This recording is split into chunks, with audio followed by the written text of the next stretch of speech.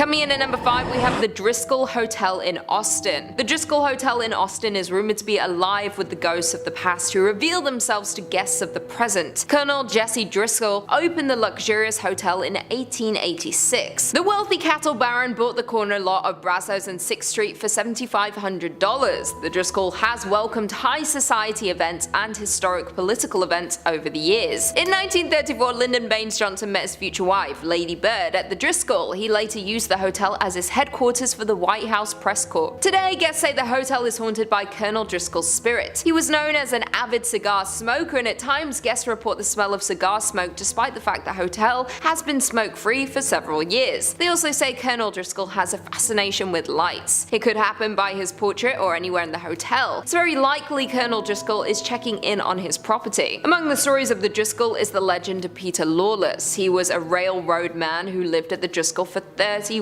years until his death in 1917. Some say his spirit still haunts the hotel today. Guests and employees have reported seeing Lawless in hotel lobby elevators. He can often be seen walking out of the elevator, checking his railroad watch, nodding to the staff, and then disappearing. The spirit of a little girl is also said to haunt the Driscoll Hotel. In 1887, 4-year-old Samantha Houston was chasing a bull when she fell to her death on the grand staircase. She was the daughter of a Texas senator. Guests have heard the unexplained laughter of a little girl and the sound of a bouncing ball in different areas of the hotel. Samantha's father paid for someone to paint her portrait shortly after her death. It now hangs on the 5th floor of the Driscoll. Some say she tries to communicate through it. People say once in a while you can catch her giving a smile and her expression will change in the painting. These mysterious happenings are why the Driscoll is known as the most haunted hotel in Texas. It attracts guests looking to encounter visitors from the other side. They are playful, mischievous, very quirky sense of humor when it comes to playing little tricks on people. Coming in at number 5, we have La Fonda on the Plaza in Santa Fe, New Mexico. In the historic district of Santa Fe, New Mexico sits the historic La Fonda Hotel. This old hotel has been providing a pillow for weary travelers since 1922. The location itself has been called home to some kind of inn or fonda since Santa Fe's earliest days. When Santa Fe was founded in 1607, records show that an inn on this location was one of the first businesses established in the new settlement. According to local law, court was held in the original Adobe Hotel, as well as executions, when guilty offenders were hanged in the lobby. Over the years, the hotel was destroyed and rebuilt several times over. As more and more pioneers traveled the Santa Fe Trail, the La Fonda became a popular destination for trappers, traders, mountain men, soldiers, politicians, and the like. The gambling hall continued to be a major feature, however, providing entertainment for military officers and the occasional professional gambler. Fortunes were made and lost here, and one unfortunate person lost his life in 1857 at the end of a rope strung up in the hotel's backyard by a lynch mob. 10 years later, in 1867, the John P. Slough, Chief Justice of the Territorial Supreme Court, was fatally shot in the hotel lobby. Slough was in a dispute with Captain Ryneson, a member of the territorial legislature, when he called Ryneson a liar and a thief. More than a century ago, a distraught salesman who lost his company's money in a card game leaped down a deep well that was located just outside the gambling hall of the Exchange Hotel. Most of the history of the hotel is strung together by a string of tragedies. The hotel has seen more than its fair share of violence and anger. Today, the La Fonda Hotel is said to host not only travelers visiting Santa Fe, but also several ghosts. Some people believe that Judge Slough continues to walk its hallways. However, more often reported is the ghost of the distraught salesman who jumped into the well after losing all of his company's money. The hotel's dining room, called the La Plazuela, is situated directly over the old well, and both guests and staff alike have reported the sight of a ghostly figure that walks to the center of the room, then seemingly jumps into the floor and disappears. In the 1970s, a guest reportedly called the front desk to complain that someone was walking up and down the hallway in front of his room. When an employee was sent to investigate, he saw a tall man in a long black coat disappear into a stairwell. However, when he followed him to the stairs, there was no sign of the mysterious visitor. Today, the La Fonda Hotel is a vibrant historic landmark on Santa Fe's downtown plaza, known for its award-winning architecture and decor unique artwork. Guests don't appear to be put off by the spirits that still live there, with some staying there in hopes of encountering a lost spirit. In at number 3, we have Hotel Chelsea in New York City. The Hotel Chelsea has been a formidable presence on the West 23rd Street since the 1880s, taking up a large section of the block between 7th and 8th Avenues. Over the past decades, the hotel has become a shell of its former self, as ownership has changed hands. We've seen its legendary walls enshrouded in scaffolding, and long-time residents leave as the building is transformed into luxury hotels. A list of notable building residents have called the Hotel Chelsea home, from authors like Mark Twain, between Dylan Thomas as well as Arthur C. Clarke, who wrote 2001: A Space Odyssey there. There is no other building in NYC that has been the home, the muse, and the inspiration for multiple generations of artists. Opened in 1884 as an experiment by architect Philip Hubert, Hotel Chelsea was Manhattan's first cooperative building that catered to the personal and professional needs of inhabitants. It was a social experiment of sorts for a mix of the carpenters, electricians, and interior designers who created the place, in addition to a handful of artists, writers, and singers. From its inception, the 12-story building was a haven for creative types, and it didn't take long for the walls of the common spaces, which at time included dining halls, to become decorated with canvases and murals, some of which were created by the esteemed students of the Hudson River School. But Hubert's social experiment quickly went bankrupt and belly up. In 1905, Hotel Chelsea opened its doors to the world, offering luxury accommodations on Manhattan's West 23rd Street. A few decades later, after plenty of wear and tear, management was forced to lower room prices to mirror the condition of the rooms. During its glittering peak, day-to-day life at Hotel Chelsea was far from glamorous. Tenants would gather to smoke and drink in the hallways of the Victorian Gothic building. Drug use was rampant, and someone was always accidentally setting something on fire. The hotel shuttered to visitors in 2011, and after a series of unsuccessful acquisitions, was ultimately purchased 5 years later by a trio of hoteliers: Richard Bourne and Ira Druckier of BD Hotels and Sean McPherson of Bowery Hotel and Jane Hotel. The new owners are in the midst of doing a thorough renovation of the ailing space, planned to reopen it in 2019 as a glittering luxury destination. With the hotel's long and complicated history full of every type of person, there have been spirits that have been trapped within the walls. Nancy Spungen, girlfriend of Sid Vicious of the Sex Pistols, was found stabbed on October 12, 1978. She was found on the hotel bathroom floor by the staff. She did not survive her attack. Sid was charged with her murder but died before he could be convicted. The next tragedy that is considered to be quite popular when it comes to the Hotel Chelsea is that of poet and writer named Dylan Marlays Thomas. This occurred many years earlier than Nancy's on the 9th day of November in the year 1953. In October of 1953, Mr. Thomas arrived in the state of New York, and according to those around him, he had wealth and medical problems. Many claim that he had suffered from regular blackouts and even suffered from medical conditions associated with his heart. In addition to these issues, he also had to carry an inhaler because of the fact that he suffered from a respiratory condition. He became ill during his stay at the hotel. He passed away 3 days later from pneumonia. However, some people believe he was poisoned. Both Nancy and Dylan, along with other lesser-known ghosts, are known to plague their own rooms within the hotel. Some guests have heard screaming from Nancy's bathroom when staying in the neighboring rooms, or waking up suddenly in the night. Others have heard footsteps from outside the rooms, along with running up and down the halls. Currently, renovations continue as of April 2021, with a plan to reopen by the end of the year. Will you visit once the hotel is reopened? Will the renovations make a difference to the hauntings? Probably not. In at number 2, we have Hawthorne Hotel in Salem, Massachusetts. The Hotel Hawthorne has been one of the most cherished landmarks in Salem for a century. The hotel was a joint venture for the town, looking to build their first hotel to service visitors. They decided to name the hotel after author Nathaniel Hawthorne, who grew up in the town. Opening in July of 1925, the new magnificent destination offered 150 outstanding guest rooms, as well as a 2-story lobby complete with a mezzanine and balcony. It even attracted series of illustrious guests, including the likes of Betty Davis and Johnny Cash, but it was the television sitcom Bewitched that brought the Hawthorne Hotel its greatest fame. In 1970, Elizabeth Montgomery, her real-life husband Bill Asher, and the rest of the cast and crew stayed at the Hawthorne Hotel while filming episodes for the show. The hotel was flooded with calls asking if it was the Bewitched Hotel for years after the Salem saga first aired. Bridget Bishop was one of the poor women accused and convicted of witchcraft, was said to have owned an apple orchard upon which the hotel was later built. Many guests maintain that they have encountered her very spirit within the hotel. In front of the 6th floor's room 612, the apparition of a woman is often seen standing still. From time to time, she will wander up and down the hallway where room 612 is located. Within the room, guests have complained of the sensation that they are not alone, as if someone else is sharing the room with them. And inside room 325 of the 3rd floor, there have been several reports of hearing an unseen baby crying, lights turning off and on, and even the water faucets turning on and off. Others have reported numerous unidentifiable sounds. One particular employee refuses to work nights ever again. During his evening shift, after cleaning a room, he went to get supplies and returned to find the room's entire configuration changed around. With the hotel being built in Salem, there is no telling just how many tortured women still roam on the land, all dying in horrific ways their spirits have struggled to pass on and accept their fate. And lastly, in at number 1, we have the Stanley Hotel in Colorado. The Rocky Mountains are home to a hotel that's widely considered one of the most haunted places in America, and it has ties to a renowned horror film. The Stanley Hotel in Colorado is said to be haunted by several different ghosts, from past owners to children and even a couple pets. Along with its haunted reputation, location, the colonial revival-style hotel also inspired author Stephen King to write The Shining, one of his most popular novels that was adapted into a 1980 film starring Jack Nicholson. The Stanley Hotel was built by inventor Freeland Stanley, who moved out to Colorado hoping that the fresh air and plentiful sunlight would relieve his tuberculosis. When he arrived in 1903, he was weak and underweight, but after just one season, hotel staff says his health was restored. The hotel says Stanley was so overjoyed that he vowed to return each summer and ended up building the hotel to bring a level of sophistication to the region. The Stanley Hotel opened in 1909. Stanley died in 1940 at the age of 91, but his spirit is still said to roam the hotel. Specifically, staff says he's been spotted in the hotel's billiard room and bar. Stanley's wife Flora has also reportedly been spotted in the hotel and is known to tickle the keys of a piano. Another ghost that's been said to show up is a former housekeeper of the hotel, Elizabeth Wilson, or Mrs. Wilson. Tour guides say Wilson was lighting lanterns in room 217 when she was seriously injured in an explosion. She survived the blast but passed away years later. Now it seems Wilson is a regular in room 217. Guests report items being moved, luggage being packed up, and lights going off and on. It also seems Wilson is rather conservative. Guides say she's not a fan of unmarried couples. People who aren't married have reported feeling cold presence between them while in bed. On the 4th floor, guests have also reported hearing children running around, laughing and playing. Guides say that's where nannies and kids they watched would spend much of their time back in the day. Not all of the hotel's purported ghosts stand on two legs. There's a pet cemetery on the grounds that guides say is the final resting place of some of the owner's animals. Staff says the ghosts of a cat and a dog have been roaming around. Could this cemetery also be the inspiration for King's novel Pet Sematary? It definitely seems possible. Guides end their tour in a cave system below the hotel, where staff says there's a higher than average concentration of limestone and quartz, which is believed by some to draw spirits to the property. Do you dare visit the Shining Hotel? Coming in at number 5, we have Terrace Inn.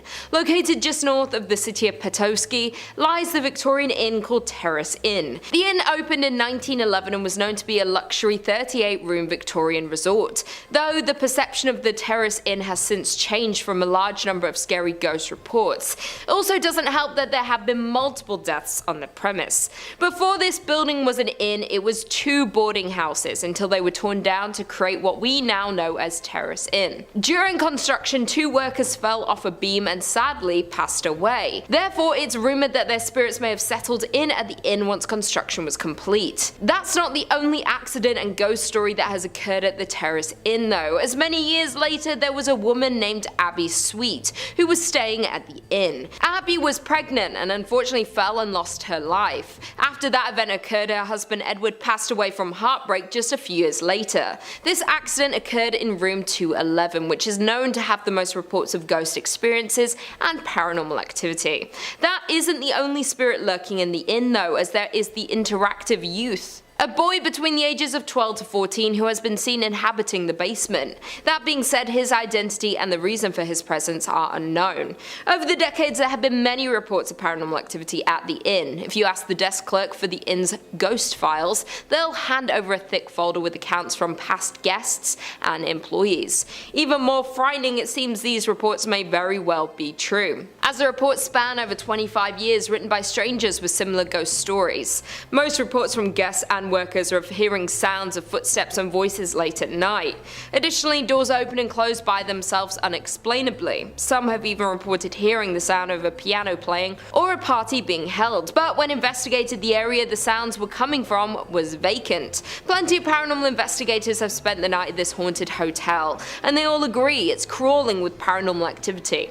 Lucky for the guests though, the investigators and workers all agree that the spirits aren't harmful or hold negative energy. That all being said, this historic inn remains one of our most paranormally active locations in Michigan. In at number 4, we have Sol Choy Point Lighthouse. On the shores of Lake Michigan sits Sol Choy Point Lighthouse. The lighthouse has been in operation since 1895, and it's the only active light left on the lake, but behind its walls holds the stories and spirits. Between 1902 and 1910, Joseph Willie Townsend was the lighthouse keeper who lived in the upstairs bedroom with his wife. For decades, it's been said that Captain Willie Townsend remains attached to the old structure. The captain died at the age of 63 in 1910, and his death remains a mystery. Though some believed it was cancer, as he was known to be a heavy smoker.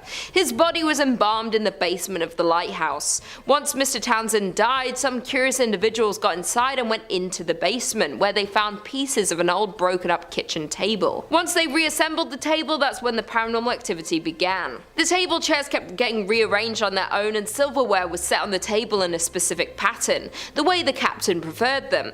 There have been multiple reports of a strong smell of cigar smoke within the lighthouse. Additionally, the captain's face has been seen in the upstairs bedroom mirror on 13 different occasions. The Sol Choy Point Lighthouse is one of the Upper Peninsula Paranormal Research Society's favourite spots to investigate due to its high activity from the paranormal. They have seen the alleged shadow of Townsend move behind the curtains of the lighthouse and have also seen him appear in a mirror. Not only that, but one guest had even said that during her visit she saw a man wearing a heavy blue coat walking across the yard of the lighthouse. She waved at the man, but he just ignored her. Not thinking much of it, she went on with her day. When the guest got home and did research on the lighthouse, she realised the man she saw was the captain himself. And to this day, those who visit Sol Choy Point Lighthouse leave with stories that turn non-believers into believers of the paranormal. In at number 3 we have Machinak Island. One of Michigan's most popular tourist destinations is also one of its most haunted, Machinak Island. The small island sits on Lake Huron, covering almost 4 square miles of land between the upper and lower peninsulas of Michigan. The island was originally home to indigenous settlements long before European colonization. Seeing at least 2 battles during the War of 1812, it has been the resting ground of many tragic deaths, making it a prime location for hauntings and paranormal activity. In a part of the island you will find the Grand Hotel. The area first served as a missionary school, but today it's known as a luxury hotel. Through investigators, there have been many reports of paranormal activity in the area, and it's known that the Grand Hotel is one of the hotspots for paranormal activity on the island. Legend has it that construction workers uncovered human remains while digging the hotel's foundation, with paranormal activity stories being recorded in the theatre, outside grounds, and in its rooms. The staff have also reported seeing a man in a top hat playing the bar's piano. Others see a woman in Victorian clothing who roams the halls, even getting into beds. Another paranormal hotspot is the Mission Point Resort, which was a moral realignment, a religious movement from the 1930s. The resort's popular ghost story is about a man named Harvey who died in the late 1960s. Supposedly, Harvey was dealing with a broken heart and ended his life behind the resort, not being found until 6 months later. Some people believe there's more to the story, that he was perhaps murdered. That being said, Harvey is often reported in the resort's theatre, where visitors have reported being pinched or poked. With the never-ending ghost stories and paranormal reports, the island is deemed the most haunted town per capita in the United States, with 16 haunted locations per 478 people. It is safe to say that there are some paranormal activities and ghosts lurking on the grounds of the island. Coming in at number 2 we have Holly Hotel. Due to the growing number of railroad passengers passing through the area, the hotel was built in 1891. Many staff, residents, and haunted historians will agree that the Holly Hotel is one of the most haunted buildings in the state of Michigan. Norman Gauthier, a professor of parapsychology who is also known as a world-famous ghost hunter, investigated the hotel in 1989 and concluded that the building is indeed haunted by a great number of spirits. Throughout the years, the hotel survived 2 fires exactly 65 years apart. Many residents and guests of the hotel have talked about the weird feelings they got on the second floor of the hotel without us actually admitting to seeing ghosts. The inn's most famous ghost is said to be the former owner himself, Mr. Hurst. Hurst passed away in the 1920s, but many believe he just can't let go of his hotel. He is the most active ghost at the Holly Hotel and wasn't happy with the renovations that have been done to his inn.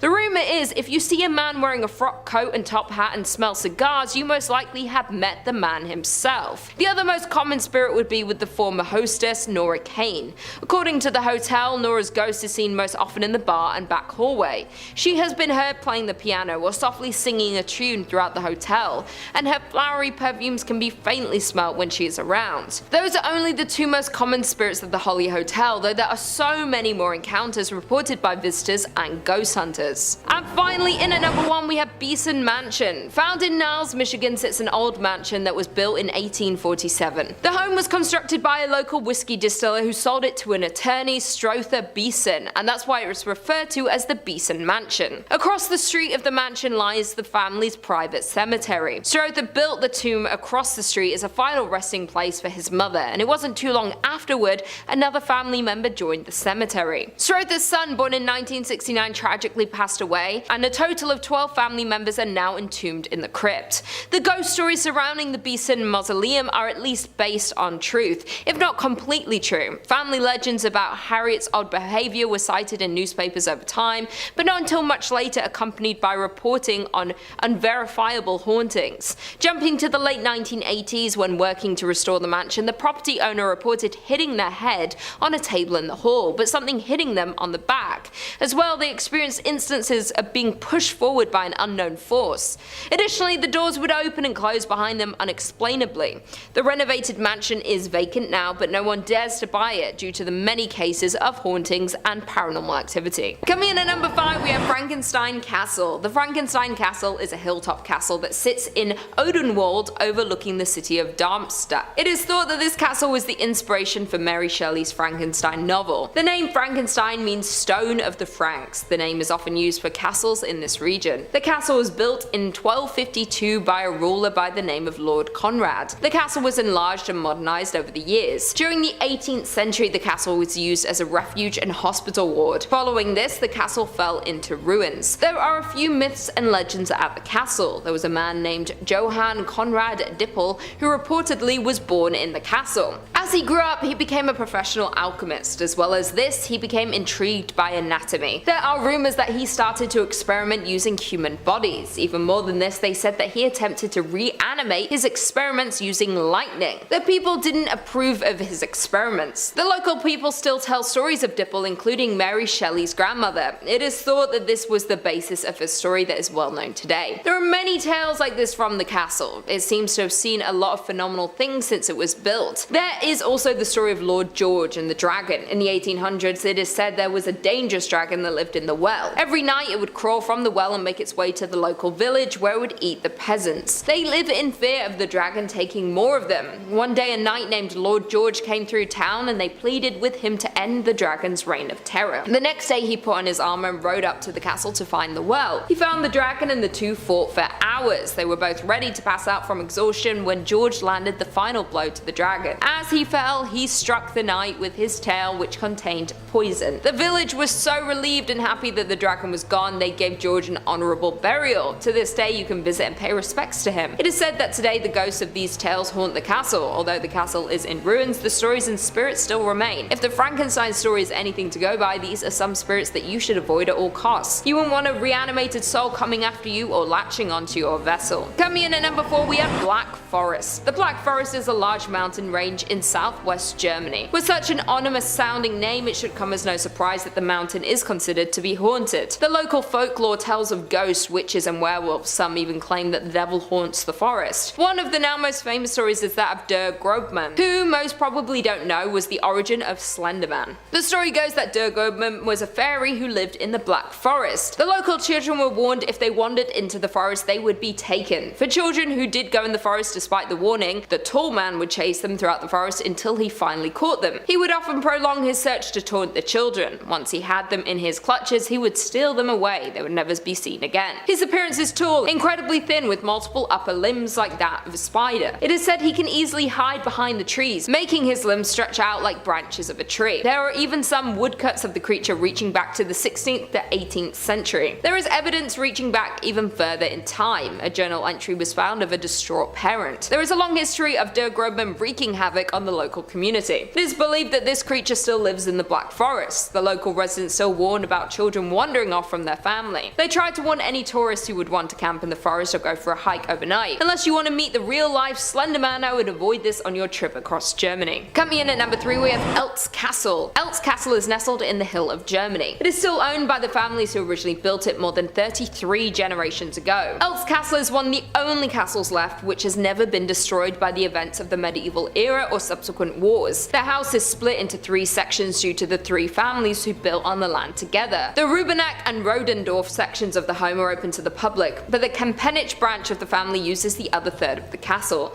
The public can visit to view the treasury. They have gold, silver and other historic artifacts, including an armory with weapons. The castle is a popular tourist attraction and not just for its beauty and history. It is also a hotspot for ghosts. Although the castle has never been destroyed due to war, it has still seen its fair share of battles and tragic events. It is said that if you were to visit the castle in the later hours, you would see the night patrol. Only there isn't any patrol, or at least none dressed in full night gear standing in formation like you might see. It is rumoured that the ghosts of past nights still patrol the land. They might have died while standing their ground, refusing to leave their post in their death. They still keep watch over the castle. They have been seen walking around looking for any possible intruders. Coming in at number 2 we have Barbin House and Barracks. The town of Barbin House includes a lot of medieval structures, including a castle from the 12th century. They also have a city wall that was mostly knocked down during war, along with many old homes that were used during World War II. When the last member of the family who built and owned the town died, there was a 35-year conflict over who would have the right to inherit it. The town has seen a lot of battles and conflict for a small town situated close to Frankfurt. It seems the land here was sought after and people were willing to fight to get it. The town still stands today with the remains of its past, a little rundown but still standing. It is believed that areas of the town are haunted by the ghosts of World War II soldiers. There have been classic signs of paranormal activity reported by locals and those who happen to pass through the town. Lights in homes turn off and on by themselves, even ones that are unlived in. Others have heard stomping footsteps with no source. It sounds like a great number of soldiers marching all at once, but if you were to investigate, you would see nothing there to create the noise. The most terrifying part of the hauntings are the voices. They have been heard in multiple homes. They often come from the basement like a whisper. When you hear the voices, you are filled with fear, as if the voices are scared of being found out. There is also an individual ghost in the area. A woman's voice has been heard speaking backwards or in some language no one could understand.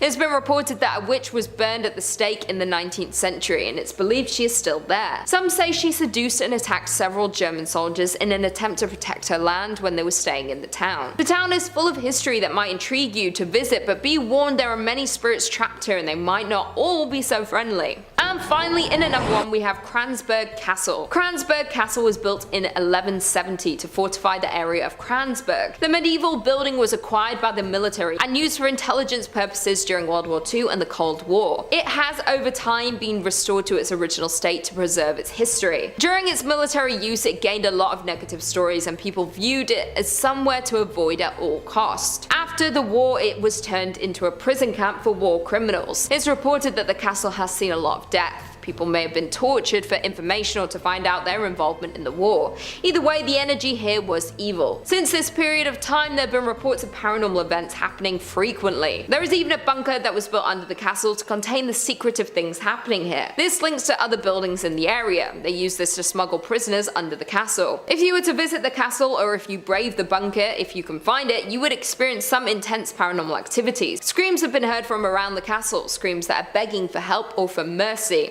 There have even been ghosts dressed in military uniform walking around the castle late at night. There is a lot of mystery here and secrets that people wanted to hide from the public. You might get surprised if you were to investigate too much into what happened here.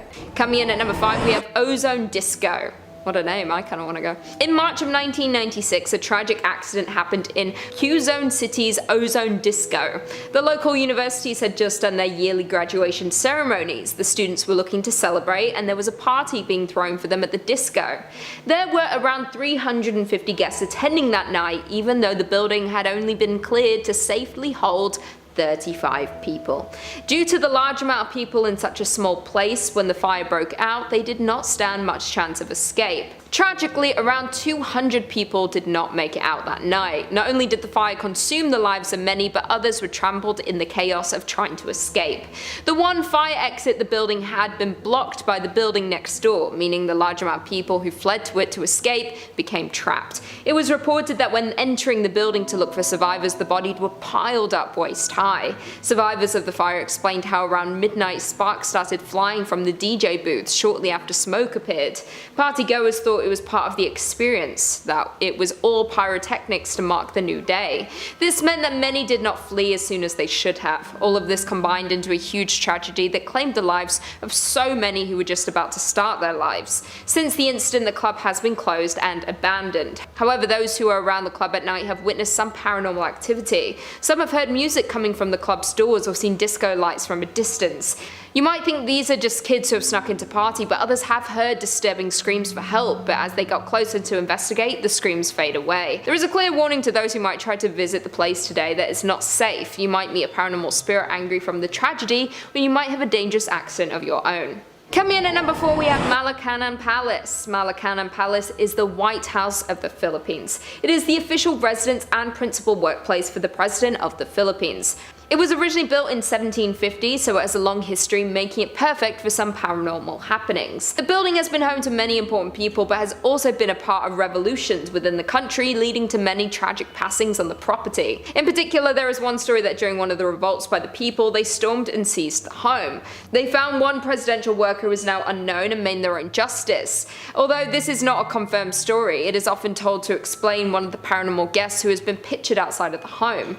They have been named the Headless Ghost. The photo captured shows the outside of the palace with a headless figure facing the camera. It is thought that this poor soul was separated with his head before passing and now walks the halls searching for it.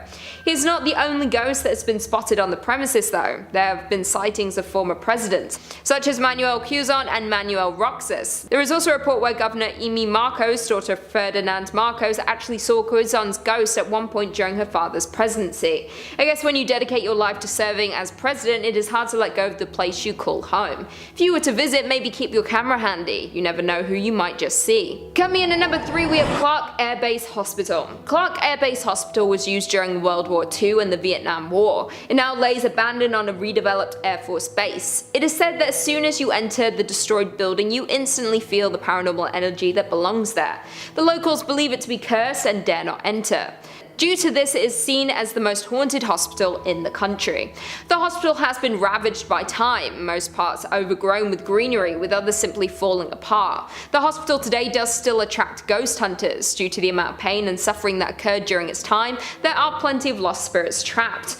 A number of visitors have reported hearing voices echo through the empty halls of the hospital. Some hear screams. It is said that the voices of those trapped are of the soldiers who lost their lives in the war. It seems they feel they have unfinished business in the world. Many would have left behind their families to serve their country. These are not the only patients still staying there though. The first floor ward was home to the hospital's pediatric center. People have heard the screams of newborn babies and children laughing. One security guard even heard the running footsteps of what sounded like a child. This entity ran straight past him one night while on patrol. He has since refused to patrol within the hospital walls. The hotel did still operate after the war until a nearby volcano erupted, covering the hospital in ash. This was taken as a sign by the locals that nature was warning them to stay away. There are also those who ignore the warnings and venture inside. Just be warned, it seems to have a habit of causing tragedy. Coming in at number 2, we have Laperle House. The Laperle House was built by Roberto Laperle in the 1930s. During World War II, the house was used by Japanese soldiers. They were reportedly a nasty group of brutes. They attacked local women, tortured suspected ties, and even ended their life once they received any information that they had. The house is said to have seen many horrors due to all of this, and the home was never the same after the soldiers left. Those who had been there within this time warned others to stay away. The house transferred ownership after the death of the head of the Laperle clan. They attempted to maintain the home, but the years and horrors do show on the home's old exterior. The house has withstood much more than those around it, both man-made and natural disasters. To everyone's surprise, the house was still standing after the deadly earthquake of 1990. In 2013, the home was turned into a museum. It was at this point that we started to hear more details about the hauntings inside. The show has been visited on many ghost haunting shows, along with being featured in a film. Those who have visited the house have told of what they found and why the house is visited often by paranormal investigators. One visitor claimed that they heard screams coming from the lower sections of the home. They rushed to go see if someone was hurt, but they found nothing. As they read more about the home, they believe this could have been linked to where the torture happened during the war. Others felt a dark presence in various sections of the home, cold spots or a feeling of sadness that disappeared as quickly as they had felt it. Some said they felt watched, like there is an entity in the home that no one can see, but it is watching all who visit closely. One man claimed he heard water running in the rooms, but when he went to turn it off, there was nothing there. Not even a source for any water to be coming from. The home is haunted by the ghosts of the past, but might also hold an ancient entity that causes you to feel watched. Either way, this is not a home I'll be visiting anytime soon.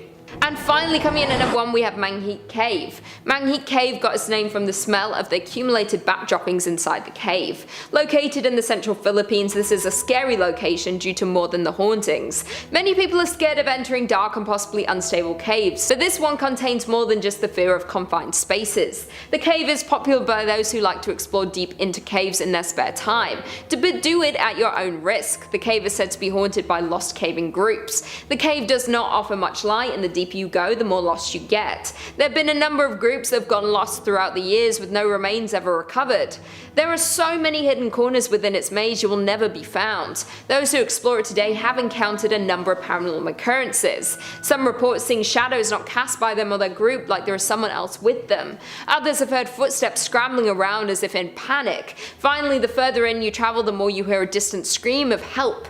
Often only one of two members of your team will hear this. No matter how far towards the voice you go, it will keep seeming out of reach. This causes people to go further and further into the caving system until their team bring them to their senses to head back.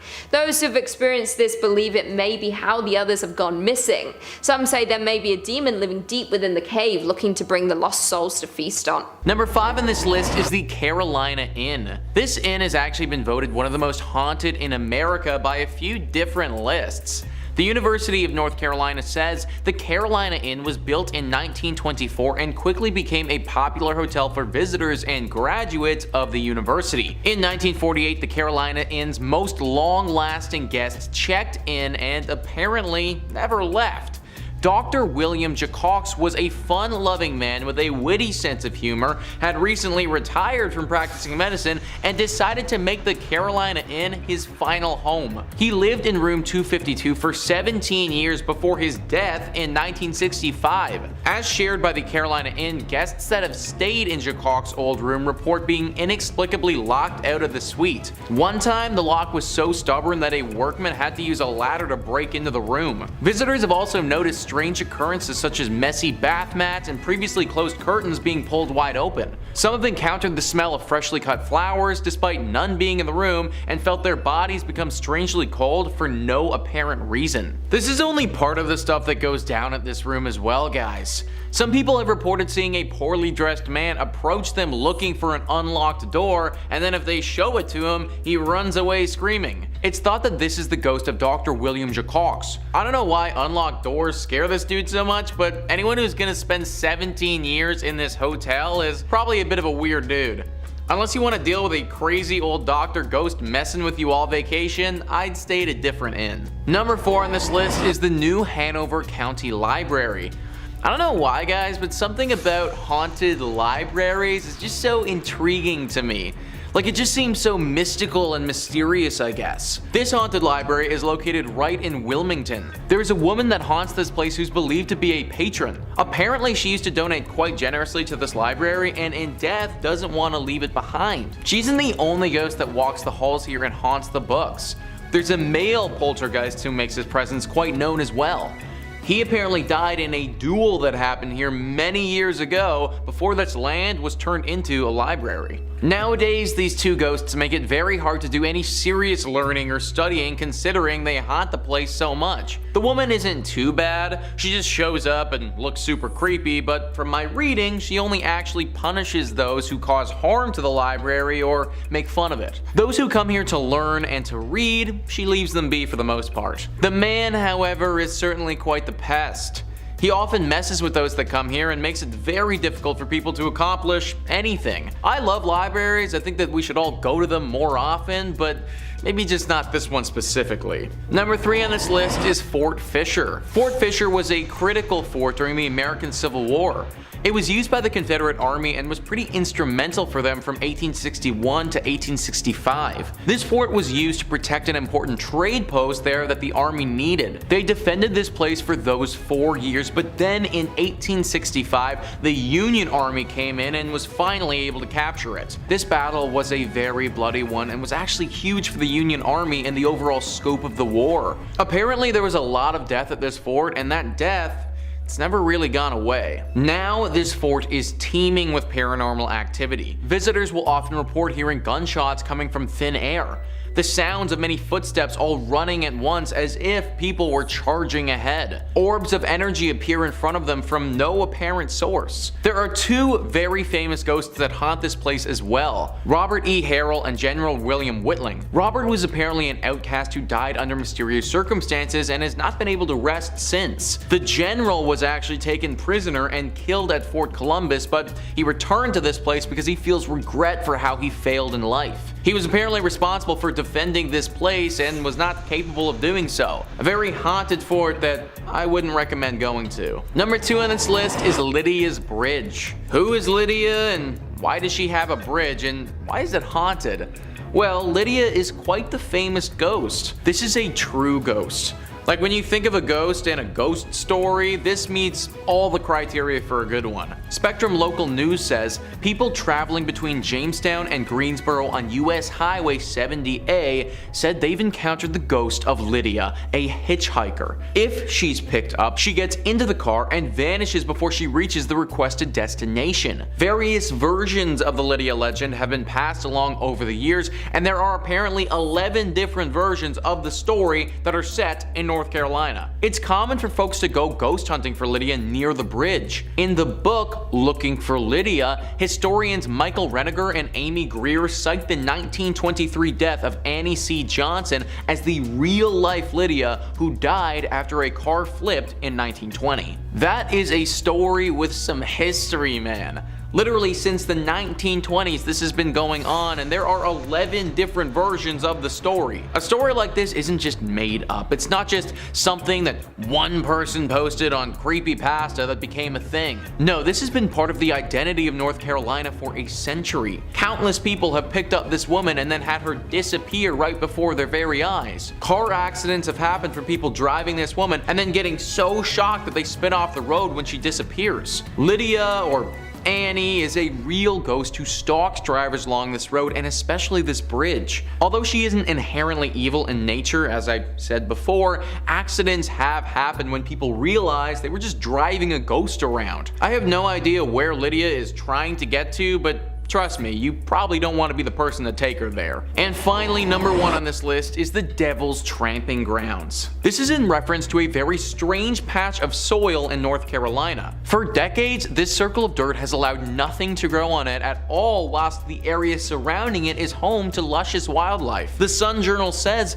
regional legend maintains that Satan frequents the area on his nightly walks, pacing the circle as he contemplates his nefarious deeds. Normal vegetation surrounds the circle, but only a wiry grass grows inside it, and no plant life of any kind can be found on the path itself. Visitors have also claimed to see red glowing eyes in the circle. Now, there could be any number of reasons for why nothing is growing on this patch of dirt. Simply because an area of land cannot grow wildlife doesn't automatically mean the devil himself has anything to do with it. But throw in the fact that there are 2 red glowing eyes there, plus a few other creepy occurrences, and we might just have something demonic afoot. Locals have reported putting objects in the center of the circle, then coming back a little while later and having those same items moved outside the circle, as if someone or something did this deliberately. The thinking is that this circle is a place used by the devil to dance or to perform rituals that we don't understand. Having things inside his circle of death doesn't make for a great dancing spot or sacrificial zone, so those things need to get moved. That's why we see the red eyes in the night and there's an overwhelming sensation of dread in the area. It's the devil doing his devilish things. A daring reporter actually decided to test this theory one evening and slept in the exact spot in a tent. He said that the entire evening he heard the distinct sounds of dancing footprints outside his tent, but couldn't spot anything when he looked out. My dude literally could have been like 1 foot away from the actual devil. No idea how he managed to make it through the entire night, but honestly, solid respect. Either way, this guy's story is an exception, not the norm. I'd avoid this place at all costs, cause if you don't, the devil might actually make you pay for it. Coming in at number 5, we have Westmark Fairbanks Hotel. Starting off with the Westmark Fairbanks Hotel, located in downtown Fairbanks, Alaska. This is considered to be the finest hotel in Fairbanks. It was built by the former governor Walter Hickel in 1987, but has gone through some transformations over the years, but is still considered to be a go-to stay for couples, families, and business professionals. Not only is it a hub for tourists to stay, it also intrigues paranormal investigators who believe this this hotel is indeed haunted. According to locals around the area, they have claimed to see an apparition-like figure that resembles a huge man that spends the night in room 277. He likes to make himself known by pushing the beds, poking guests in the shoulder, and even ruffling up the carpets in the room. Another ghost that is often seen at the hotel is that of a little girl who is seen roaming up and down the hallways, and sometimes she is heard laughing. Also, an apparition of a male often appears in the elevator or walks around the main entrance of the hotel. Guests who have stayed at the hotel have also claimed to have seen doors opening and closing on their own. Many paranormal investigators and enthusiasts are currently exploring this so-called haunted hotel, so more about their findings should come out in the near future. So if you plan on exploring this haunted hotel, please proceed with caution and get on the internet and share your findings to other ghost enthusiasts. Coming in at number 4, we have Gakona Lodge and Trading Post. Gakona Lodge and Trading Post is located in the Cooper River Valley in south central Alaska and is the oldest roadhouse in operation in the whole state, so you know that it has a lot of history and stories from locals and people who've stayed at the lodge. Jim Doyle built the lodge, an ice house and a storage shed, in 1904 and was named Doyle's Roadhouse. The original building still exists on the property today but are no longer in use.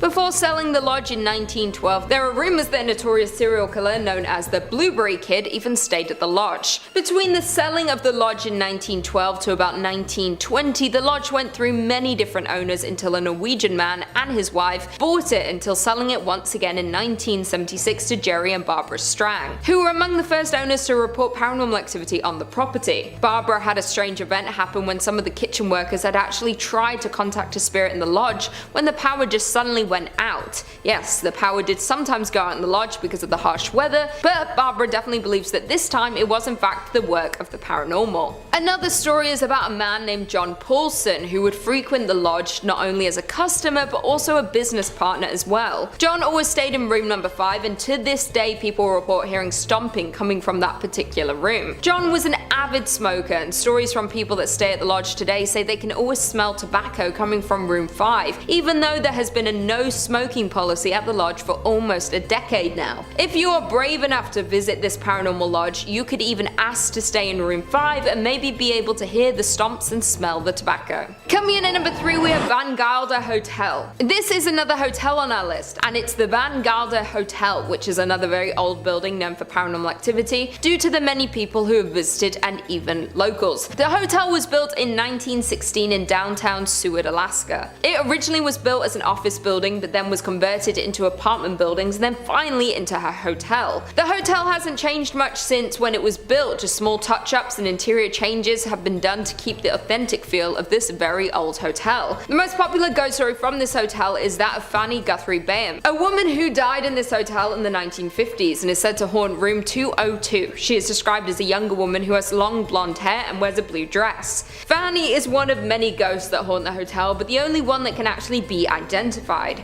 It is believed that Fanny was shot in the head by her drunk husband one night, and she still roams this hotel to this day. An eyewitness account who was staying at the hotel in 2001 remembers that one night at 1:21 AM, she was awoken to the whole building shaking and heard someone running up and down the stairs. The guest then asks a worker at the hotel if there was just an earthquake, to which the worker told her no. The customer had actually experienced the ghost of Fanny reliving her murder. Along with Fanny, there have been sightings of a lone, unidentifiable man who is said to appear only as wisps and orbs, as well as sightings of 2 men wearing bowler hats and can be seen standing behind the front desk, and also 3 children can be seen running from room to room, giggling when there are no guests staying at the hotel. If I were you, I would avoid staying at this place at all costs. Wish I knew where this hotel was. I stayed at a hotel in Seward, Alaska with my family once, and we had a weird situation, but it was just us. We were just the weird ones. We went fishing, we were fishing all day, getting rockfish, we're out in the waters.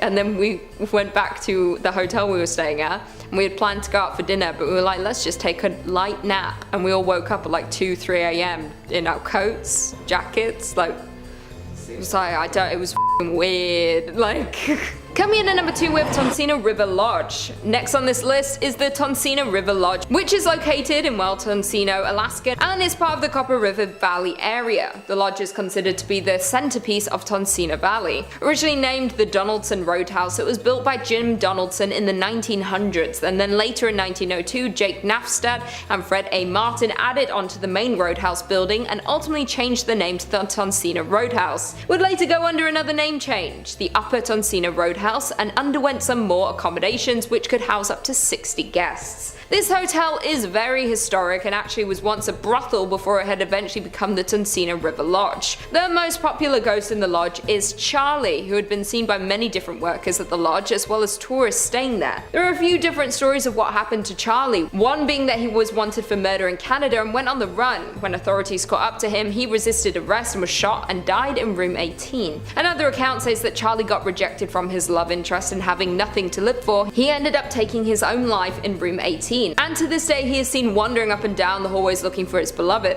A third version about Charlie is that during the Great Depression Charlie was living in Seattle, and not being able to find work he boarded a ship and decided to go to Alaska, eventually making his way to Tonsina and getting a job at the Roadhouse. He really enjoyed his job, but unfortunately Charlie ended up passing away in room 18. His body was buried on a hill behind the Roadhouse. People believe that Charlie was so happy with his life at the lodge, even in his afterlife he never left. Many people who have come in contact with Charlie say that he is a very friendly and peaceful ghost, and workers and tourists say they were not feared by Charlie. So if you're intrigued by Charlie and his story, you can go visit Tonsina, Alaska and stay in his old room.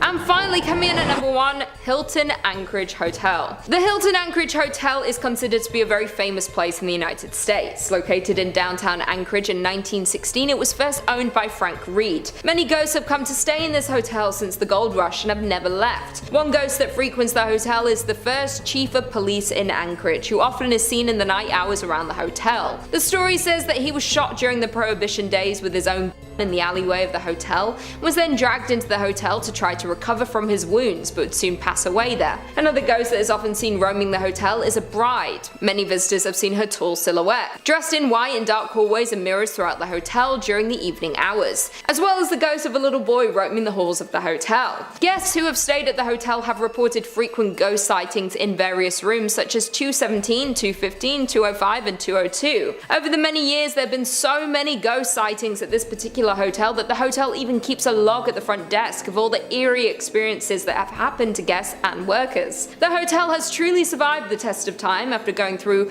the 9.2 magnitude Good Friday earthquake in 1964, which is said to be the most powerful recorded earthquake in North America and the second in all of the world. But soon after this is when the paranormal accounts started flooding in. Even through all the tragedy that downtown Anchorage has gone through, this hotel has stood its ground, and in 2016 this hotel celebrated 100 years of business. Number 5 on this list is Tranquil Sanatorium in British Columbia. Tranquil Sanatorium has quite an extensive and tragic history to it, which has caused its walls to be the home to many undead spirits. A sanatorium, if you weren't familiar, is an establishment which has the sole purpose of housing those with long-term illnesses and is often associated with tuberculosis. The one that we're talking about right now is no different. It was built in 1907 as a facility to treat people with tuberculosis. However, it didn't stay like this for very long. The purpose of the facility eventually changed to become an insane asylum. It acted as this mental institute for a while until finally becoming abandoned in the late 1980s. Due to its deep history with death, disease, mental illness, it's no wonder that the Tranquil Sanatorium is now deeply haunted. The layout of this facility screams something out of a Stephen King book. It has several buildings that are connected by poorly lit underground tunnels. The building itself looks all too eerie from the outside as well, with dirty cream colored walls that have seen far better days as rot and mold slowly devour them. Visitors of this place report feeling extremely uneasy. A common note for most people that visit is the presence of orbs, strange balls of light that flutter throughout the building and then disappear. Some people have reported seeing a ghostly apparition on the 6th floor. This ghost takes the form of a woman not older than 30. She appears to be crying and screaming screaming. The tunnels are said to be particularly haunted. People have reported screams coming from nowhere, flashes of movement, menacing and animalistic groans that make you feel as if somebody is right behind you. Children can also be heard playing every now and again in some of the more open areas of the building. Clearly, this place's dark history has impacted it greatly, and just because physical humans decided to abandon it in the 80s doesn't mean that it was truly abandoned for good. Number 4 on this list is the Firins House. The Firins House is part of Fort Edmonton Park, which, you guessed it, is located in Edmonton, Alberta. Fort Edmonton Park is a little tourist attraction that has buildings from 1885, 1905, and 1920 to represent the homes of the time. One of the houses is the Firins House. This home is interesting because during my research, I couldn't find any particular evidence of wrongdoings or tragic events at this home. In fact, for the most part, it seems like a pretty normal house. People have lived there before and no harm has befell them, but it seems that after they moved out and the home was donated, that's when things started to go a little bit haywire. There are reportedly 3 ghosts or demons that haunt this home, each one scarier and more dangerous than the next. The first one is the ghost of a beautiful floating woman who is dressed in all white. People have said that they've spotted her in the windows of the home looking out at them or slowly drifting throughout the living room. The second one is the ghost of a little boy. The boy will appear to certain people looking extremely ill. It is currently unknown if this boy died in and around the area or what disease he is suffering from, but it is said that he resides in the home with the woman in white. The third being is by far the scariest of all 3. A ventriloquist dummy that will appear in the home or in the cupboards. This thing can move all by itself and talk by itself. It is very similar to the popular horror franchise Chucky, and it's said by some to be seeking to harm the living. I'm not sure if the ghost of the ventriloquist has taken over this dummy or if the dummy has taken on its own persona, but I definitely do not want to go anywhere where the primary residence is a demon puppet. Number 3 on this list is the 5 Fisherman restaurant. This is a restaurant in Halifax, Nova Scotia, known for its exceptional oysters and also its ghostly inhabitants. The ground that this restaurant sits on wasn't always utilized for serving up fish and chips though. In fact, it has a very long history. In the early 1800s is when the building went up, and for a long time it acted as the town's only school. Nothing ghoulish or demonic about that. However, at around the turn of the century, the school moved and the building took on a new purpose. It became the mortuary for Halifax and made its dealings with the dead. Now, not every mortuary is going to become haunted, but this one had quite a lot to deal with over the years. In 1912, the unsinkable ship, the Titanic,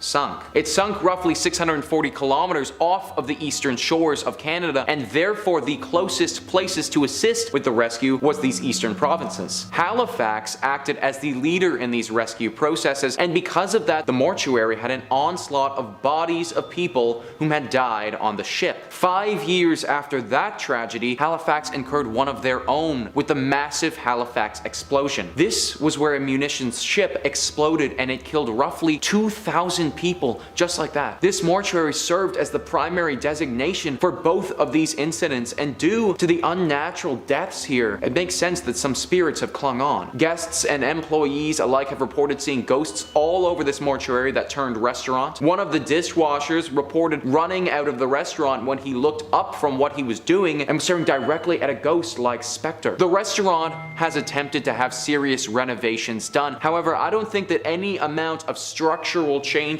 will get these spirits to rest for good. Number 2 on this list is the Frank Slide. Now, even though the Frank Slide sounds like it could be a fun, popular dance move that takes over TikTok for a few weeks, it is far more morbid than that. On April 29th in 1903, in the mining town of Frank, which at that time was part of the Northwest Territories but is now a section of Alberta, there was a horrible tragedy. 110 million tons of limestone and rock came tumbling down in one of Canada's biggest landslides ever. This fell onto part of the town of Frank. Frank was located right next to Turtle Mountain, which after extensive mining had grown unstable. On April 29th, it all came crashing down and claimed the lives of 70 to 90 people. It is still to this day Canada's most deadly landslide to ever occur in history, and was a horrible tragedy that can only remind us how fleeting life can be. I think the craziest part about this landslide as well is that it wasn't just miners who were killed. Their wives, their families, all of them died at the hands hands of the Frank slide. The remains of these bodies were never recovered either, as the damage from the slide was far too devastating. Where all of this happened is now a section of a town called Crow's Nest Pass, and over a century later, the ghosts of the dead still haunt the area. This place is somewhere where visitors have reported feeling very unsafe. They say that the overall feelings of uneasiness are almost too much to bear and that they have to leave. Cries, howls, screams, this can all be heard late at night as you're trying to sleep. Lanterns will be seen in the night walking around at the hands of unknown apparitions. It is basically a full ghost town of people who never deserved to die in the first place, all wanting to get a second just to feel their lives again as they were so unfairly ripped away from them. Definitely one of Canada's most horrific tragedies, and now home to one of its most haunted locations. Number 1 on this list is the Banff Springs Hotel. This hotel is located in Banff, Alberta, and is truly one of the creepiest places that I've ever read about. Now, first off, I want to note the hotel itself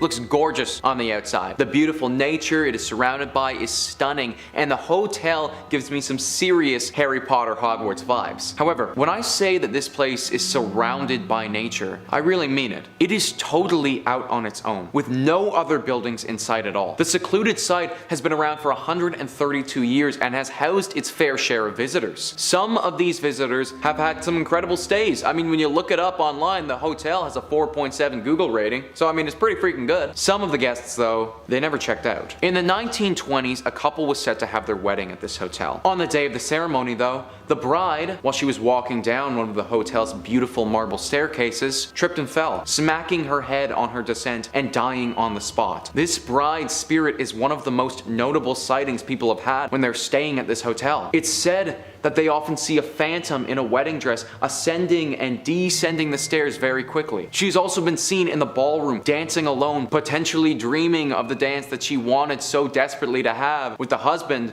that she never got to marry. In 1975, a longtime bellman of the hotel, Sam, died there. Since then, sightings of Sam have been pretty consistent. One story details how 2 women lost their room key and called the front desk to go and get it. The front desk person sent someone to go and open their room for these ladies. When that person had got there, though, the ladies were already in the room and said that another bellman had let them in. They described Sam to a T when they spoke about the bellman who helped them out. Instances like this have occurred time and time again at the hotel, with many people believing his spirit is still working there. Finally, with this hotel, you have room 873. Room 873 is rumored to be the home of a gruesome murder. One evening, a family was staying there, and the father, for some unknown reason, lost his mind, murdering his family and himself. After completely refurbishing the room, the hotel put it back in service, but now people who have stayed there report hearing the screams and the cries as if they were still dying. If you have to stay at this hotel, definitely avoid room 873. In at number 5, we have Develi's Cave. Develi's Cave is one of the most famous and well-known haunted caves in the world,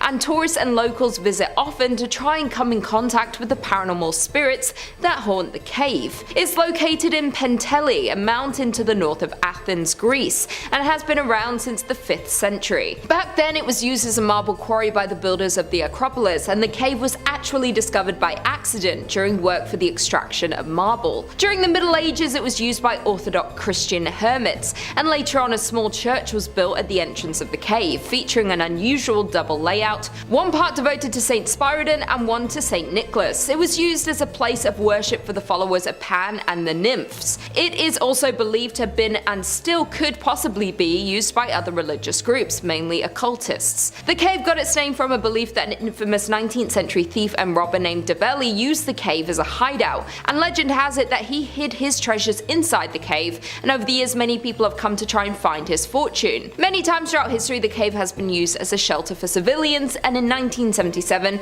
construction work started on the cave, and it's unclear who was behind it. Many believe it might have been the works of the government wanting to use the cave and surrounding areas for the US and Greek army. The cave has been associated with various paranormal activity and ghost sightings since the ancient times, this being the main reason it's being used for a place of worship. The mystical character of the cave continues to fascinate people to this day, and dozens of urban legends are connected to the cave. cave. There are numerous tales of people experiencing strange and abnormal activity that has taken place in and around the cave. Stories tell of electronics that stop working, water flowing the wrong way, and disappearances of explorers who enter the cave to never emerge again. Also, details such as a small handprint near the entrance furthers the mystery of this place. In at number 4, the Necromantian. The Necromantian was an ancient Greek temple built and dedicated to the god and goddess of the underworld. The Necromantian was an ancient Greek temple built and dedicated to the god and goddess of the underworld, Hades and Persephone. According to tradition, it was located on the banks of Acheron River in Epirus, near the ancient city of Ephria. This site was believed to be the door to Hades, the realm of the dead. The word Necromantian means oracle of the dead, and the faithful came here to talk to their dead ancestors. Other temples were known to house oracles of the dead, but the Necromantian of Ephira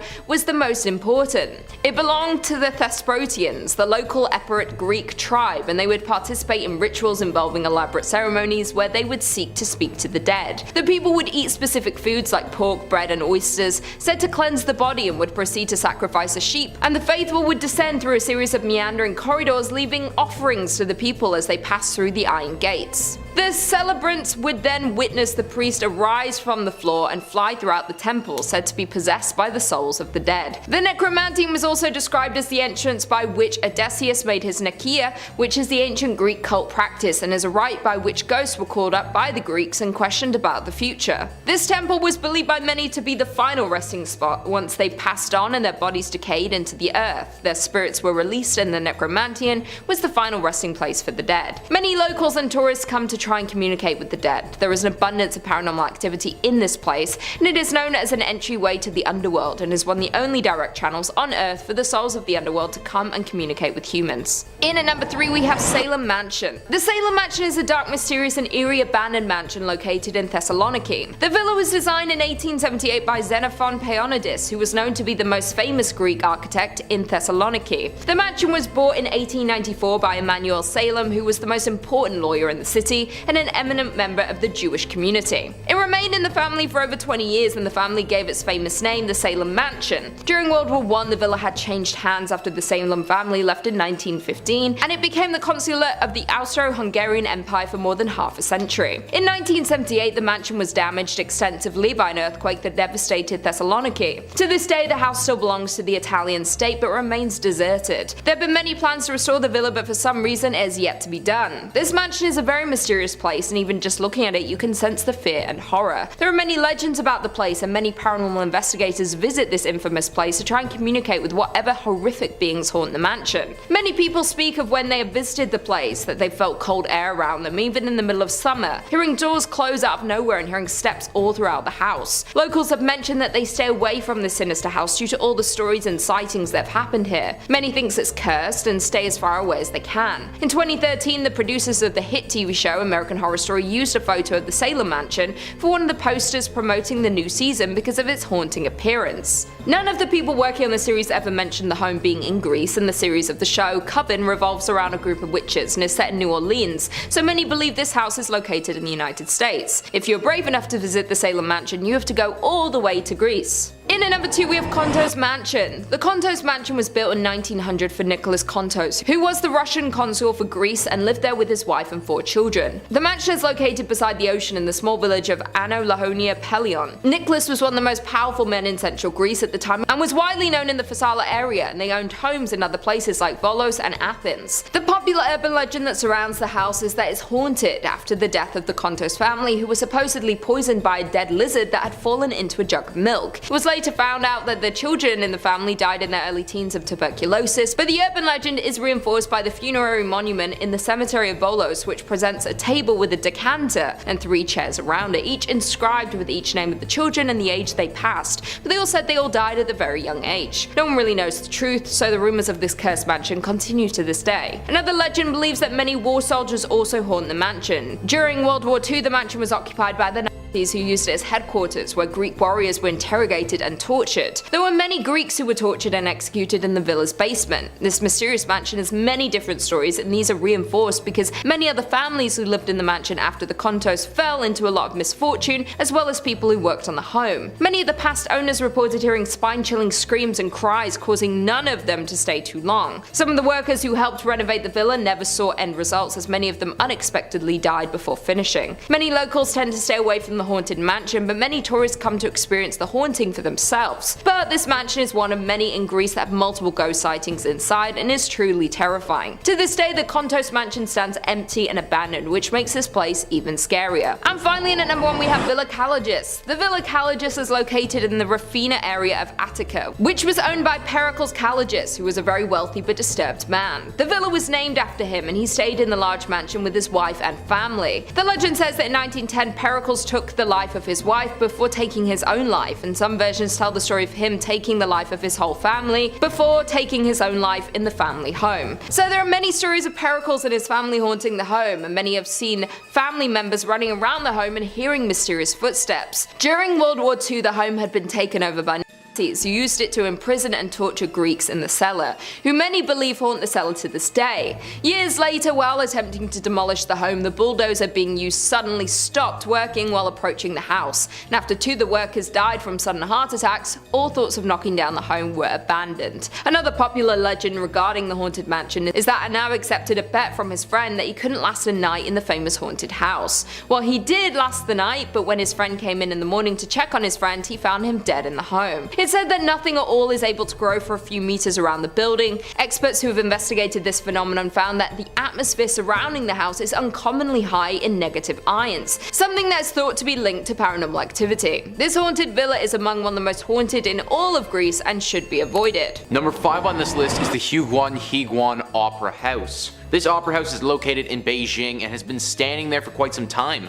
These days it acts as an opera house and a museum, regularly putting on various theater shows. However, it wasn't always used for this purpose. The building was constructed over 200 years ago in 1807, and back then it was a home for the poor. It was built by a philanthropist whose intentions were good, wanting to help those in need and give at least a few a roof over their heads. Problem was that the builders didn't do their research well enough, because this house for the poor was built directly on top of an ancient graveyard. The spirits of this ancient graveyard weren't too pleased that this building got put directly on top of them, and as you may expect, have been haunting it ever since. A ghostly apparition has never actually been seen here, but hundreds of visitors have heard noises coming out of thin air. The noises apparently sound as if somebody is screaming at the top of their lungs. This screaming can happen at any time and any place in this opera house, but it seems like the courtyard is tied the most to these reports. There's even a legend surrounding this courtyard. Locals say that if you pick up a stone and throw it in the courtyard, then this voice will directly scold you for doing so. It seems that this voice that scolds you is very scary to those that do this, because there's no reports of anyone picking up a second stone and throwing it again. I suppose all of this should teach you that if you ever intend to construct a big building, do some research on the ground that you're building on before you start.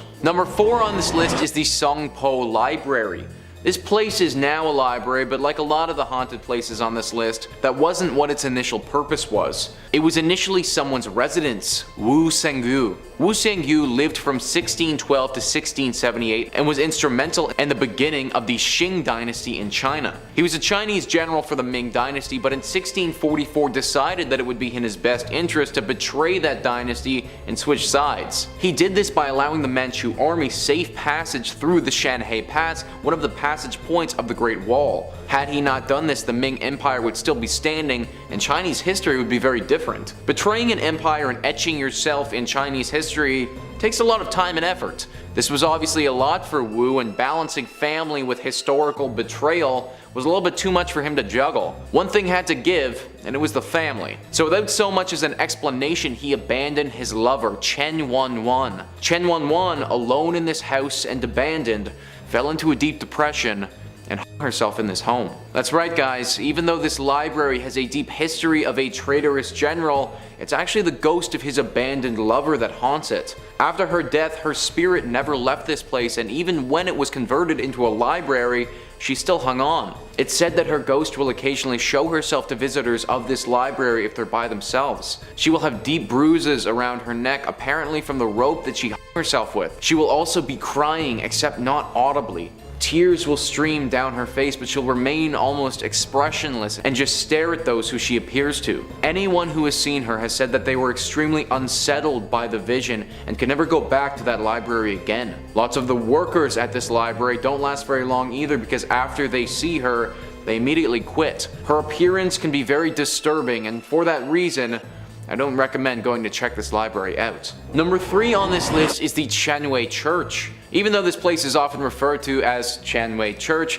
it's actually just a house that's located in the Dongchen district of Beijing. This place is widely known around China and has gotten the title of being Beijing's most celebrated haunted house. It got public acclaim when a horror movie called The House That Never Dies was released in 2014 and was set at that home. The whole origin of this house is pretty hazy, with no official records explaining its exact construction. That being said, many people believe that a British priest was the first to start building it, but never actually finished the job because during the construction, he disappeared. After it never became a church, it was converted into a home for a political party member, but he rarely stayed there. Similar to the Songpo Library, his absence had a deep and dark effect on his wife's mental health, and she inevitably took her own life. Along with the priest's disappearance and the wife's death, 3 people who were working on the home are said to have disappeared while they were here, never to be seen again. All of these deaths and disappearances have contributed to the stories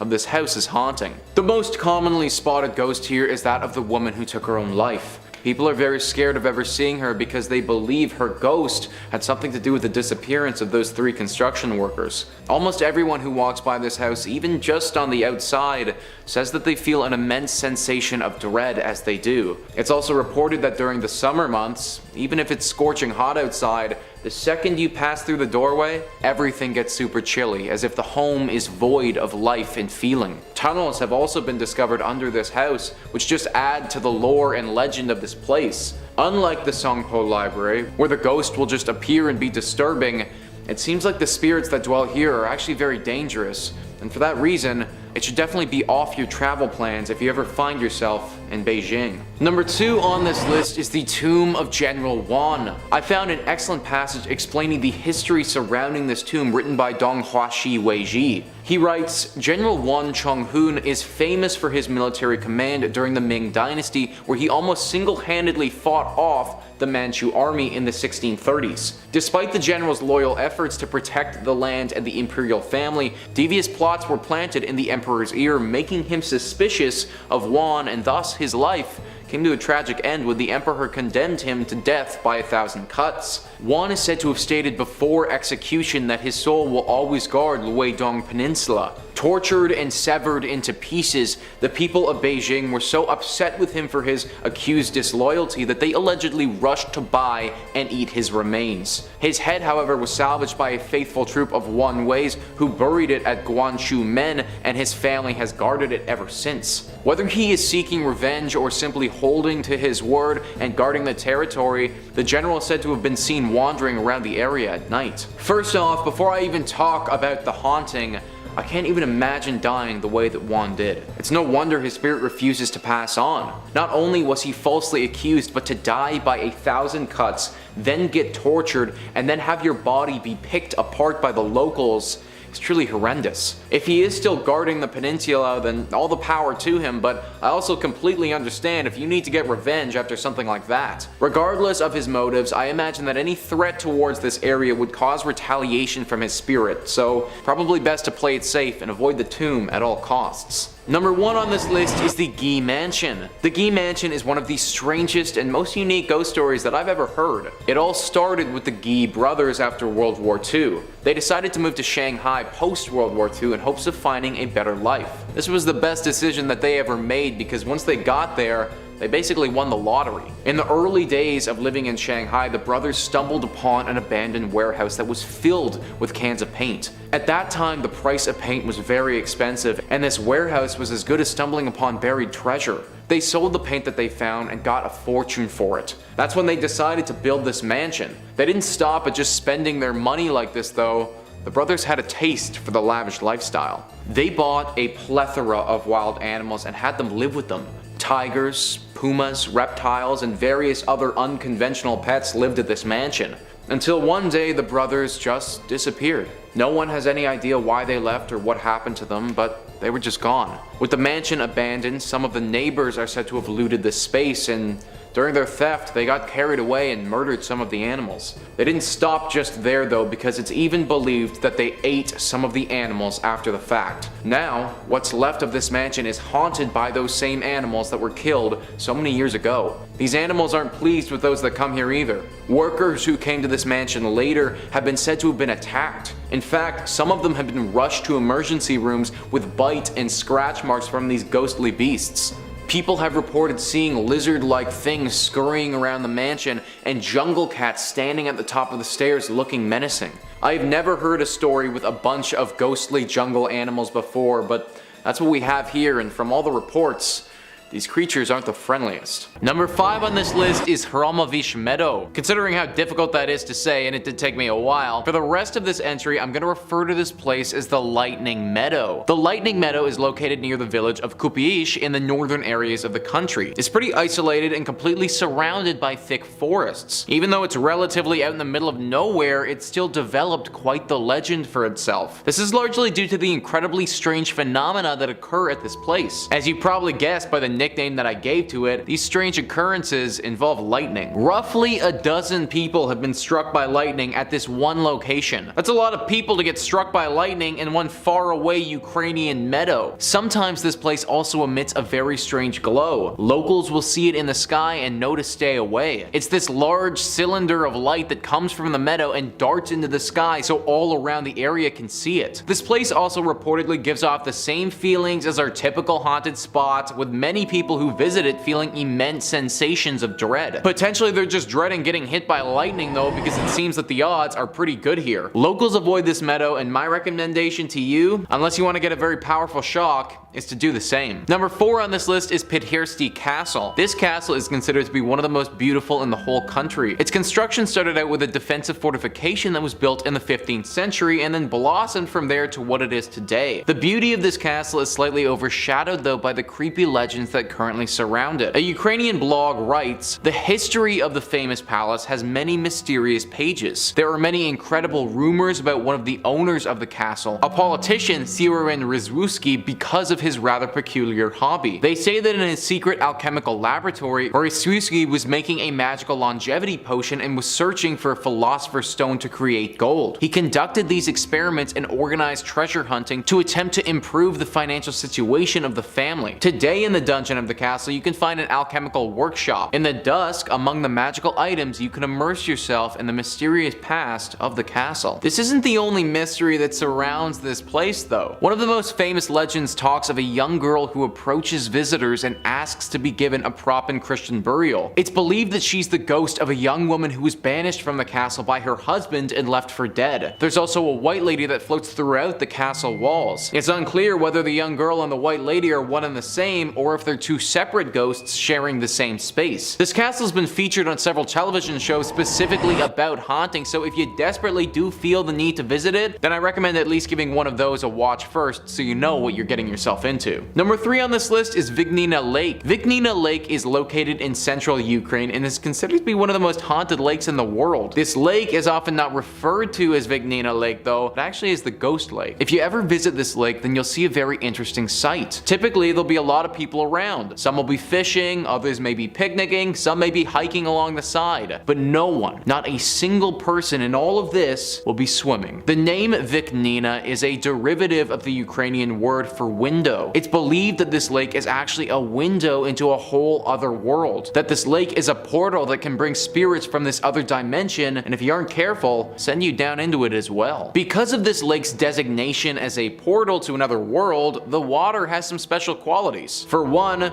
it never freezes. Ukraine can get pretty cold, but no matter how cold the area gets, this lake refuses to freeze over. This is probably due to the incredible amount of energy that's within it. This energy also makes the fish grow incredibly quickly. The rate of growth and the overwhelming size of some of the fish that are in this lake make it one of the best spots for fishermen in the whole country. It's unclear if anyone has actually been lost down into this portal, but it seems the locals believe in this lake legend enough that they don't want to see for themselves. Honestly, seeing a portal to another world would be pretty cool, but who knows what could come out of there. Highly recommend going if you want to fish or see some nice scenery. Highly don't recommend going if you're looking to take a dip though. Number 2 on this list is Bilhorod Dnistrovsky Fortress. Yeah, try saying that 5 times fast. This fortress is also referred to as the Ackerman Fortress and was first built over 1,000 years ago. It's one of the largest castles in all of Ukraine and also one of the biggest tourist attractions. The scenery is lovely, the architecture is beautiful, but the draw of these tourists is typically the hauntings. This castle is built over a collection of underground passageways. These passageways may look abandoned if you go down there, but locals believe them to be the home of some very strange creatures. Reports have come out over the years of people passing by the castle getting attacked by some dark-horned entities. These beasts have a very unique and pungent odor to them and are incredibly stealthy. The attacks have taken place at nighttime, and the victims of these have said that they were so fast that they couldn't defend themselves. The leading theory is that this is the home to some demonic kind of Australopithecus. If you're unfamiliar with what that is, then it's a type of ape that had both human and ape-like features. Very strong, very fast, and excellent climbers. These things used to live in Africa. How they managed to take up refuge at this castle in Ukraine and develop devil horns is anyone's guess. Ukraine has tons of castles to explore, so don't feel bad about leaving this one off your list and visiting some of the other ones instead. Number 1 on this list is Lisa Hora. Look up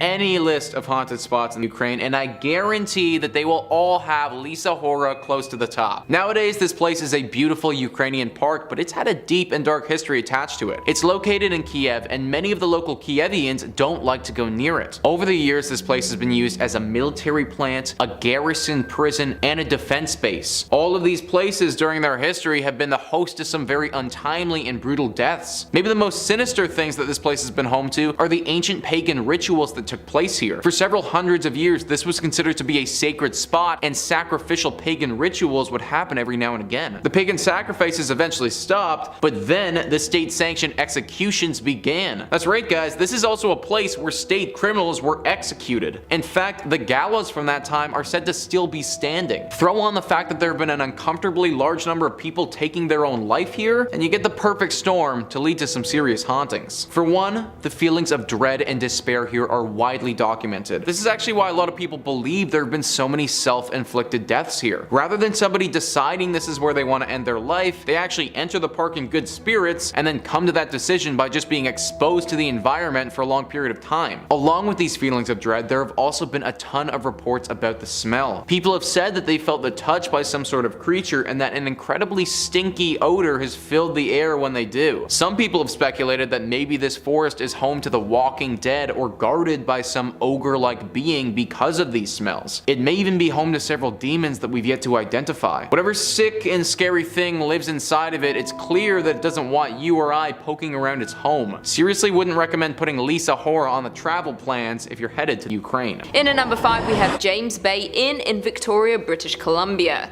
The James Bay Inn opened in 1911 and is the 3rd oldest hotel in Victoria. The hotel has continued to operate, only closing briefly during the war. The hotel was built so that every room has a view outside and access to fresh air. This was the most important thing to the architects. The hotel bought enough land that there is nothing blocking guests' view. In 1942, the hotel was purchased by the Mother Cecilia's religious order. From then until 1945, the hotel was run as St. Mary's Priory. During this time, the building had its most famous visitor, the Canadian painter Emily Carr. The Canadian painter Emily Carr was a patient at the Priory during her illness. It was here that she spent her final days and finally succumbed to her illness. Many believe that her spirit did not pass on. It could have been that she has unfinished business, a painting she had yet to finish. In the final days before she died, she was made aware she was to be awarded an achievement for her life's work, an award she did not live to see. The room that was used for the sick in 1945 has since been refurbished a number of times. It is now a men's room leading off from the pub. It is believed that her spirit is unhappy that where she had her final moments has been turned into a restroom. There are reports that she likes to play around with the ghost. She will call the phones in the rooms at night. When answered, no one is there. She has also been seen to appear at the end of the beds watching people sleep at night. She was also once seen in a mirror of the washroom. The scared guest told others, but no one else saw her on investigation. In at number 4 we have Fairmont Royal York in Toronto. Opened in 1929 by Canadian Pacific Hotels, the Fairmont Royal York in Toronto has been a member of historic hotels worldwide since 2017. When it first opened, the hotel was the tallest structure in the entire British Empire. Within a year, the demand for the hotel grew so much the hotel already had its first renovations to add more rooms. Like most other hotels around that time, the hotel was designed as a chateau and Art Deco style architecture. This hotel has also hosted royal family members King George IV and Queen Elizabeth during their royal visit to Canada. The hotel is believed to have at least 4 ghosts who like to walk the halls of the historic hotel. An author named John Robert Colombo wrote the book Mysteries of Ontario. In the book he mentioned a ghost that he came across during his stay at the Fairmont Hotel. According to the book, he saw an apparition of a man. He said he was a grey-haired man in a maroon jacket. He saw the man in the hallway of the 8th floor. Others have also reported seeing the man in different areas of the hotel. There is another story about a young woman who used to work at the hotel. The former employee once went missing during her shift. When she was finally found, it was too late. The woman had taken her life and was hanging from the stairwell railing above the 19th floor. The reason why she did this was never discovered. Since then, staff have heard strange scrapings and screams coming from that area of the hotel. If anyone dares to investigate the noises, they stop. Guests have also come into contact with her ghost on the 8th floor, claiming they felt the presence of someone, like they were being followed. As mentioned before, there are believed to be more ghosts in the hotel. The hotel is so grand in size that hauntings have occurred randomly over many floors. One electrician claimed he often feels cold spots when working on the hotel with no reason as to why. In at number 3 we have the Fairmont Chateau Laurier in Ottawa. The Fairmont Chateau was originally commissioned to be built in the early 1900s by Charles Melville Hayes. Charles was the president of the Grand Trunk Railway. He began his career with the company when he was just 17 as a clerk. He soon worked his way up the ranks within the company. It was his idea to build a transcontinental railroad within Canada from Moncton to British Columbia. He was an ambitious man but often promised more than he could actually achieve. This often led him to upsetting people and causing repercussions for his company. He was even called heartless, cruel and tyrannical by one member of the parliament. His hotel was due to open in 1912 after he returned to Canada after a short trip to London to sort out some of his business problems. The gala opening for his hotel was planned for April 25th. That's my sister's birthday. Just so you all know. He bought a ticket to travel back on the 10th of April after hearing his daughter back home was struggling with her pregnancy. He was due to arrive in New York on April 17th in order to make the gala. Unfortunately, Charles along with his wife and staff were on board the RMS Titanic. Charles is said to have helped the woman in his family safely get to the boats, but he himself would not make the trip. He was brought back to Canada to be laid to rest. His hotel did open after a amount of time to mourn his passing. Although he was not there when the hotel opened, it is rumoured his spirit still remains within the walls. Likely his spirit felt it had some unfinished business, having died so suddenly and tragically. One visitor from 2008 stated that the hotel was definitely haunted. She claimed her floor in particular was haunted and she felt incredibly scared during her visit. Taps would turn themselves on mysteriously as well as footsteps in the hallway. She did also state it would not stop her from visiting again though. Maybe the beautiful castle is worth a scare. In at number 2 we have the Banff Springs Hotel in Alberta. The Fairmont Banff Springs, formerly known as the Banff Springs Hotel, is a historic hotel in Banff, Alberta.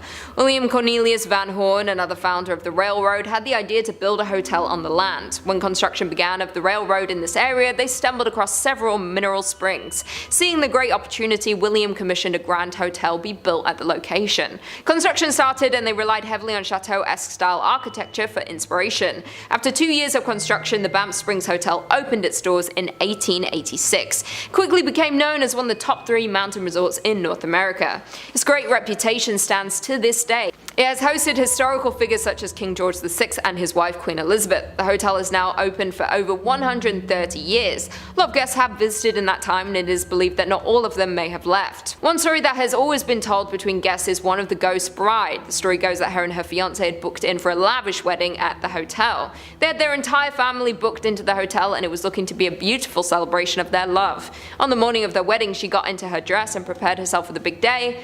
Unknowing to her, what came next was tragic. She wanted to make an entrance into the wedding and decided to descend down one of the marble staircases. She slipped on her dress and frantically reached for something to stop her. She fell a great height to the bottom of the stairs, in front of all the guests and her fiancé. They watched in horror, unable to do anything. They rushed to her aid, but it was too late. She was already gone. The wedding party had to leave the hotel in an attempt to move on from the tragedy, but the bride could not. Her soul was trapped inside of the hotel. It is said she now spends her days walking down the same staircase, hoping to reach the bottom and greet her loved ones, but she never will. This is a common sighting for guests of the hotel. You can feel a chill run down you if you walk those steps today. Some guests have even heard crying echoes across the marble floors, unable to see what might be causing it. Maybe one day she will find peace in the afterlife, but right now she continues to haunt the halls of the hotel. And finally, in at number 1, we have the Fort Garry Hotel in Winnipeg. The Fort Garry Hotel is located in downtown Winnipeg. It opened for the first time on December 11, 1913, and once again has links to the railway. It's one of many hotels owned by Canada's Grand Railway Hotel. It has been designated as a National Historic Site of Canada due to its long history. Any hotel that has been open as long as this one is bound to have some ghosts sticking around. The most haunted room in the hotel seems to be room 202. Many years ago, a woman and her husband checked into the hotel for their visit to Winnipeg. It is said that the husband had left to run an errand, leaving his wife at the hotel for a short time. When he didn't return for hours, the wife became worried. She then got a call from the police that he had been involved in a car accident. He did not survive the crash. Stricken with grief, the woman spent many days in the room locked away. She then decided to take her own life as she could not go on without her husband. Since then, the room is said to hold her angry spirit. Both staff and guests have made similar reports of seeing blood dripping from the walls.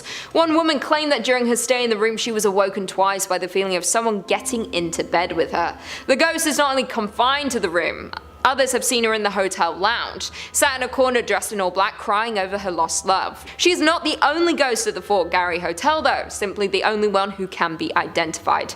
There are also reports of a man. He has been seen at the foot of guests' bed while they sleep. When they awake to confront the intruder, he disappears. One employee once entered the dining hall and saw a man sat at one of the tables. He called to the man that he would have to leave. He went to get help, but when he returned, the man was gone. Coming in at 5, West Virginia Penitentiary. Opened all the way back in 1875, the West Virginia Penitentiary in Moundsville is said to be one of the most haunted prisons in the states. The first building constructed on the site was the North Wagon Gate, which was made with hand-cut sandstone. The state used prison labor during the process, and work continued on this first phase up until 1876. Following completion, the prison consisted of the North Wagon Gate, north and south cell blocks, a kitchen, dining area, hospital, and chapel, as well as a 4-story tower connecting the 2 administration buildings. The prison also included space for female inmates and personal living quarters for the warden and his family. Once the prison opened, it housed 251 male inmates, including some who helped construct the prison where they were incarcerated. The condition of the prison worsened throughout the years, and the facility was eventually ranked as one of the top 10 most violent correctional facilities. On Wednesday, November 7, 1979, 15 prisoners escaped from the prison, one of them being Ronald Turney Williams, who was serving time for murdering Sergeant David Lilly of the Beckley Police Department. He managed to steal a guard's weapon and reach the streets, where he encountered 23-year-old off-duty state trooper Philip S. Kesner, who was driving past with his wife. Kesner attempted to take action against Williams, but he was shot in the process. The prison was home to riots, fires, and nearly 100 executions during its time in operation. To this day, visitors have reported sightings of phantom inmates and a shadow man wandering the premises, as well as unexplained voices and cold spots. You can take tours around this haunted penitentiary and even view the electric chair dubbed Old Sparky. For you brave souls out there, you can also do an overnight session if you dare. Coming in at 4, North Bend Rail Trail Tunnel number 19. North Bend Rail Trail is located in Ritchie County in West Virginia and is a favorite for hikers, cyclists, and horseback riders traversing the 72-mile long trail. However, proceed with caution if you wind up in the area, particularly around tunnel number 19, also known as the Silver Run Tunnel. History goes that on one foggy evening in 1910, an engineer spied a young woman in a flowing white dress standing on the tracks. He brought the train to a stop, but when he searched for the woman, she had vanished. He wasn't the only one to spot her either, many of his predecessors had as well. No one quite knows the origin of the woman in white, although some bones were found under a house near the tunnel. Some people say you can still spot her. Now, those who explore the tunnel are advised to bring a flashlight even during the day, with the tunnel being over 1,376 6 feet long, which is beyond sunlight's reach. You have been warned. Coming in at 3, Droop Mountain Battlefield. On November 6, 1863, the Battle of Droop Mountain occurred in Pocahontas County, West Virginia during the American Civil War. Confederate forces engaged but failed to prevent Union forces under General W. Averill from a rendezvous with other Federal troops in a joint raid on Confederate railways. Droop Mountain was one of the largest engagements in West Virginia during the war and essentially resulted in the Confederate collapse. The battlefield site is now preserved and administered by West Virginia as a state park, and the unknown Confederate dead are buried in the Confederate Cemetery at Lewisburg. A wooden observation tower, hiking trails, and picnic tables mark the grounds where the Civil War soldiers fought, died, and some say still remain. Many visitors have reported sounds of galloping horses and sightings of the ghosts of headless Confederate soldiers, as well as one soldier lying asleep against a tree. Coming in at 2, Lake Shawnee Amusement Park. In the late 1700s, the Clay family moved to West Virginia, which is presently known as Mercer County. The Clay family, comprised of Mitchell and his wife, settled on an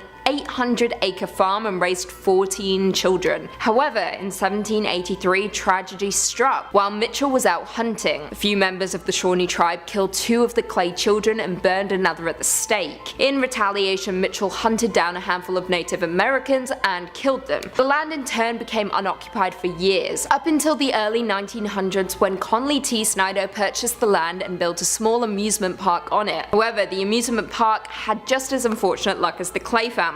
The park featured a Ferris wheel and a swing ride and was popular among locals, particularly families of coal miners who resided in the area. In the early 1950s, a young girl on the swing ride was killed when a truck delivering sodas accidentally backed into the ride, striking her. Another child also drowned in the swimming pool, which was subsequently filled in to prevent further accidents. During its operation, at least 6 people died at the park, which resulted in the park ultimately closing in 1966. In 1985, Gaylord White, a former employee of the park, purchased the land with plans to reopen it. It happened for a brief period, that is, before the park closed again after a 1988 archaeological dig uncovered numerous Native American artifacts, as well as human remains on the property that had been buried prior to the arrival of the Anglo-European settlers. In total, 13 skeletons were uncovered, mostly of young children. Perhaps the property is cursed, or perhaps it's just a series of unfortunate events. Who knows? But one thing is for sure, it is one of the most haunted places in the entire world. And finally, coming in at number 1, the Trans-Allegheny Lunatic Asylum. The Trans-Allegheny Lunatic Asylum, also known as the Western State Hospital, was a Kirkbride psychiatric hospital that operated from 1864 to 1994 by the government. Originally built by Richard Andrews, it was constructed from 1858 to 1881 and was originally designed to hold 250 people. However, it became overcrowded in the 1950s, with the hospital housing 2,400 patients, resulting in it being forcibly closed in 1994 due to changes in patient treatment. Following its closure, it was then purchased by Joe Jordan in 2007 and is open for tours and other events to raise money for its restorations. During tours of the facility, witnesses have reported doors slamming, shadowy figures, and even blood-curdling screams from within the building walls. The asylum has garnered such a spooky reputation, it has appeared on shows such as Ghost Stories, Ghost Hunters, Ghost Adventures, and Paranormal Lockdown. It was also featured in Bethesda's 2018 video game Fallout 76 under the name Fort Defiance and acted as a base for the Brotherhood of Steel, one of the game's main factions. Number 5 on this list is the Plaza Theater Performing Arts Center.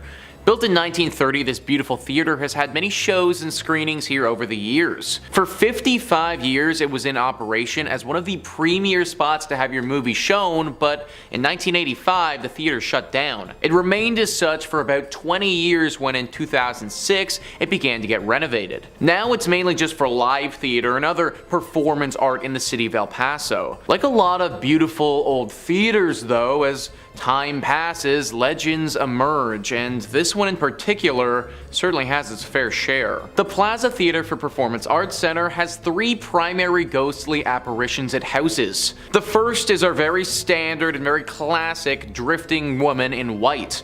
Looking sad and down on her luck, the spirit of this woman will often drift around through the rafters and has been seen by many workers throughout the years. The second is a man in all black who materializes in front of people. He's described a bit like a shadow creature, but slightly less menacing.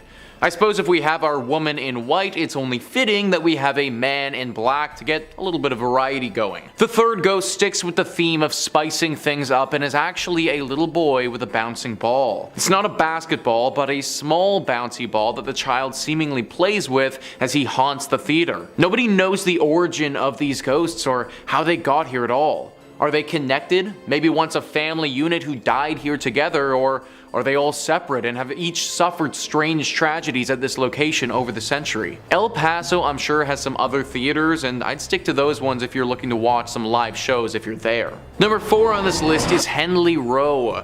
Located on the Texan island of Galveston on the Gulf Coast, this is the most famous haunted spot for locals in the region. Texas Highways writes, "It's not surprising that Henley Row is a hotspot for supernatural activity. Completed between 1855 and 1858 for shippers and cotton brokers, it was the town's tallest structure during the Civil War. The roof doubled as a Confederate lookout for Union ships. Galveston and nearby barrier islands, history have been laced with tragedy.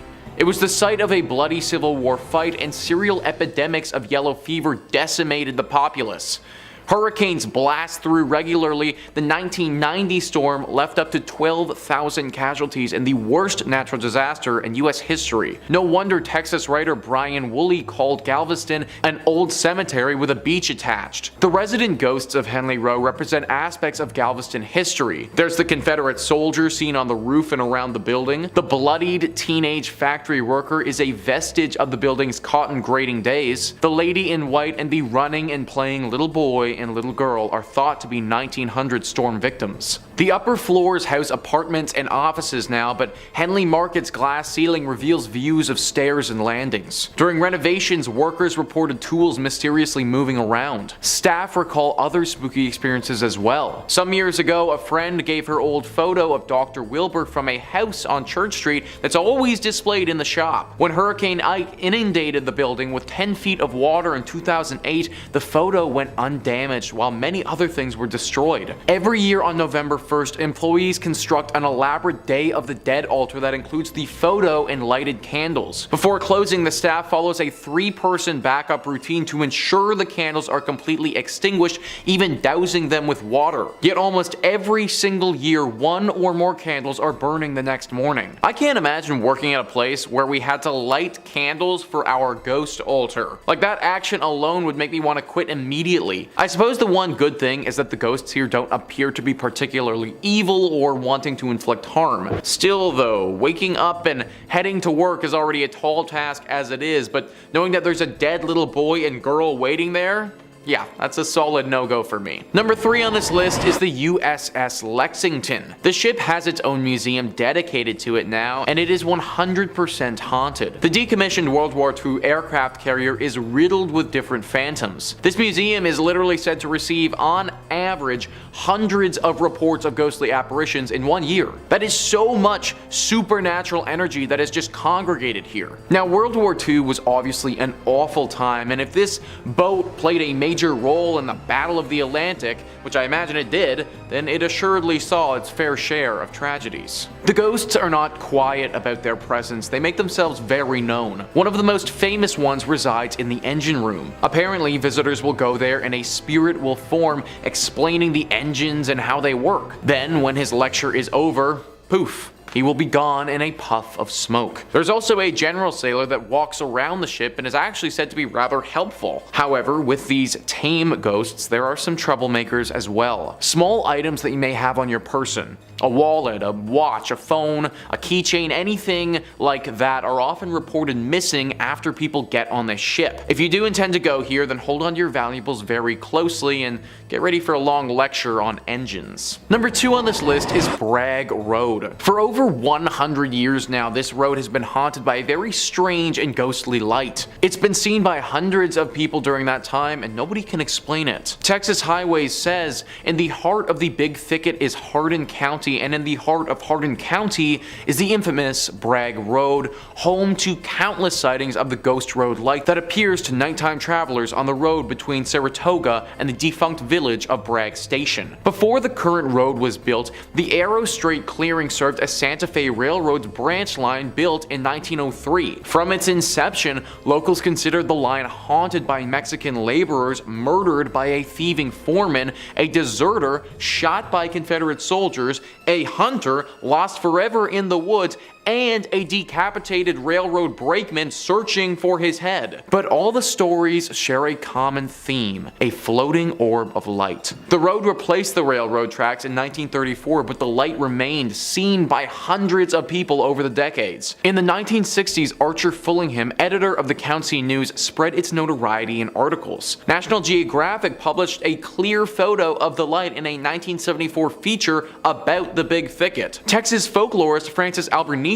documented sighting stories from the old-timers and young folks alike. In 1997, Hardin County designated Bragg Road as Ghost Road Scenic Drive Park. A pretty road through the woods in the daytime turns into a spooky spot for supernatural sightings by night. Word is the most auspicious times to see the light are on moonless autumn nights. What the heck is this light that has been haunting this place for all these years? Even National Geographic, a very highly reputable column, has posted stories on it with actual photos including it. If it's a manifestation of some of these ghosts, then which ghost is causing it, and maybe more importantly, is it dangerous? If you want to find out, then you need to head to Bragg Road and look for yourself, but I wouldn't recommend it, honestly. And finally, number 1 on this list is the Yorktown Memorial Hospital. This hospital is definitely up there as one of the most haunted spots in Texas, and could even make a play for the most haunted spots in America. It was built in the 1950s and managed by the Roman Catholic Church for a few decades before eventually closing down in 1986. Then for 8 more years until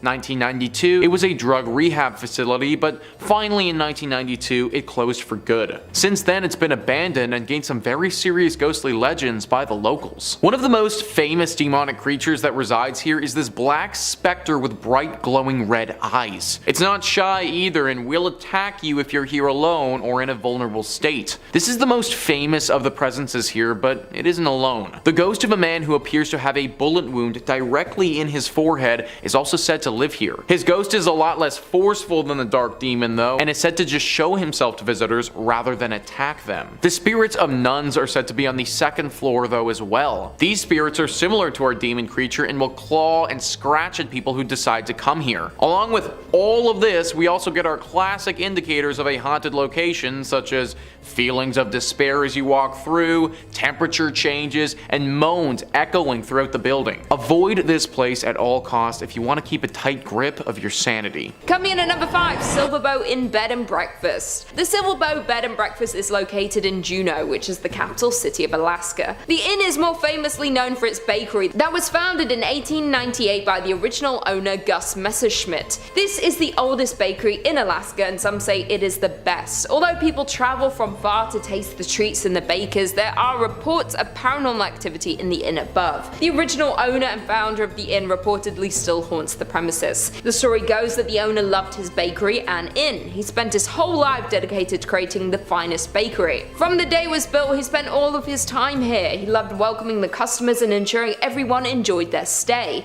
Inevitably, having spent all of his time at the inn, he was here when he passed away in 1938. He was so dedicated in life, it seems his soul was tethered to the place in death. Since he passed away, guests of the bakery and inn have reported a lot of paranormal activity. The most commonly reported sighting is of Gus opening his shop early in the morning. People have seen a figure matching his description walking around the halls as he once did to prepare for his day. This is not the only thing that guests have noticed. Some people have reported knocking on their bathroom door. When they go to investigate who it is, there is no one there, but they have a feeling of being watched. Many believe this is Gus checking up on the guests. He also wanted to ensure everyone staying there was happy, and people believe this is a sign that he's still checking in on the guests today. Coming in at number 4, the Hotel Captain Cook. The Hotel Captain Cook, located in Anchorage, is notorious for its paranormal spirit, which has been nicknamed the White Lady. People often take ghost tours of the hotel, hopeful of a chance to meet this famous spirit. Although the origins of the ghost are mostly unknown, from her behavior it appears she passed away in the women's bathroom,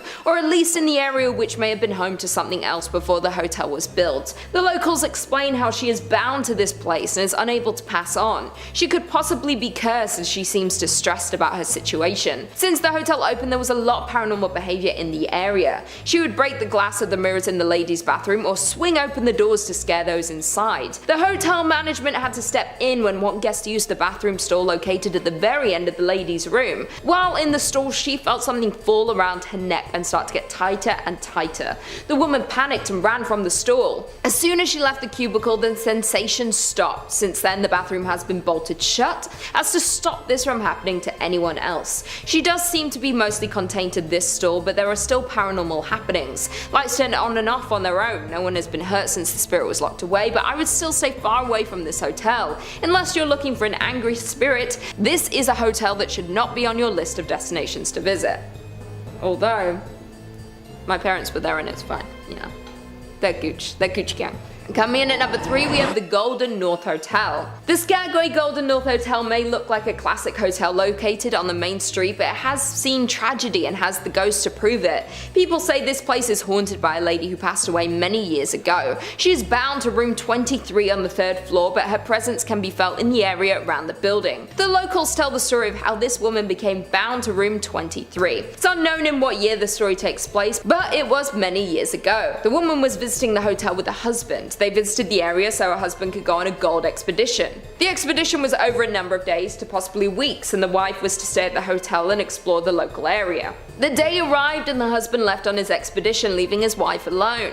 Not long after the husband had left, the woman caught pneumonia. She became sicker and sicker. There was no one in the area able to help her. She had no way to get to a local doctor with no knowledge of the area. She sadly passed away in a little over a week due to her illness. When her husband returned, he was heartbroken to find his wife had passed. She had been laying in their room for weeks awaiting his return. The locals were shocked to hear what had happened and horrified no one had heard her cries and helped her survive her ailment. Since then, she has been bound to the room. Other guests have heard sounds coming from the room which remains empty. The spirit can be heard coughing or choking. Some have said they saw her from the window of the hotel when walking around the area late at night. Some have even heard her cries for her husband. When anyone tries to investigate the room, they just find it empty and cold. The cold of the room takes over you as soon as you open the door. You can feel you are in the presence of a spirit and are overcome with sadness. Coming in at number 2, we have Independence Mine. The Independence Mine, now known as the Independence Mine State Historic Park, is the site of a former gold mining operation. It is located in Palmer, Alaska. The mining history in the area dates back to at least 1897.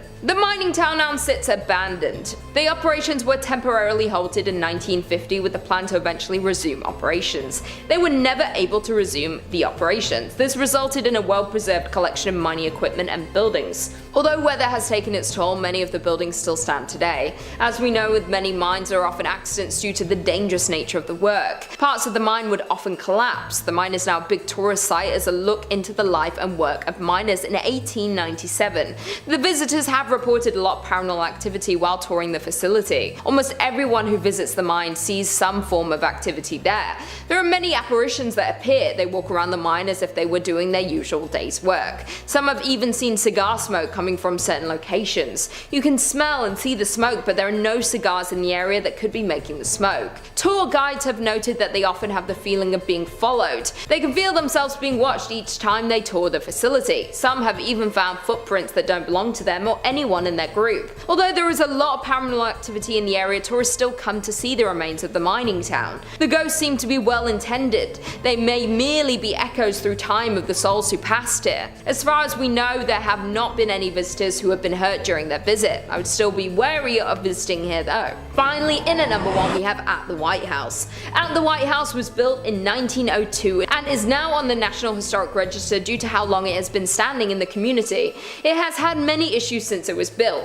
It was originally built as a hospital, then it was used as a daycare center, and today is used as a hotel. Any building that was used as a historic hospital has seen a lot of tragic passings. When the building was used as a daycare center, there was a tragic fire. The building caught fire in the 1980s. It was fully restored following this. During the fire, the young woman who owned and ran the daycare was trapped inside. After ensuring all of the children were safe, she became trapped and unfortunately perished. Since the fire, her apparition has appeared around the home. Most guests believe her to be a kind spirit, but she does bring on the feeling of dread and terror when she is in your presence. Guests at the hotel have claimed to be startled awake by the young woman standing at the foot of the bed. Once they wake up and become frightened, the spirit usually disappears. Workers at the hotel claim that she appears to show more interest in families families with children. She reportedly had a love for looking after children, and even in death she wanted to ensure their safety during their stay at the hotel. It is unknown what room she was trapped in during the tragic fire, but there are numerous cold spots around the hotel. Others have heard faint screams and cries coming from certain rooms. She is hailed as a hero for saving all of the children during the fire, but guests are still frightened when greeted by her ghost in the early hours of the morning. Coming in at number 5, we have Goldfield, Arizona.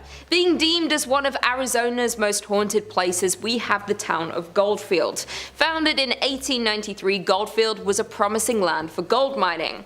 The town grew rapidly, gaining 1,500 residents during its first year. The space was quick to build businesses including stores, a blacksmith, a butcher, a brewery, and 3 saloons. Though the town of Goldfield met its fall just as quickly as it was built up. After 5 short years, the gold ran out and people began to dwindle, eventually leaving it fully abandoned, securing its ghost town status. Being classified as a ghost town doesn't necessarily mean a place is haunted by ghosts, but this is not the case for the Goldfield ghost town. There's plenty of documentation and investigations that point to Goldfield being a paranormal active ground. It is known that a mysterious figure lurks within the shadows of the Goldfield ghost town, Bordello. It is unclear who this spirit would have been in life, yet it is commonly believed he was once a miner who lived in the town. Unexplainable knocks and bangs are heard in the building, and some unfortunate visitors have been scratched. This activity is attributed to a dark character who's usually seen wearing a cowboy hat. Just on the horizon of the Goldfield ghost town sits a landscape made ominous by its name and the legends surrounding it. The Superstition Mountains are cloaked in mystery and at the center of many fables, making them notorious among the paranormal community. The Superstition Mountains carry many secrets, the most famous being the location of a supposed deposit of gold and riches in the Lost Dutchman's gold mine. A curse has kept this treasure safe since the days of Goldfield's mining boom. Many have set out to locate these riches, and many have returned empty-handed or found only death. Countless adventurers have perished in the Arizona heat pursuing this chase.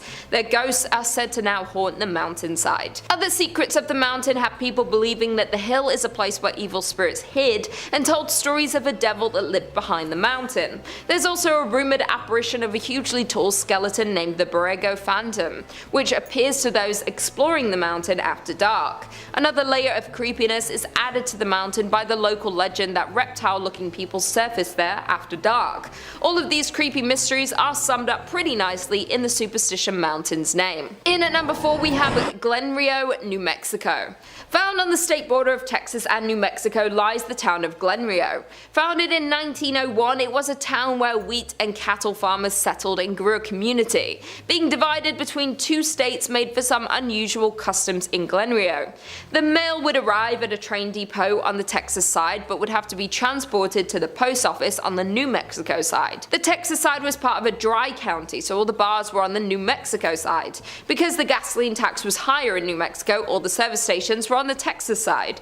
By 1920, Glen Rio had a hotel, a hardware store, and a land office, as well as several grocery stores, service stations, and cafes. Though Glen Rio's permanent population never rose above 30 people, the town survived with its tourist-based businesses catering to the many travelers along Route 66. By 1985, only 2 residents remained in the small town, and the Texas post office was the only business open. It too has long since closed. Other buildings have overgrown sites, missing windows, or debris surrounding them. The detritus of 4 decades when Glen Rio welcomed tens of thousands, fed and entertained them, and sent them on their way towards Chicago or California. In at number 3 we have Nevada City in Montana. Miners settled in Nevada City in 1963, along with establishing their homes and businesses in this new town. Located in southwestern Montana, the town is 1.5 miles from Virginia City. The town was thriving up until 1876 when the gold miners moved to other promising sites. In 1896, the Connery Placer Mining Company destroyed most of the city's buildings. The company dredged the gulch and later abandoned it, leaving heavy wooden barges. This abandoned town being haunted is old news, as the Nevada City Hotel is reported to be frequented by the apparition of a road agent who lost their life nearby, according to online sources. Visitors have also reported hearing footsteps in the hallways and seeing shadowy figures standing behind their reflections in mirrors. Additionally, the spirit of an older cowboy figure who never speaks but lurks in the hotel rooms and even sits at the bar in the Virginia City. Back when the hotel operated evacuated, guests also complained of a weeping woman, always in the same room, only to be told there was no guest in the room in question. In at number 2 we have Custer, Idaho. The mining town of Custer was born in 1879 by gold miners looking for their next gold hotspot. Prospectors discovered gold in what would become known as the Yankee Fork area of central Idaho in 1867. The area was worked on a small scale for more than a decade before the discovery of General Custer Mine. The General Custer Mining Company closed in 1888 and the district experienced a sharp decline. In 1899, the town of Custer has 5 saloons, 3 stores, a hotel and 3 boarding houses, but the town never established even one church.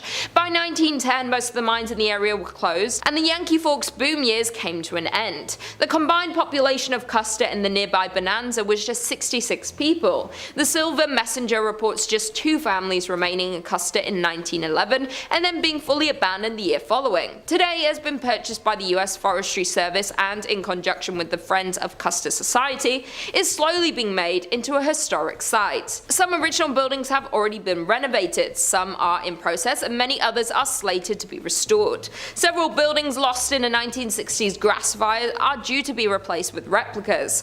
The Forgotten Town is a landmark for many people such as tourists and especially paranormal investigators. In the old schoolhouse is a museum containing items left behind and showcases the town's unique history. Although interesting, you can't help but get an eerie feeling thinking about the people who once owned these items, as walking into one of these structures is like walking back in time. To think this town was once active with human energy and miners working every single day. And finally, in at number 1 we have South Pass City, Wyoming. Only about 10 miles north of the Oregon Trail is the shell of a town that used to be a busy gold mining camp. Established in a small valley along the banks of Willow Creek, the town was born in 1867. The town was built there because gold was discovered in the Wind River Mountains. By 1868, South Pass City boasted over 250 buildings, 1,000 people, and hundreds of claims. The town was extremely busy as its half-a-mile-long main street boasted numerous hotels, restaurants, general stores, 2 newspapers, doctors, a bowling alley, and dozens of saloons. The mining district continued to grow to as many as 3,000 residents. Miners looking for investors and newspapers promoting further settlement in the area exaggerated the region's amount of gold. But for South Pass City, its great success wouldn't last, and just 2 years after its establishment would begin to show its first signs of declining. Hitting a fall in early 1869, the town resurged briefly after outsider capital was poured into the area, but would fall again as expenses and hardships to recover the gold proved too costly for most miners. By 1872, the town was only occupied by only a few hundred people. In the end, South Pass would become a permanent ghost town. By 1949, the last of the pioneer families had moved on from South Pass City, and the buildings had fallen into disrepair.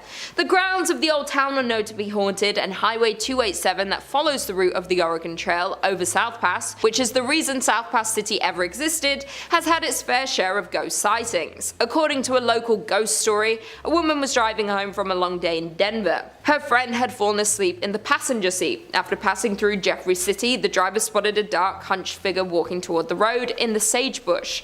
About a half-mile later, she saw the same figure closer to the road. She noted his pig coat as he became clearer. About a half-mile later, still thinking about this man and his surprising reappearance, she reached over to wake her friend and request she take a turn driving. As her friend awoke, she saw the same man at the edge of the road, just crossing the white line onto the highway next to the car. Screaming, they accelerated away and compared descriptions. It was certainly the same man. Number 5 on this list is the House of Wills, a historic mansion with a deep history and an even deeper haunting. The Atlanta Journal-Constitution says it was built in 1898 by the Germania Tavernian Social Club, according to the website of the current owner, Cleveland artist Eric Freeman. By 1912, it was turned into the Hospital for Immigrants, and by 1920, it housed the Cleveland Hebrew Institute until 1938. Prominent African-American entrepreneur and businessman John Walker Wills bought the property in 1942 to use as the location for his second funeral parlor. Wills died in the home in 1971, and his family sold it in 2005. The home fell into disrepair until Freeman bought it in 2010 and started the challenging work of restoring and renovating the property. Freeman Freeman said on his website that Wills is believed to be one of the many ghosts that haunt the house, and on his Facebook page he posted a scary electronic voice phenomena, or EVP, recording from the house of what sounds like dozens of spirits from beyond trying to be heard by the living. There have actually been some famous paranormal investigators that have looked into this mansion before, and they all came to the same conclusion. It's haunted. A swirling mist will occasionally appear in the mansion, followed by stark temperature changes and a horribly foreboding sensation. Visitors who've stayed at this mansion for extended periods of time say that the visit changed them. That they're sort of constantly on alert after that stay, as if they're hyper aware all of the time. Unless you're trying to feel anxious literally all of the time, I'd book another place to stay if I was you. Number 4 on this list is the Sealy Rose House. This house is located in the Malabar Farm State Park, which is in Richland County. To this day, it's still a working farm, which is kind of shocking considering the horrible tragedy that occurred here many years ago. Sealy Rose is actually the name of a person, a young girl who lived in the late 1800s. This girl wasn't innocent and sweet as the stereotypical farm gal is.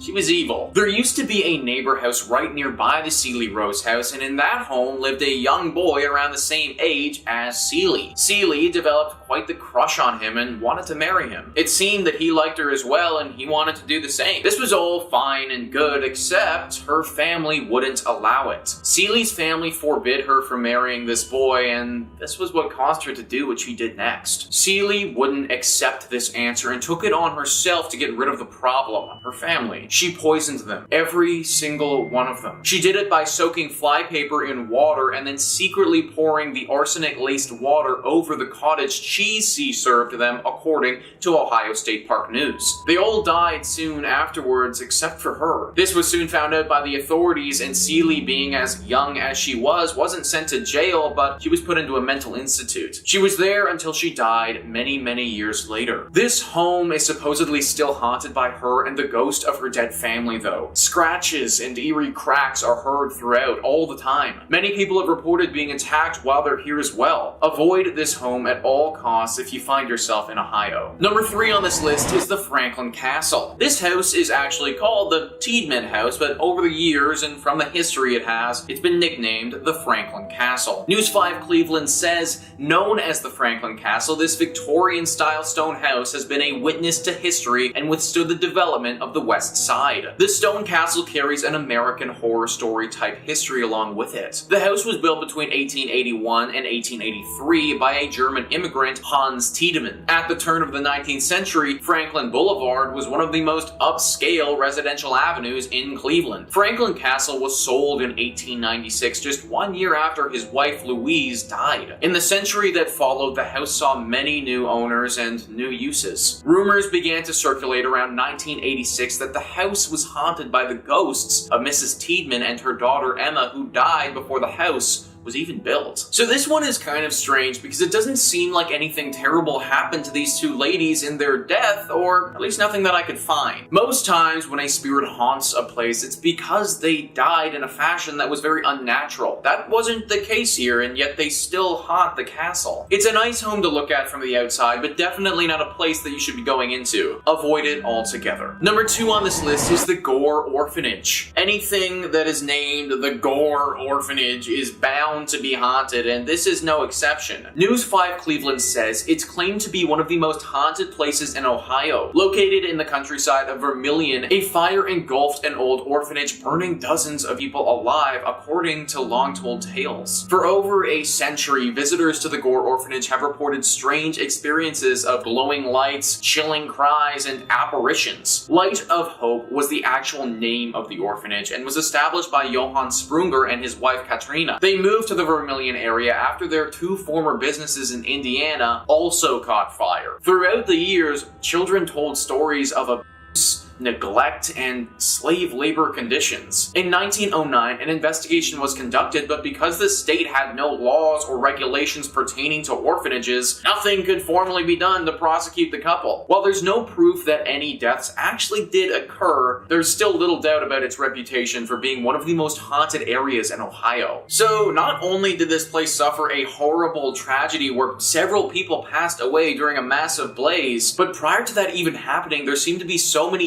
human rights violations going on. I have no idea how back in the day the state wouldn't have had any laws pertaining to orphanages, but it just shows how back then these operations and children were so neglected. Because of all this tragedy and just general sadness, we have what stands today, a horribly haunted, abandoned old orphanage. Now this is on the list of places not to go, and that's because it is actually very dangerous to do so. The ghosts here are upset, and interacting with them will be a huge strain on your mind. However, if you are feeling strong enough, then I actually do encourage you to go. The only way these spirits will finally find peace is if they finally get the attention from the public that they deserve, something that clearly this place didn't get while it was in operation. And finally, number 1 on this list is the Ohio State Reformatory. This is one of the most famous spots in all of Ohio. It got the public's attention when it was used as the filming location for the famous movie Shawshank Redemption. It also got the public's attention though when it was claimed to be one of the most haunted spots in the entire state. The Atlanta Journal-Constitution says workers laid the cornerstone on what was known as the intermediate prison between the Boys Industrial School in Lancaster and the Ohio State Penitentiary in Columbus for nonviolent offenders on November 4th, 1886, according to the Mansfield News Journal. The building was used as an operational prison for 94 years until 1981, and during that time there was a good deal of violence, death, and disease. It's not surprising in the least to find out that this place is haunted. Visitors have reported seeing shadows, hearing strange noises and conversations, and experiencing feelings of anger, dread, and sadness. In 1948, the reformatory's farm boss, his wife, and his daughter were kidnapped and killed by 2 enraged parolees outside the prison's walls. But the building itself is believed to be haunted by the ghost of Arthur Lewis Glattack, the superintendent at the prison from 1935 until 1959, and his wife, Helen. The warden's wife died from an accidental shooting, and several years later, the warden died from a heart attack, according to the Preservation Society. The couple's disembodied voices have been heard in the prison's old superintendent's office. A boy is also believed to haunt the basement, where he was reportedly beaten to death, according to the website Mysterious Heartland. So, yeah, I think it's pretty clear by all of this that this place is not the sort of spot you want to be visiting anytime soon. The amount of violence that this location would have seen is just truly abhorrent, and I'm actually surprised that they were able to get through the entire filming of the Shawshank Redemption without some serious ghostly interventions. Maybe it's because they had Morgan Freeman in the movie, and, well,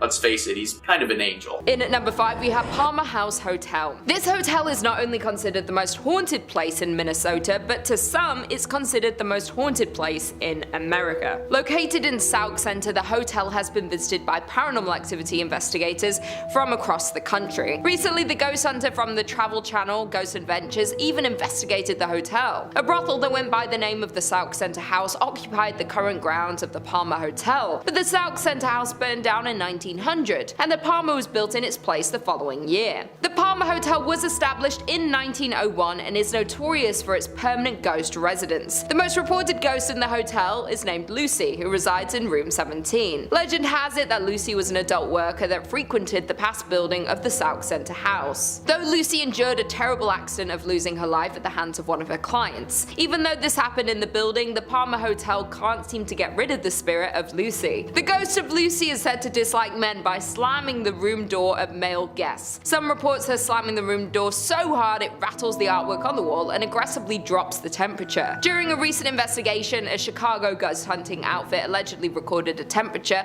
of -1 degrees Fahrenheit during their stay. Additionally, there was a couple staying at the hotel that reported a horrifying ghost encounter in room 17, where the wife woke up in the night and suddenly saw a lanky man dressed in 1920s clothing standing at the foot of the bed. Other active areas include the bar in room 22, home to a spirit named Raymond, rumored to be Lucy's manager. One employee of the Palmer House Hotel has confessed that their favorite paranormal experience is when guests complain about how noisy the people above them are, even though they are on the top floor. The ghost encounters and paranormal activity is so frequent at the Palmer Hotel that the current owner, Kelly Fiser, didn't believe in ghosts, but this changed when she became the owner of the hotel. In at number 4, we have the Soap Factory. The Soap Factory was at its peak during the soap boom of the 1880s, though now the factory has been left abandoned. The Soap factory is one of the oldest factories in Minneapolis. While the process of making soap required lots of fats, lie in extremely hot temperatures, therefore it wasn't the most glorious or safest workplace in its day. Furthermore, the fats came from animal carcasses, thousands of them. The flow of blood and skin leaked into the Great River next door in the turn of the century. The building's smell of flesh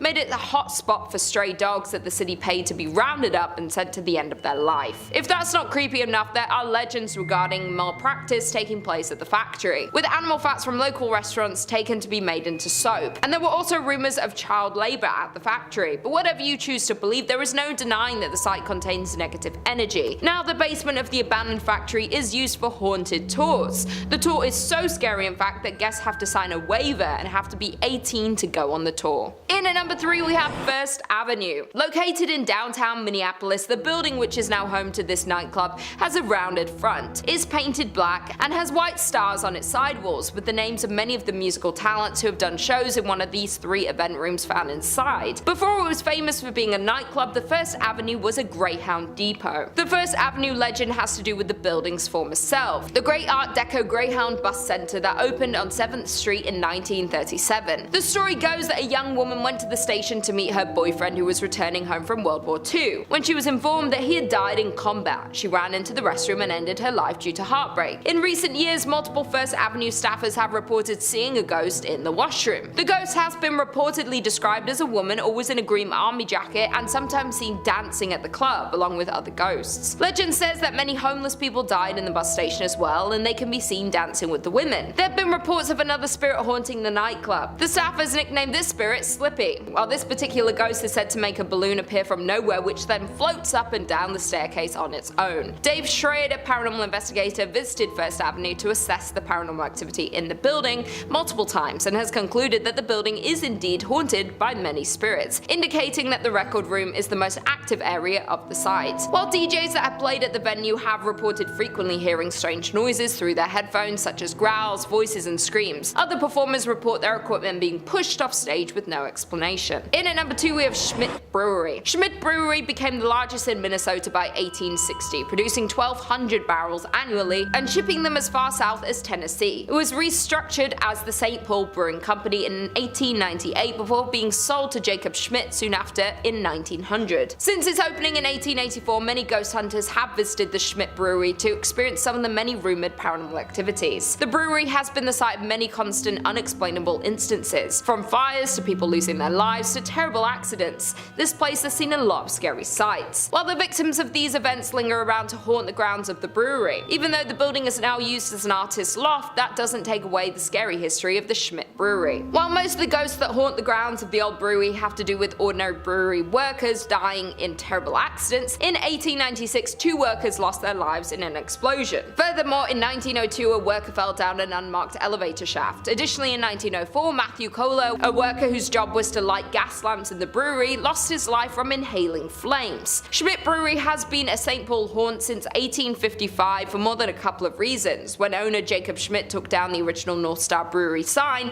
replacing it with his namesake, Jacob Schmidt Brewing Company. The entire brewery burned down a year later in 1900. Plenty of other bad luck would also follow on the grounds of the brewery, suspected due to the tragic death of many workers of the brewery. And finally, in at number 1 we have Four Pals Restaurant. Known as the most haunted restaurant in Minnesota, the Four Pal has a tragic story. Located in St. Paul, Four Pals was a high-end restaurant located in Irvine Park, and the restaurant is a beautiful Victorian mansion. Sadly though, the restaurant is now permanently closed. The dark stories about Four Pals Restaurant hint that the historic mansion is seriously haunted. As the story goes, back in the late 1800s, Joseph Four Pal had an affair with the mansion's maid, Molly. It was not long before his wife discovered this relationship and love for Mary. Therefore, the wife became extremely jealous of the servant and assigned Molly to do chores that would keep her away from the bedrooms and away from Joseph. Molly became pregnant and Joseph ended the affair, but Molly was so distraught about the whole situation that she ended her life. According to reports, she ended her life in the attic. Joseph was upset when he heard the news about Molly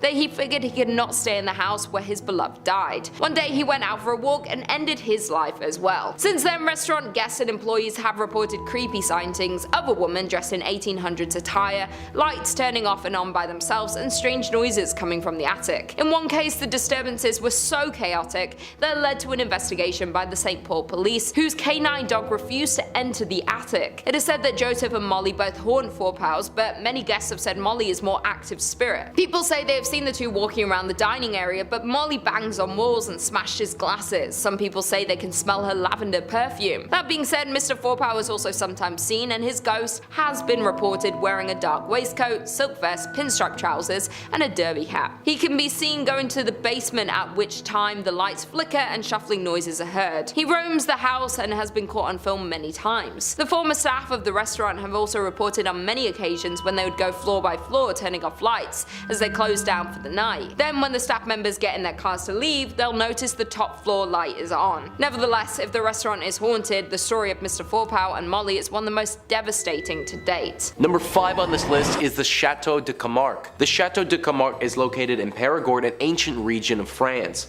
The chateau isn't as beautiful as it once was, some of its former glory lost to time and also to war. This chateau was a critical point of interest in the 100 Years' War between France and Britain. It was the host to one of the more brutal fights that the war ever saw and was eventually captured by the British. As was typical back then, when you captured a place, many of the people that were running that place were either captured or put to death. One person of interest was put to death by being beheaded, and that was the young lover of the daughter of the Earl of Camargue. It's said that this man was deeply in love with the daughter and that she was in love with him as well. His beheading didn't seem like a major point of interest to the British at the time, but it actually left a bit of a spirit behind. What's really interesting about this story though is that it wasn't the spirit of this young man that was left behind, it also wasn't the spirit of the young daughter or even the Earl of Camargue himself. In fact, it was the spirit of this young man's horse. The horse that this young man rode into battle with to attempt to defend the chateau, and the horse that he had his whole life. Its ghost has yet to pass on. It's said that the ghost of this horse wanders the grounds of the chateau searching for its master. People who have ventured into the castle have reported hearing the clicking of hooves and a deep groan from a horse. People have also reported seeing this dead horse's ghost walking around the grounds of the chateau as if it was defending it from potential invaders like it did in the past. It's suggested that if you do intend to visit this chateau, that you don't bring any negative energy with you. The horse could potentially interpret this as a threat and come after you. Some have even suggested bringing a carrot or an apple and leaving it at the front of the chateau as a sign of good faith towards this ghostly steed. Number 4 on this list is the Palace des Tuileries. The Palace des Tuileries is home to one of France's most known ghosts who has been nicknamed the Red Man. The Red Man has been around for several hundred years and has 2 potential stories of origin. The first story talks about a man nicknamed Jack the Skinner worked for Catherine de Medici after her husband Henry II died. He worked as a hitman for her and would be sent to murder potential political foes. He was exceptional at his work, but eventually there grew a time where the Queen was worried that he knew too much about her.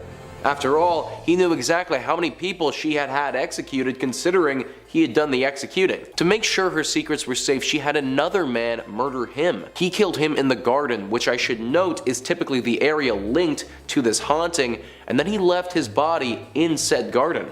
When he came back to fetch the corpse, it was missing. Then, the Queen's astrologist told her that he foretold some great disaster happening to the people of Tuileries and that John would be at the forefront of it. Since then, whenever the Red Man appears, it's said that a tragic event will happen to the people surrounding his appearance. The second origin story is that when this palace was built, the Red Man was already there.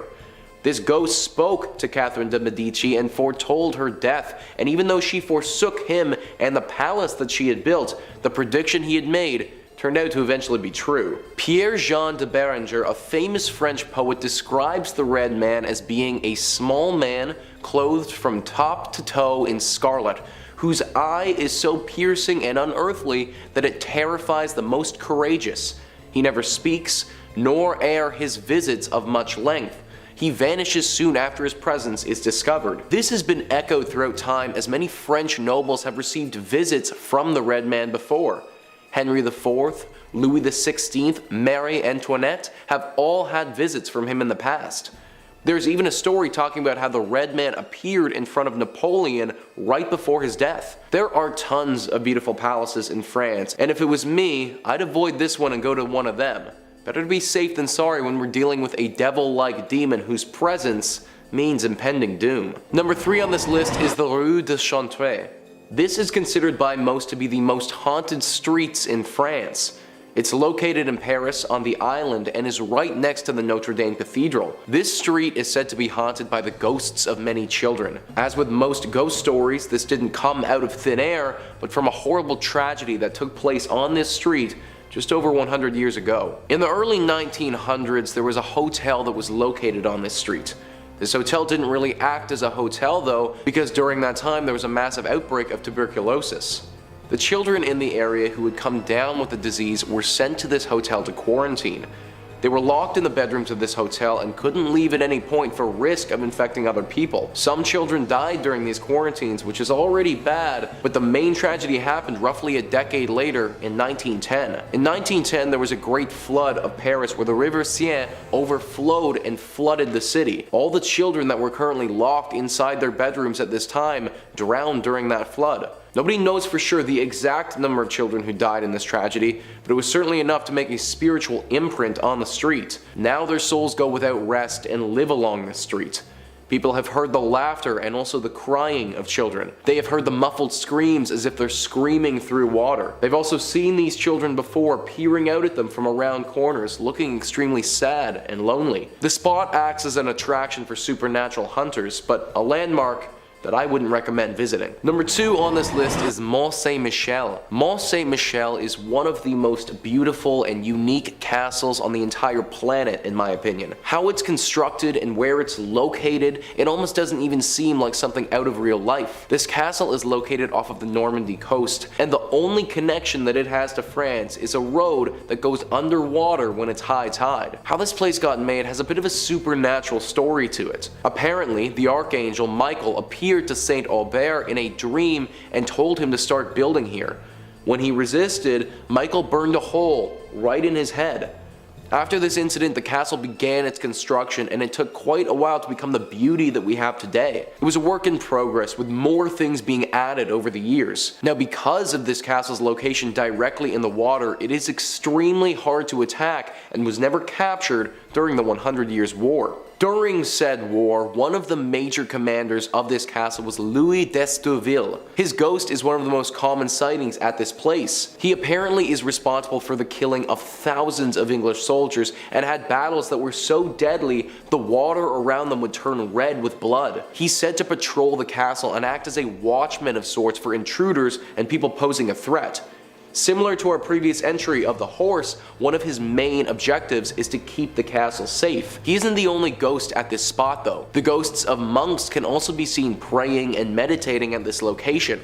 For a long time, this castle housed several hundred monks until they were ultimately kicked out from the space. Their spirits still linger in this place though, although they aren't nearly as frightening as the weathered war general, in my opinion. Number 1 on this list is the Paris Catacombs. The Paris Catacombs is unlike anything else on the entire planet and is the breeding ground for scary stories. These catacombs are a collection of tunnels that are underneath the city of Paris and stretch for over 2,000 acres. The tunnels act as an underground cemetery where they house over 6 million dead bodies. This is one of the largest collections of the dead in the entire world, and if that wasn't enough, you can actually see their skulls as they all line the walls. These catacombs are extremely difficult to navigate. Seeing as there are over 2,000 acres of them and it's underground, people have reported getting extremely lost when they're trying to explore them. This is part of the reason why only a portion of them are open to the public today. But all of this has led to a plethora of ghost stories and legends over the years. For instance, in 2004, a group of police officers were investigating an area of the catacombs that was closed to the public, and they came upon something unexpected. A bar, a living room, a workshop, and a meeting area for over 20 people, they were all found. This was alongside a PA system, a camera system recording the area, and a pirated means of electricity. All of this was more than suspicious, but when the officers returned a few days later with some more people, everything was gone, except for a note that read, "Don't search." This isn't all there is to the catacombs though. In the 1990s, a group was searching through them and found a video camera lying on the ground. They picked it up and examined it and saw that there was a recording. The recording was clearly of a man who was very lost in the catacombs and extremely frantic. Scary voices could be heard in the background, and the heavy breathing of this man indicated his panic. Finally, the camera fell to the ground and we could hear the man scream. These are just two of the more famous stories to come from these catacombs, but so many other ones of ghosts or demons haunting the area have come from this place. If you were to ever go here, then make sure you have a strong sense of direction and a flashlight, because the last thing you would want is to get lost in an underground haunted graveyard. Number 5 on this list is the D'Souza Chawl. For those who aren't aware, because I wasn't until I looked it up, a chawl, according to Google, is a type of residential building found in Western India similar to a tenement. Typically low quality housing, chawls are generally associated with poverty. So that's a chawl, and the one in particular that we're looking at is one that's located in Mumbai. What's unique though is that it isn't the entire chawl that's haunted. It's actually just one specific spot in it, the well. Directly in the center of this building is a well. This well is lined on either side by houses of this chawl and is very enclosed. One day many years ago, a woman who lived in this building was going down to collect water from the well. As you can probably expect, it didn't go how she'd hoped and she fell inside. The fall was enough to end her life, and her body was later discovered at the bottom of the well. Her body was later extracted from that well, but her spirit never left. Ever since that tragic incident, the current residents of the chawl have seen her spirit wandering the halls throughout the night. Her wails and cries can be heard all around the chawl as well, with the loudest instances happening by the well. She appears in white, and even though her white gown is clean and beautiful, her face is battered, assumingly from the tumble that she took down the well. So far she hasn't claimed any other lives like some of the other ghostly entries on this list, but her incessant crying and mere existence is enough to make anyone lose their mind. Number 4 on this list is Dumas Beach. Dumas Beach is a very pretty black sand beach that's located in Gujarat on the Arabian Sea. This place is said to be stunning in the daytime and has even been described as a look-alike to God's home. When the sun goes down though, everything changes. Dumas Beach hasn't always been a fun daytime tourist attraction.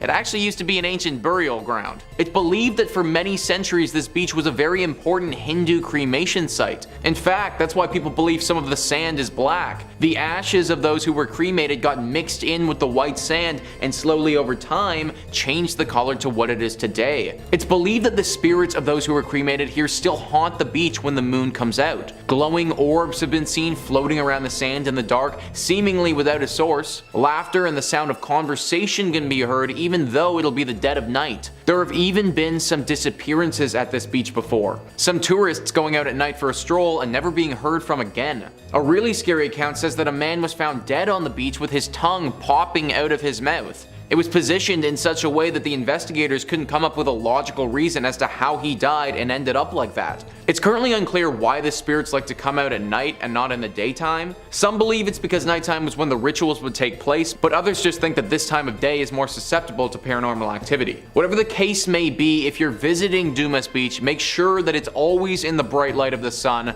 or else you could be in for some trouble. Number 3 on this list is Jatinga. At this point, I've read and heard hundreds, maybe even thousands of scary stories, but I've never heard of one quite as unique as what's going on in the village of Jatinga. Jatinga is a small village with less than 3,000 total people living there. Even though it doesn't have a large population of humans, it does have a large population of birds that live around the area, and that particular haunting that we'll be looking at actually concerns them. There's a phenomenon that occurs here that's been named by the locals and those studying it as the bird suicides. That's right guys, at this one particular village, birds will actually take their own life. Apparently they fly in one direction together towards the sun and then all simultaneously plummet to the ground and die upon impact. Oftentimes this takes place on several occasions during September and October of each year. Some experts believe that this is just a coincidence and several birds have got disoriented, crashed into something, and then died, but locals think that there's a curse. Where it originated from, they're unsure of, but they believe that the village is haunted and evil spirits have caused these birds to take their own life as a means of terrorizing the villagers. I, for one, honestly can't imagine how unsettling it would be to have several birds falling from the sky regularly taking their own lives.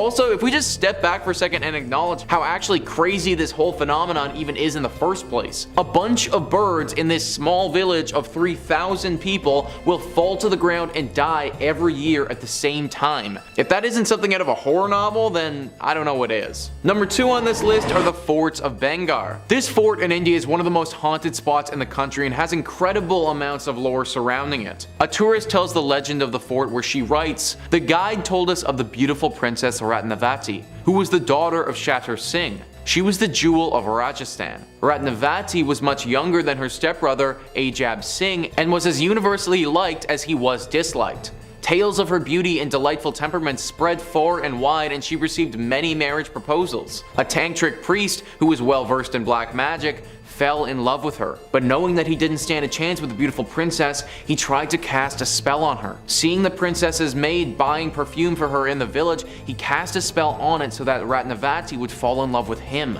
Ratnavati came to know of this and threw the bottle. It turned into a boulder and hit the tantric. He was crushed under its weight, but before he died, he cursed the princess, her family, and the entire village. The next year, a battle was fought between the forces of Bangar and Ajabgar, which led to the death of Ratnavati and most of the army." This is the ancient legend that surrounds this fort, but many modern ghost stories have been told as well. Many of the locals believe that this place is the home to some devilish characters. This is due to all of the people that have gone missing at this location. It's believed that some ghostly presence is snatching people away. The purpose of these abductions are unknown though. It's also believed that due to that ancient legend, no one can build a roof here. That any new structure will break and burn to the ground from the spirits that own this place. Some apparitions have also been seen, with many people reporting that it was a lady that they saw. It's currently unclear if that's the ghost of Ratnavati or someone else who's been wronged at this location. The scariest part about this place is that you could literally never leave. To get abducted or to go missing is pretty freaking serious, and if there's some sort of entity that's doing this to people here or cursing them in some way,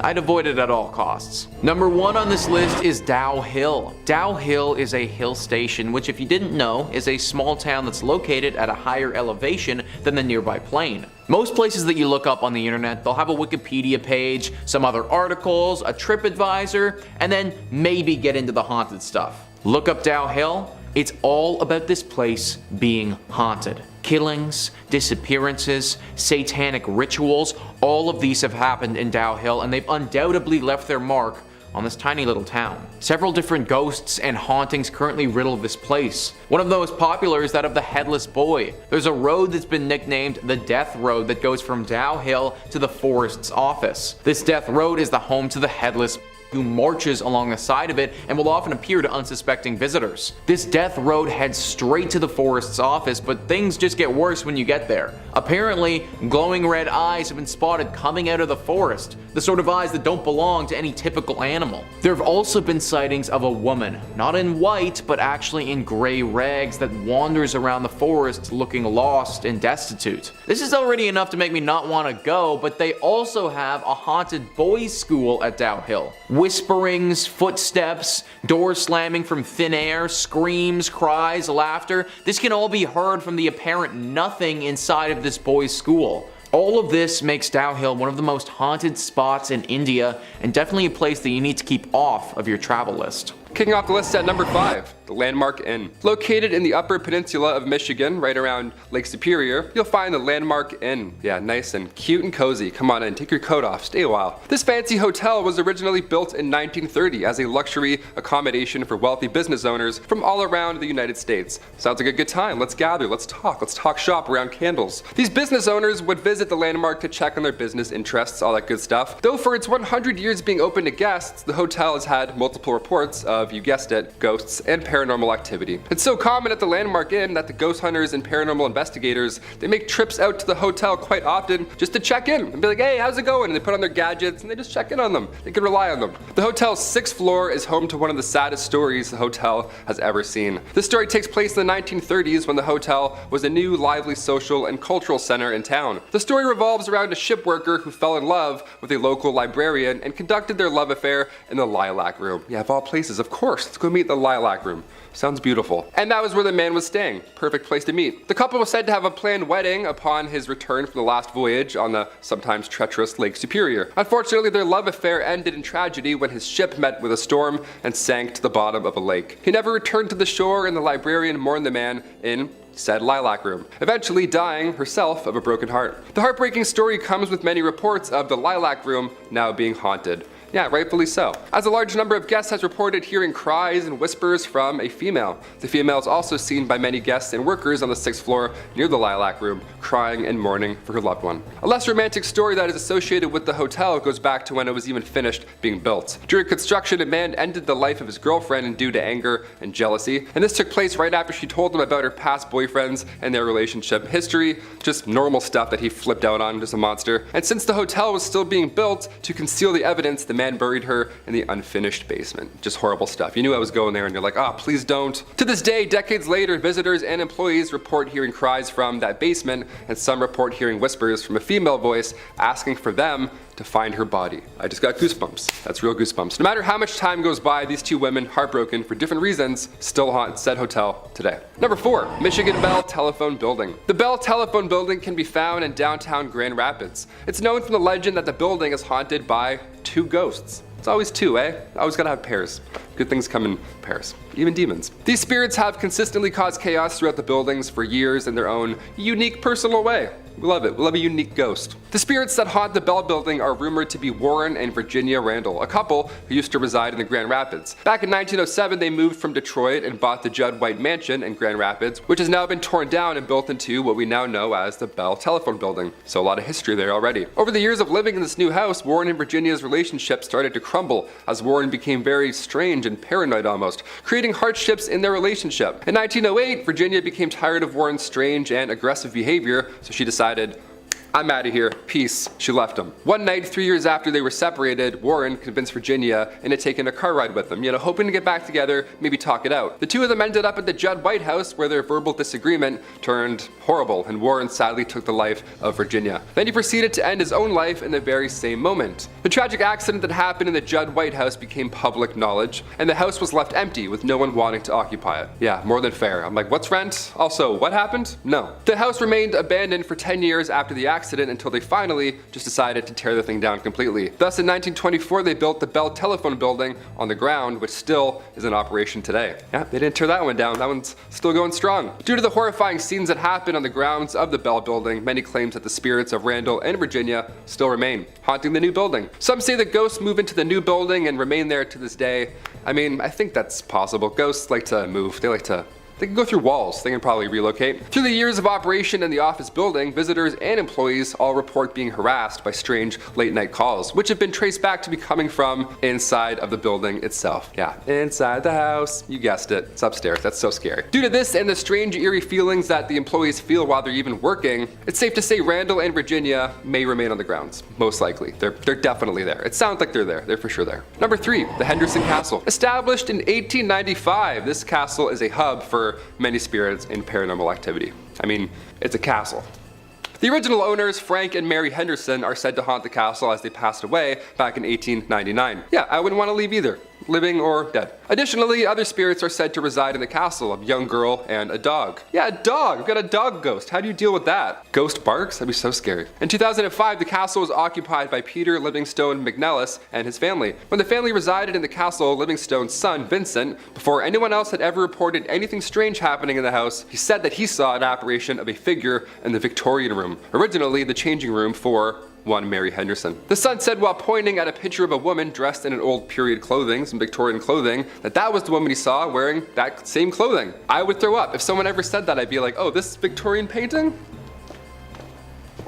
And one former innkeeper who stayed at the castle each night told Livingstone on numerous occasions that she also felt a presence coming up and down the staircase, a movement passing her on the stairs when she would walk by. Ugh, these are scary. Top 5 is like, or top 10 is scary fish. This is hard. This is some scary stuff. 9 a.m. I'm already getting spooked. While now the castle is being used for a bed and breakfast, guests have fallen victim to ghosts as well. Yeah, it's not over yet. The Henderson Castle is a very paranormal active ground that many ghost hunters have investigated, and they've confirmed, in fact, that it's haunted by spirits. I trust them. The people that can go into these castles and physically do this, I'm like, yep, I trust your opinion, whatever.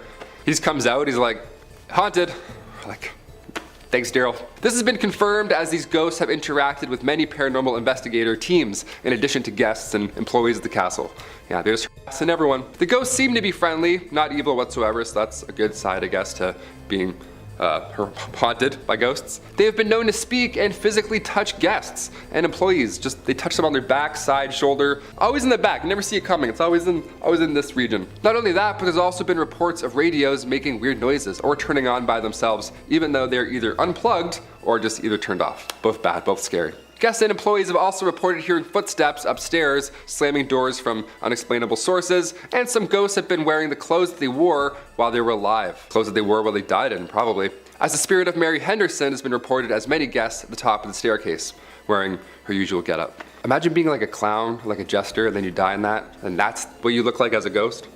You're like, what? I was doing a mascot gig. I don't look like a shark forever. Number 2, Allegan Lodge. The old Allegan Elk Lodge was built in 1909. It was used as a psychiatric and TB hospital until its closure in 1948. The lodge was a former hospital that was frequented by mobster Al Capone, and one that many say is haunted by at least 7 different ghosts. Yeah, you thought 2 was bad. Add 5 more. Now we got 7 ghosts. And it's currently on the auction block in Allegan. If you have a lot of money and bravery, there you go. While the structure was originally built by physician John Robinson in 1909, somewhere in the 1920s, it was sold to a doctor from the Chicago area who had allegedly had underworld ties. That's a great doctor. You got just who you want working on your pancreas. Brought pancreas back today. The facility was supposedly frequented by mafia figures such as Al Capone, the Prohibition-era Chicago mob boss, and his men. Yeah, well, they needed medical attention or when they simply needed to get away from Chicago, this is where they'd go. The old Elks Lodge, Al Capone. He's like, oh, it's cozy. They have great soup.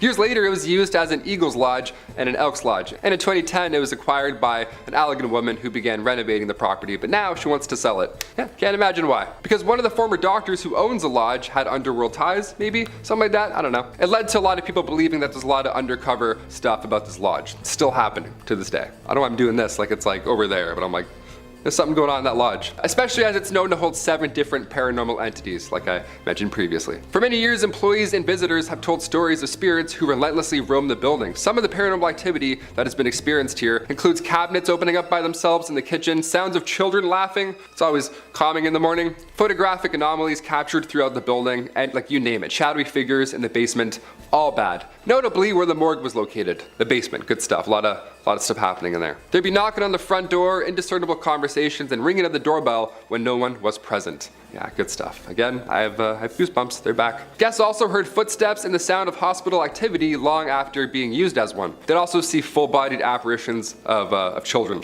They would just see ghost children. That would be it. I wouldn't have to see any more. I would just see the ghost children and be like, again, see ya. Like that's. And finally, number 1, 0.0 Barracks Lighthouse. There are plenty of lighthouses in Michigan, and plenty of them are rumored to be haunted, of course, because they're lighthouses and they're creepy, as they normally are. And this one is no exception. Built in 1847, real old, lot of history with this one. The lighthouse is located on 0.0 Barracks. As the legend goes, early to mid 1800s, Peter Shook had been 0.0 Barracks' first lighthouse keeper. He was the OG. In 1849, Peter drowned while he and a couple of friends were sailing to Port Huron to pick up supplies for the lighthouse. He left behind 8 kids and his wife, Catherine, and she took over at that point for Peter's duties, thus becoming Michigan's first female lighthouse keeper. Since then, people have claimed to see the spirit of Catherine walking along the edge of a cliff, dressed in mourning clothes, as she is still heartbroken by the loss of her lover, of course. As we talked about earlier, ghosts like to wear the things that they were, that they passed away in. Again, would hate to be a clown outfit, that would suck. She had also been spotted in the window of the 2nd floor wearing an apron, along with an apparition being seen, footsteps ascending and descending the tower stairs, and giggling has also been heard. Yeah, you hear giggling and there's cold spots, therefore haunted, for sure haunted. And the smell of burnt tobacco has also been wafting through the air many a times. Lighthouses are pretty stressful, more than fair. When paranormal investigators, specifically the Southeast Michigan Paranormal Society team, when they had a 2-day intensive investigation after their search, they concluded that they believe that there is every reason for the lighthouse to be haunted. The investigators did some electric voice phenomenon work in the living room, and then they heard loud thuds from overheard. Like, where do they get this gear from, Like, I want this gear. I have some questions of myself going on in the apartment. I want to swing it around a bit. A sound of something scraping along the floor as well, and additionally, during their investigation, the rocking chair had moved 2 feet and was still moving. Just love to keep rocking around. We love that. We love haunted rocking chairs. We love unexplainable forces. While they were upstairs, they also reported hearing heavy footsteps from another unknown source. So many ghosts, there's rocking chairs, people moving around, working in the basement. It doesn't sound like the afterlife is a peaceful one, if I'm being honest. Sounds like there's a lot of to do after you die. I'm not really looking forward to it. I thought I could just kind of float around in your paintings, but now it sounds like I'm gonna have to go and wear this. Wear my morning clothes, who knows? Number 5 on this list is the Trans-Allegheny Lunatic Asylum. Operating from 1864 to 1994, this asylum, like most of the entries on this list, has certainly been through the ringer. This place was meant to only house 250 people at its max, but on many occasions had over 2,400 people residing here. Everyone was crammed in like animals, and considering this building was never meant to see this many patients at once, the living conditions were pretty horrible. Whenever you cram that many people into a small space together, especially an asylum, some pretty nasty things will go down as well. Several murders have taken place here over the years, along with incidents of patients and workers taking their own life. The haunting of this location was pretty progressive and didn't come on all at once. Reports date back to the early 1900s and got increasingly more frequent as time went on. Eventually it became clear by the later 1900s that this was no longer a usable space and they needed to move on. This is why it shut down in 1994 and has no medical purpose at this point. In fact, now the only thing that it has is ghost tours. The owner of this place know the legends are far stretching with this asylum and intend to make a profit on it. The ghosts are decently friendly here, or at least for the most part aren't dangerous. However, there have been a few instances where individuals have been scared to a point of serious and significant trauma. If you do plan to go here, then make sure you have a thick skin and aren't frightened easily.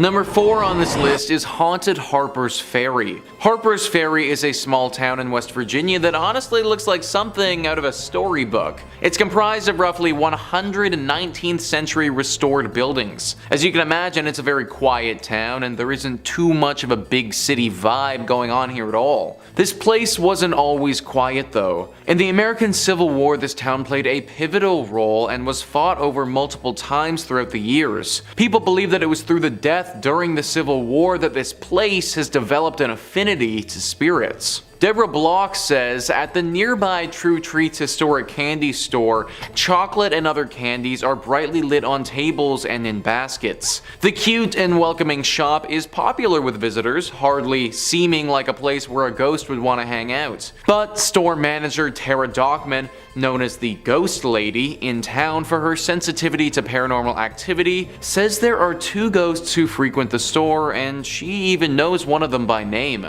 The female has a white flowy gown and she goes to the top floor of the store where there are no customers, she explained. And Colby, a man, likes to show himself and usually shows a shoulder or a pants leg which you'll see walk across a room. They both like to throw candy around and slam doors on customers. Dockman said Colby is a troublemaker who may also push people. She assured me that she had spoken to him about not bothering me while I was in the shop and was hiding in a corner storage area. Tara isn't some nutbag who's the only one who sees ghosts here either. Tons of people in the town have had run-ins with them. In fact, the biggest attraction this town has to offer are the ghost tours that highlight how haunted this place truly is. Number 3 on this list is Lake Shawnee Amusement Park. The park is no longer functional, and based on all of the incidents that went down here, that's probably a good thing. It all started in the 1700s when a settler, Mitchell Clay, and the local Shawnee Native Americans fought and ended with 3 of Clay's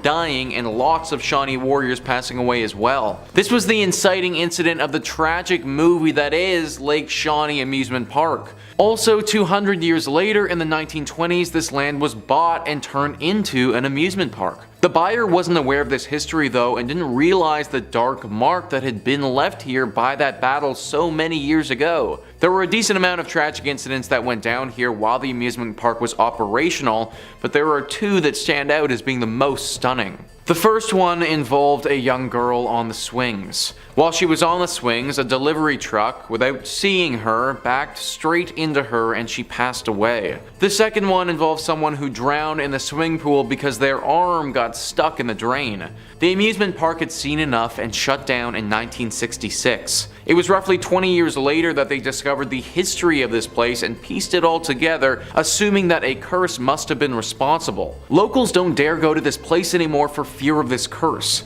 It should also be noted that the few who have stepped foot on this place again have reported run-ins with that young girl who died so many years ago. It seems that this curse won't allow her spirit to pass on, and now she wanders the area. I'm sure that there are a bunch of other amusement parks in West Virginia that are a lot more fitting and functional than this one. Highly recommend avoiding Lake Shawnee altogether. Number 2 on this list is West Virginia Penitentiary. Would this really be a most haunted place list if we didn't throw a prison on here? Paranormal activity usually favors places that have seen a lot of tragedies and sadness, and this penitentiary has definitely had its fair share. This prison opened up in the 1860s and was active for 119 years before finally being shut down. In that time, it saw over 100 executions, countless riots where people were either severely injured or died, fires, and an insane amount of human rights violations. All of this has led to what we have now, which is just a really haunted prison. Though the prisoners are gone, they're not forgotten, and by many accounts, the ghosts of some of the 998 men who died here still roam free. There's a shadow man that has been seen and even photographed. Staff of the prison have been accosted by unseen forces. Strange noises still echo throughout the cell blocks, and something dark lurks in the bowels of the building.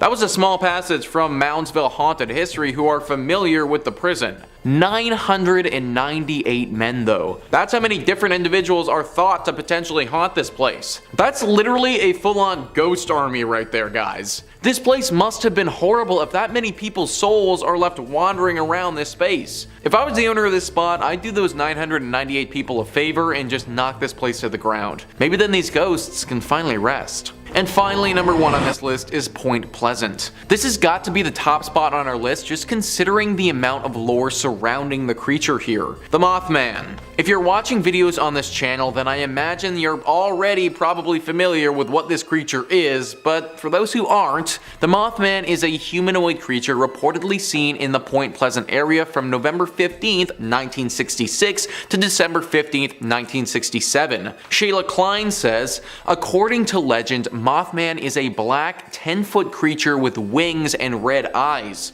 Articles and newspapers at the time were reporting that the monster was also commonly seen in the TNT area near town, with some locals speculating that perhaps people were really seeing cranes or owls, and others wondering if the creature was created in some sort of mutation accident involving the chemicals associated with storing TNT. Regardless, legend has it that mysterious men in black suits began visiting the town shortly after the sighting reports. The most infamous sighting of Mothman was on December 15th, 1967. Locals said that they saw Mothman on top of or flying over the Silver Bridge, which was a suspension bridge over the Ohio River that connected Point Pleasant, West Virginia, to Gallipolis, Ohio. According to Mothman lore, shortly after the creature was spotted on the bridge collapsed, resulting in the deaths of 46 people. An investigation into the disaster found that a fracture in a suspension chain was the cause. This is one of the most famous American urban legends ever. The amount of people who saw this creature during this period of time, and the fact that high-ranking secret officials started to investigate it, all point to its legitimacy. It was active for about a year and then just totally disappeared though, and nobody knows what happened to it. The leading theory is that the government was able to capture whatever it was and probably took it to a secret base to study it. If that's the case, then Point Pleasant is most likely safe now, but be wary of what's flying over top of you if you do decide to go here. Number 5 on this list is Abbaye de Mortemer. This abbey is located in the French town of Mortemer in the Normandy region and has a deep history to it. In the mid-1500s, this was a prosperous area filled with a bunch of monks. It was a growing town that was one of the most successful in the region. This didn't last too long though. When the 1700s struck, things changed quickly. The men who were funding this town grew greedy and cared little for the people that were living there. The abbey itself started to deteriorate and the monks began moving out. Soon it was a shell of its former self and only had 4 monks that it housed. This wasn't the end though, because in 1789 this abbey saw the worst horror of its history. The French Revolution was at its height and sweeping its way through France. Religion was completely out of favor, and that meant the 4 monks that were living there were also out of favor. When the revolutionaries got to this location and found these monks, they didn't hold back. They took them into the cellar of this abbey and brutally massacred all 4 of them with no provocation. People think that this was one of the main incidents that caused this place to become one with the spirits. Since then, many ghostly sightings have been reported at this spot. One of the most famous stories was in World War II. A British paratrooper landed in the forest nearby and was spotted by the Germans. He thought he was doomed for until a monk appeared out of nowhere and guided him to safety. It's believed that this is one of the spirits of the dead monks still trying to help those in desperate need. One of the most famous ghostly legends is the woman in white who wanders the grounds. This ethereal being floats through the area and was even photographed once before. Her origin is currently unknown, but it seems that after the monks were killed, this area became home to not only their spirits, but many. Werewolves, goblin cats, and other demonic things have also been spotted here. This place is deeply haunted, and even though that one paratrooper was saved by a ghost, I think that's the exception rather than the rule, and for that reason, I still wouldn't recommend going here. Number 4 on this list is the Château de Brissac. This chateau in France is located in the Loire River Valley south of the village of Angers in France. It's a very beautiful chateau and extremely unique because it's actually a mix of 2 different chateaus. In the early 11th century, an initial castle was built on the land, but then several hundred years later, in the 15th century, the land was taken over by the Duke of Brissac, who had his own vision for the space. He tore down most of the castle except for the twin medieval towers and then built around those, so you get this very interesting style of chateau. This chateau is also apparently the tallest in all of France. The great beauty of this castle and unique architecture aren't the only things that distinguish it though, because it's also one of the most haunted. An expert on the castle named Wesley McDermott gives great insight into the entity haunting this building, where he says, "A double murder that occurred sometime in the 15th century within the walls of the castle has resulted in one of the more popular ghosts of the Chateau de Brissac, that of the La Dame Verte, or Green Lady. The current residents, the Duke of Brissac and his family, have become accustomed to her roaming the rooms, but she has scared many a guest. She's often seen in the tower room of the chapelle wearing her green dress. What's most terrifying, however, is her face. If she looks at you, you'll see that her face has gaping holes where her eyes and her nose should be, resembling a corpse. As well as her sighting, her moans are often heard throughout the castle in the early hours." After researching this, I found that Wesley was correct, and there is no end to the stories and encounters people have had with this green lady. I honestly do recommend going to this castle to look at its beautiful exterior. Going inside, though, is something that I wouldn't do. Number 3 on this list is Grès-les-Bains. This is a commune that is in the southeastern part of France.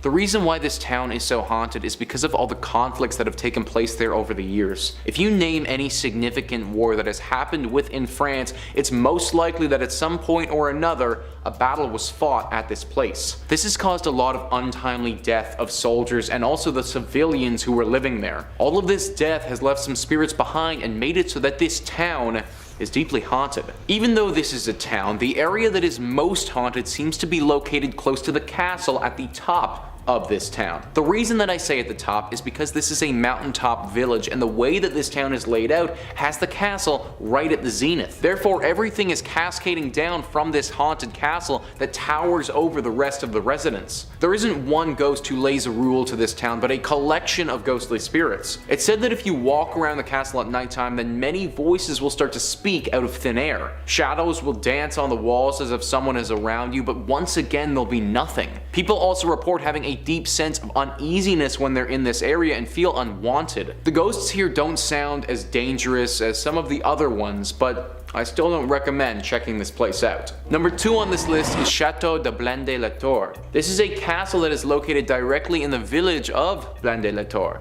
This castle certainly isn't the most ornate in nature. It looks to prioritize functionality over beauty. This was largely because its main use was during the 100 Years' War and the French wanted to make sure it wouldn't get captured by the British. This castle is very unique with its haunting. It's always haunted by one specific ghost, which I'm going to get into, but on one particular day of the year, this place goes off the rails with paranormal activity, and it's this event that has given the castle the title as the most haunted castle in all of France. At midnight on All Saints' Day, which is on November the 1st, it's said that a plethora of phantoms will fly out and circle around the tower of this castle. They will scream and wail and cause a major ruckus.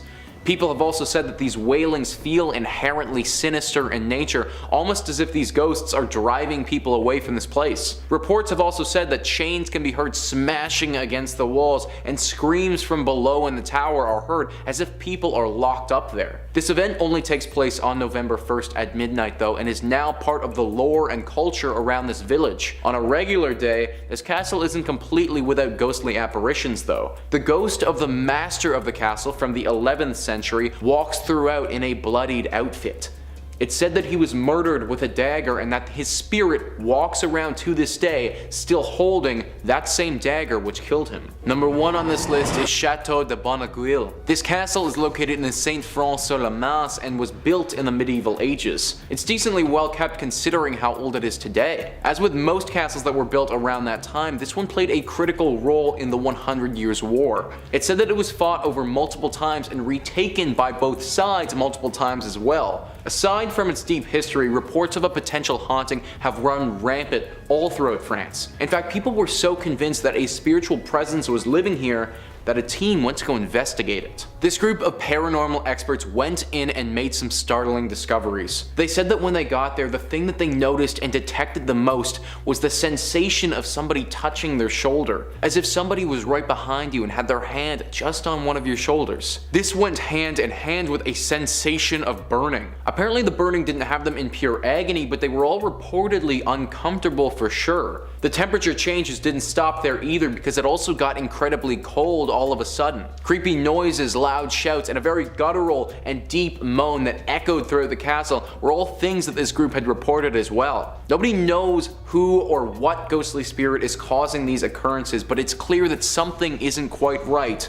about this French chateau. Number 5 on this list is Stivers School for the Arts. This is a high school that's attracted hundreds of artistic students from around the region for years. It's apparently a really good school, however, ever since a murder back in the 1920s, it's been deeply haunted. AGC writes, according to the online magazine Dayton Most Metro, a teacher named Mary Tyler was found dead in the pool with a locket in one hand and a broken pointer in the other. The teacher was reportedly involved with a senior student at the time of her death. He disappeared after her body was found and was never seen again. Officials believe the unnamed student tore his picture out of the teacher's locket so nobody would suspect him, according to the writer Julian Heisler. The school eventually covered over the pool, building a classroom on top of it. A trap door still leads down into the pool, which is used for storage now, Heisler said, but it seems Mary Tyler never left. Students and maintenance staff have reported Tyler's ghostly figure levitating in the abandoned pool and floating about the lower levels and the network of tunnels buried underneath the school,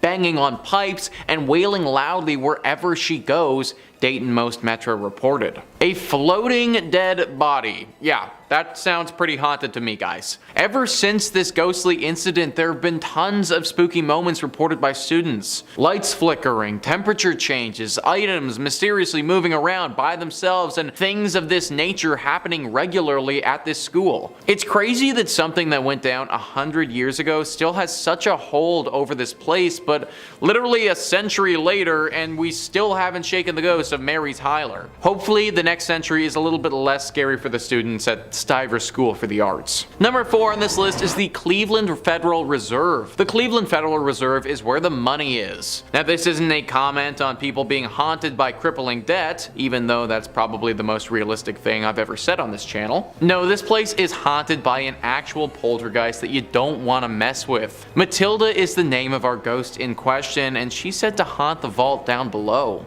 Now the good thing about this place is that you actually can't even get to the haunted area. So even for those of you who are feeling daring, you aren't going to be able to go and visit Matilda because it's off limits to the public. Matilda used to work here and was deeply involved in the stock market. That's why when the market suffered a horrible crash in 1929, Matilda felt trapped and saw no other way than to take her own life. She did so in this building, and now it is forever haunted by her spirit passing through the underground walls, scaring all of those who work down there. It's hard to know how accurate this haunting really is because we don't really have any proof of it. That, however, is more due to the fact that it's super off limits and super well guarded vault that nobody can get to. If we can trust the verbal accounts of the people who've run into her, and there have been many, then we should definitely fear this vault. Number 3 on this list is Crybaby Bridge. This is definitely one of the most famous spots in the state when it comes to hauntings. This one specifically is the Rogues Hollow Crybaby Bridge and has a pretty sad and scary history. There are 2 legends that could be true in regards to this bridge. The first one says that the mother of a newborn child had a falling out with her lover. He abandoned her and she fell into a deep depression. She responded by throwing her newborn over the bridge and then followed that by throwing herself over as well. The second legend says that 2 parents of a newborn child were driving down the road. They got to the bridge, and on that bridge their car spun out on some black ice. The car crashed into a tree right after the bridge, killing both of the parents. The baby in the back of the car survived though, at least for a time. This road doesn't get traveled on often, and it was very cold that evening. When people eventually did come upon the crash, it was too late. Ever since this incident happened, this bridge has been rightfully avoided by the locals. The horrible sound of a baby crying can be heard echoing throughout the river that it passes over. They say that standing on this bridge for too long, it's not good for your brain or your mental state. That your sanity will slowly slip away from you, and any happiness and good feelings that you may have had will be sucked away down that river for good. Not a bridge that you should want to go down at all, so avoid it altogether. Number 2 on this list is Squire's Castle. So calling this place a castle is a bit of a stretch, because the castle was never actually built. News 5 Cleveland says, located in the North Chagrin Reservation of the Cleveland Metro Parks, this castle is a reflection of the builder Fergus B. Squires, who was a founding member of the Standard Oil Company. The actual castle was never built, so what it's standing on today was the shell of the gatekeeper's house for the estate. Legend has it that Fergus's wife, Rebecca, was very much a city girl who wanted nothing to do with nature. Stories say Rebecca was walking up the stone stairs when she became startled by something outside her window. In a panicked state, she dropped her lantern and tumbled to her death down the cold stone staircase. Ever since this tragedy happened, Rebecca's ghost has never left, haunting all of those who visit or stay at the estate and bemoaning her unfortunate fate. The thing is that she isn't the thing that most people are scared of. It's whatever the thing was that frightened Rebecca so much that she fell to her death. Rumor has it that there could be a werewolf-like beast roaming the estate. Dark red eyes have been seen in the night at afar, and the howls of some wolf-like creature have also been reported. Is it possible that Rebecca saw this werewolf so many years ago and that's what frightened her? Maybe she isn't trying to haunt the place at all, but actually trying to scare people away from this place so the same fate doesn't happen to them. Either way, I don't recommend going. And finally, number 1 on this list is the Lorraine Palace Theater. You know, for once, it would be really nice to go see some theater without fearing for your life. Sadly, you aren't gonna get that at the Lorraine Palace Theater. The Atlanta Journal-Constitution writes, the Lorraine Palace Theater opened in 1928 in Lorain, Ohio, near Cleveland. It seats just over 1,700 guests and was the first movie theater in the state to show talking pictures, according to the theater's website. Dave Hensley, a paranormal researcher and the founder of EVP Mediums, told the Chronicle-Telegram after investigating the palace that there are so many spirits there he couldn't even count them all. We got a name from a gentleman named Ed who said that he worked at the shipyard. That's profound because the shipyard was directly behind the palace. He claimed that he was murdered, pushed downstairs, Henley said. There was a spirit who said that he died of drugs as well. And we had spirits that were killed in the 1924 tornado that hit Lorraine. That was pretty emotional, one of them said. My body flew, Henslet told the Chronicle. The theater's operation director told the newspaper most people in the area probably know about the ghosts and spirits that roam the palace's hallways. I think everybody in Lorain County has been privy to the rumors of the unexplained activity in the Lorraine Palace Theater, Chris Pataki said. In fact, a documentary on the haunted theater called Ghosts of the Palace is scheduled to debut at the movie house this weekend. Pretty ballsy move right there, guys, literally screening a movie about your haunted theater in said haunted theater. All of this though should make it very clear how haunted this place actually is. Literally everybody around this area knows about this spot. And whenever you're getting a full-on movie made about how specifically haunted you are, then you know that you've made it as a haunted location. Even though most people make it out of this theater unscathed, that can't be said for everybody. Attacks have been reported and left people feeling very emotionally and even physically scarred.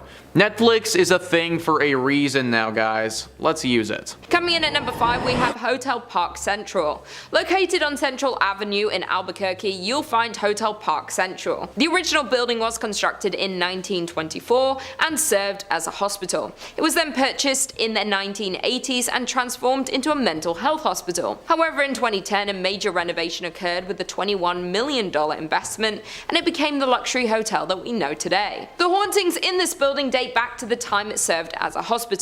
Patients would report seeing apparitions, hearing voices, seeing objects move, and feeling the presence of other beings when nobody was there. As well, when it was a mental hospital, it was known by patients and workers that on the top floor on the right wing, there is a ghost of a woman that likes to watch people in the hallways. Patients also reported having their bed sheets pulled off them in the middle of the night.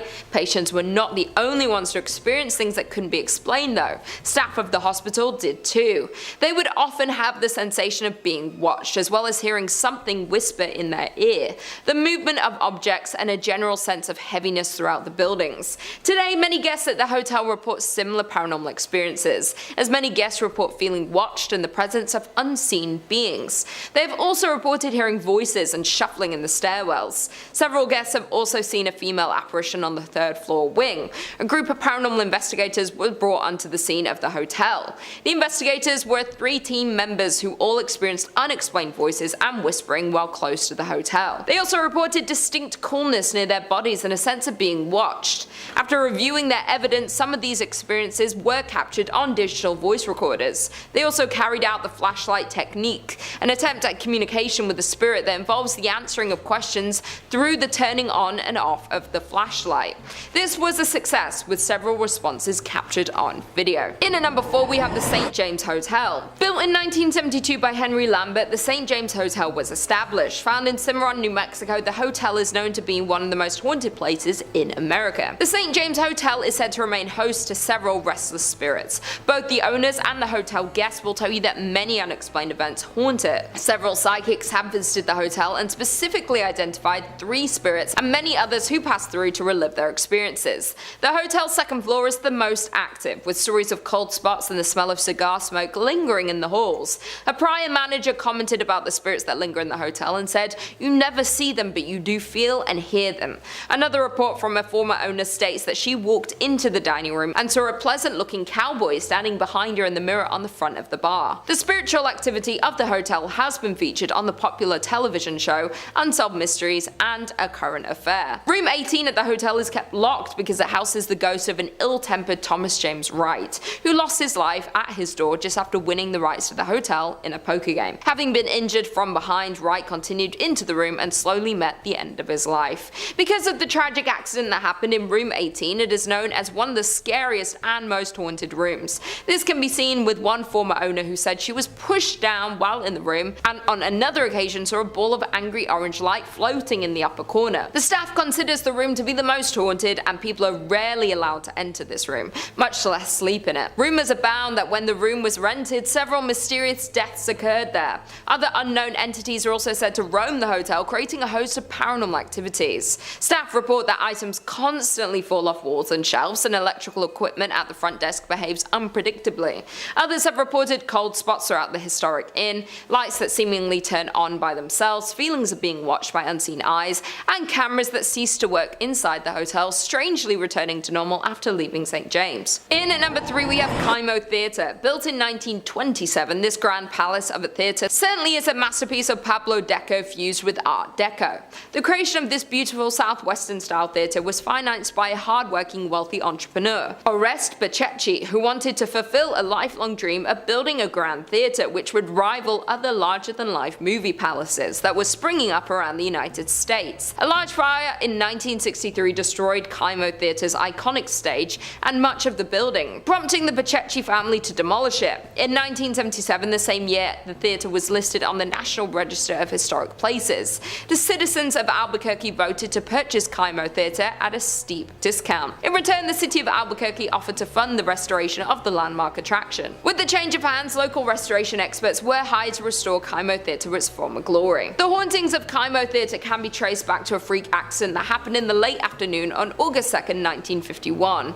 Back then, hundreds of moviegoers were in Kaimo Theatre to catch the latest films. Without warning, a water heater located in the theatre's lobby exploded, sending scalding hot steam and plaster into the air. A total of 8 people were injured in the accident, including one person losing their life, Bobby Darnell. Since then, the theatre is said to be haunted by the ghost of Bobby. Performers and staff of Kaimo Theatre have all reported strange and unexplainable activities happening in the theatre.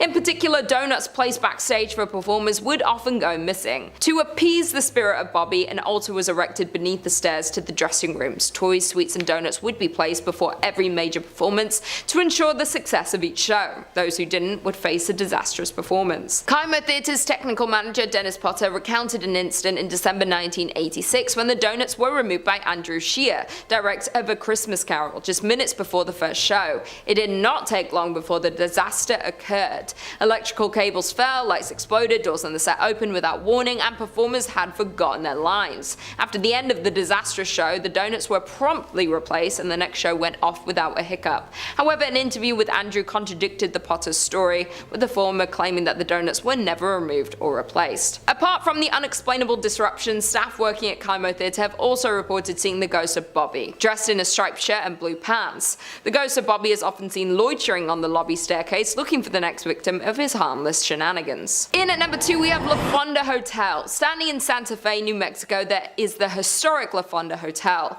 Over the years, the hotel was destroyed and rebuilt several times over. In 1821, when Captain William Becknell blazed the path of what would become known as the Santa Fe Trail, he stayed at a La Fonda where the trail terminated at the town central plaza. As more and more pioneers traveled the Santa Fe Trail, the La Fonda became a popular destination for trappers, traders, mountain men, soldiers, politicians, and the like.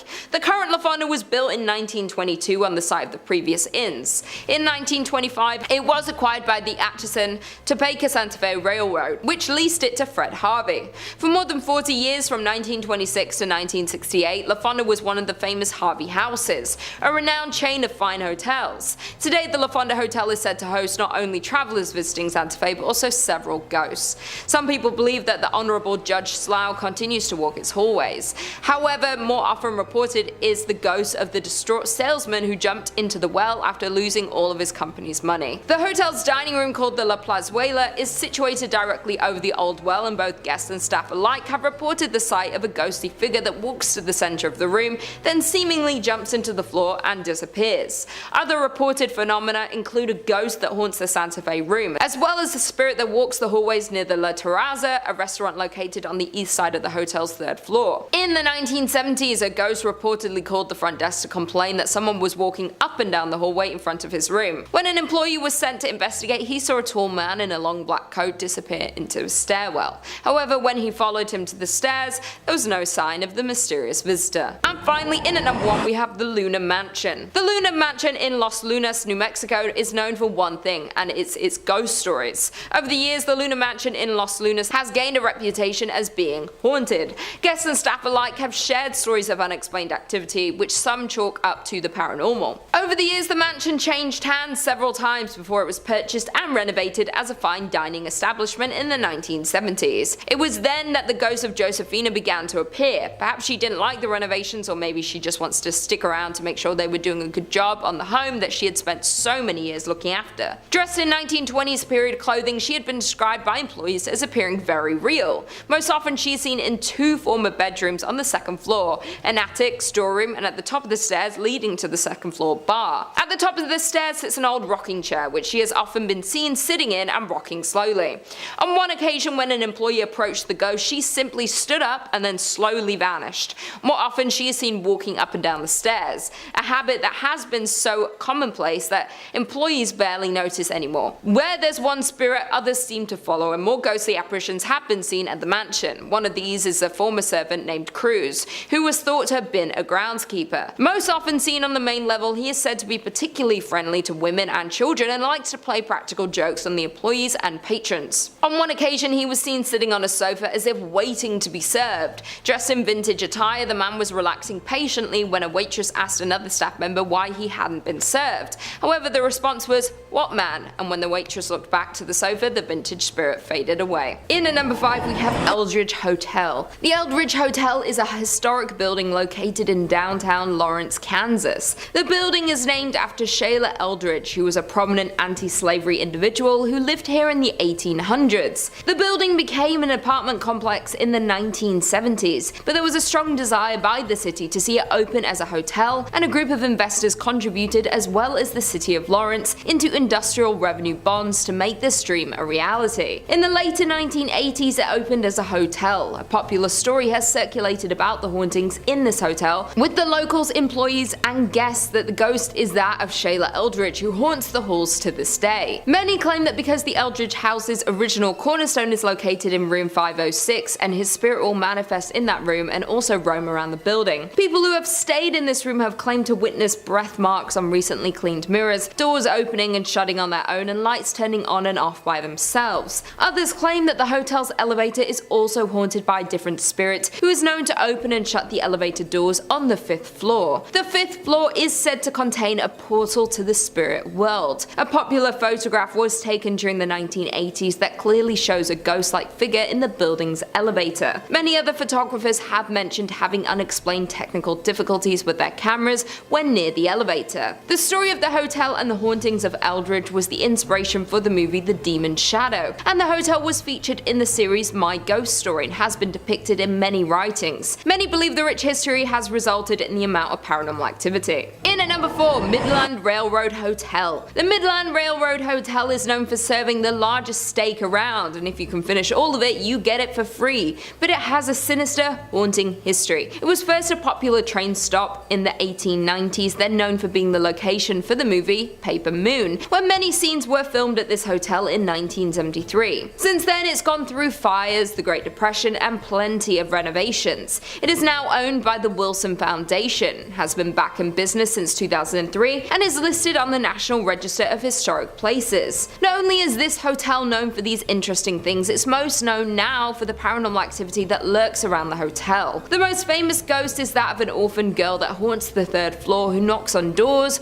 runs through the hallways, and even jumps on your bed, leaving little footprints. A ghost hunting team has experienced this spirit and have recorded sounds of the little girl. Another 3rd floor room is where a sheriff was said to have been lynched, and sometimes the door is unable to be unlocked even by the master key. Ghostly figures have been seen at the top of the stairs, and things in the kitchen have flown distances suddenly without being touched by anyone. There are also many ghostly figures that are seen on the staircases, and have left many to believe that the fire that took many lives back in 1902 are the results of some of these paranormal presences. The owner of the Midland Railroad Hotel, Melinda Merrill, says that there's not one employee who hasn't seen or felt something, and you can definitely feel a presence when you enter the hotel. In at number 3 we have Hotel Josephine. The Hotel Josephine is considered by many to be the most haunted hotel in Kansas. It was built in 1890, located in the city of Hilton, and is the oldest consecutive operating hotel west of the Mississippi River. The history of the hotel is rich but also very haunted. The hotel was built by A.D. Walker and was named after his daughter Josephine. When it was built, she was only 4 months old, and she attended the local elementary school and graduated Kansas University. Her graduation photo is hung in the front parlor, above the antique piano, and according to the current hotel manager, Tracer Fox,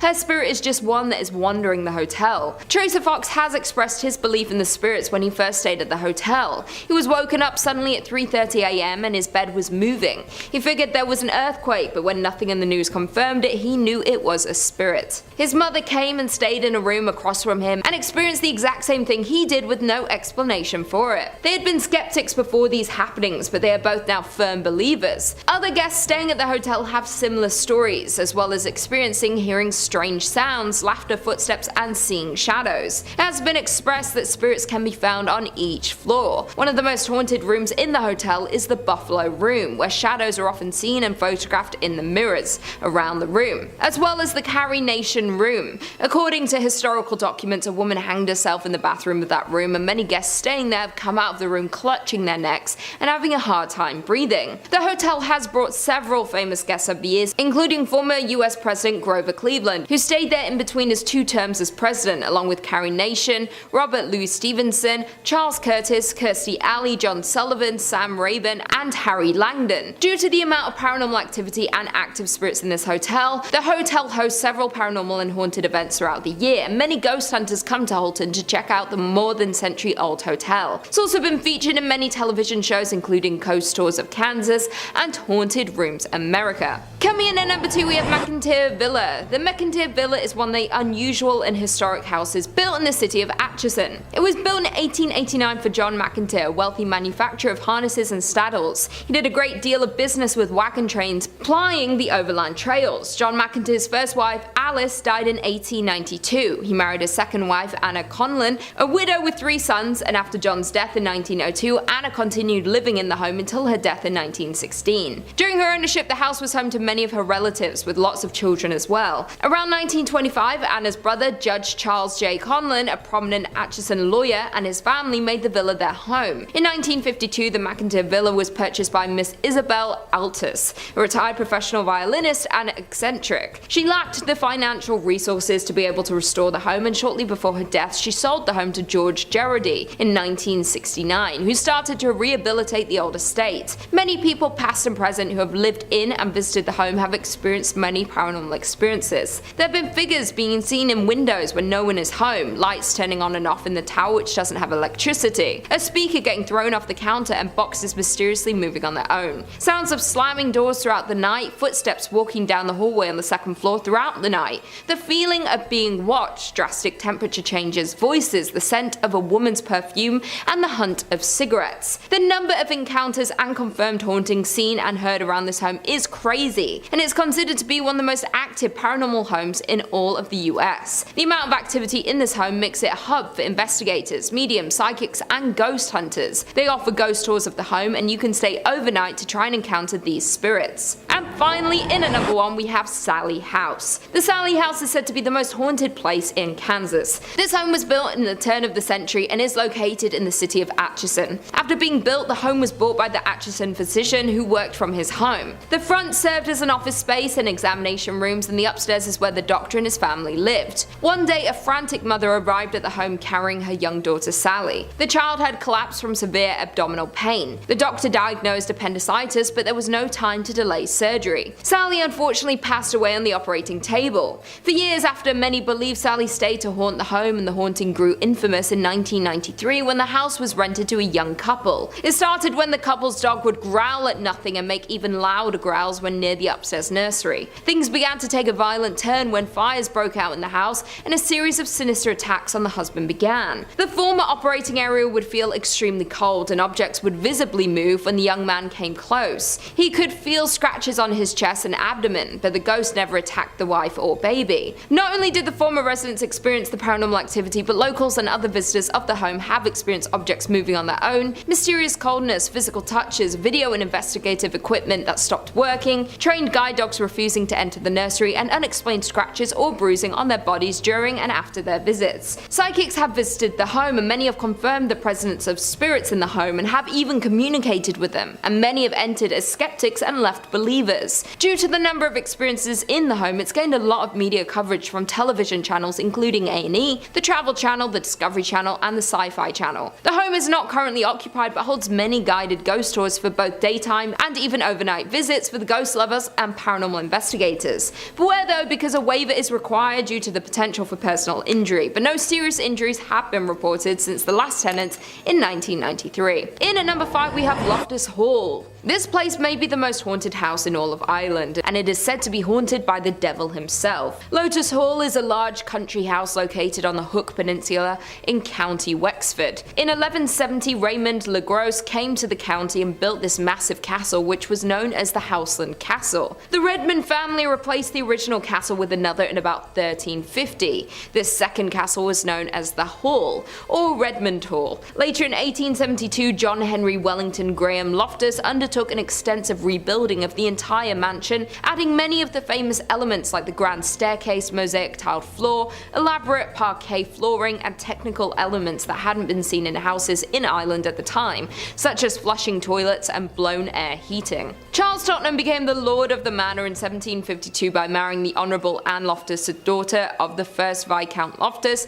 and they had 6 children. However, his wife became ill and died while the girls were still young. 2 years later, Tottenham married his cousin Jane Cliff, and they lived together, along with one of Charles's daughters in Loftus Hall. One evening, Charles was resting in his home in 1775 with his second wife and daughter from his first marriage, Anne, while the Loftus family were away on business. During a storm, a ship unexpectedly arrived at the Hook Peninsula, where the mansion was located. A young man was welcomed into the mansion. Anne and the young man became very close. One night, the family and the mysterious man were in the games room playing cards, and it was then when Anne noticed the man having a cloven foot. The man went up through the roof, ultimately leading to his demise and leaving behind a large hole in the ceiling which remains today. Soon Anne became mentally ill. It's believed that the family were ashamed of Anne and locked her away in her favourite room, which was known as the tapestry room. She refused food and drink and sat with her knees under her chin looking out the tapestry room window, waiting for her mysterious stranger to return until she passed away in the tapestry room in 1775. It is said that when she died, they could not straighten her body as her muscles had seized, and she was buried in the same sitting position in which she had died.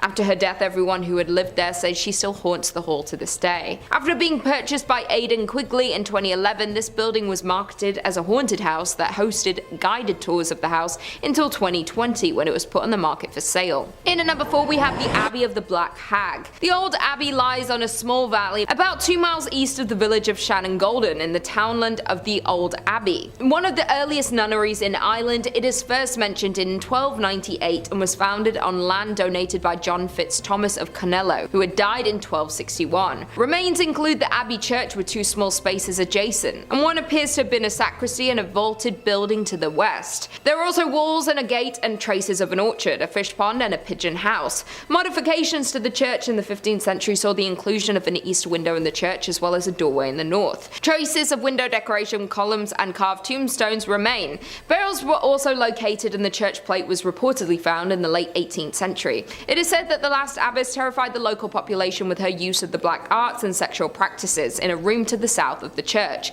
and is now called the Black Hag's Cell. After the closure of the abbey, the hag remained there and continued to perform her unholy acts, and it's believed she lived unusually long, which caused her ancient skin to become darker and darker over time. Another legend is regarding the Earl of Desmond, and that during his escape from one of the many battles between the Geraldines and the Butlers, the Countess was wounded by an arrow. The wound was so serious that the Earl believed the Countess had died and buried her beneath the altar in the main chapel. The Countess awoke to find herself buried alive, and when people would see a ghostly figure, they went to her gravesite and they had found her finger bones had been worn out from clawing at the coffin, and it's believed her screams can still be heard to this day. In at number 3, we have Cork District Lunatic Asylum. The Cork District Lunatic Asylum opened in 1789, and by 1845 the Irish Lunatics Asylum Act allowed for appropriating the lunatic asylum in the city of Cork to the purposes of a district lunatic asylum. The legislation provided for 2 new asylums, a criminal one in Dundrum, Dublin, and then a 500-bed asylum in Cork. This building was originally in 3 separate blocks, later be joined together in the interest of providing more accommodation. To become the longest facade of any building in the country, it opened in 1852. William Saunders Halloran was an Irish psychiatrist who worked at this asylum from the time it opened until his death, and was the author of practical observations on the causes and cure of insanity. This doctor's methods were extreme and torturous. He created something called the Halloran's chair, which rotated hysterical patients up to 100 revolutions per minute. It rarely had the desired effect. Inmates lived out their days in a state of paranoia and despair while admitted at the asylum. The horrors of this place finally ended when the asylum was closed in 1992. It stayed abandoned abandoned for many years, and locals and tourists went to visit this scary place. They claim the tortured souls still remain here, and paranormal investigators even visited and claimed to have seen both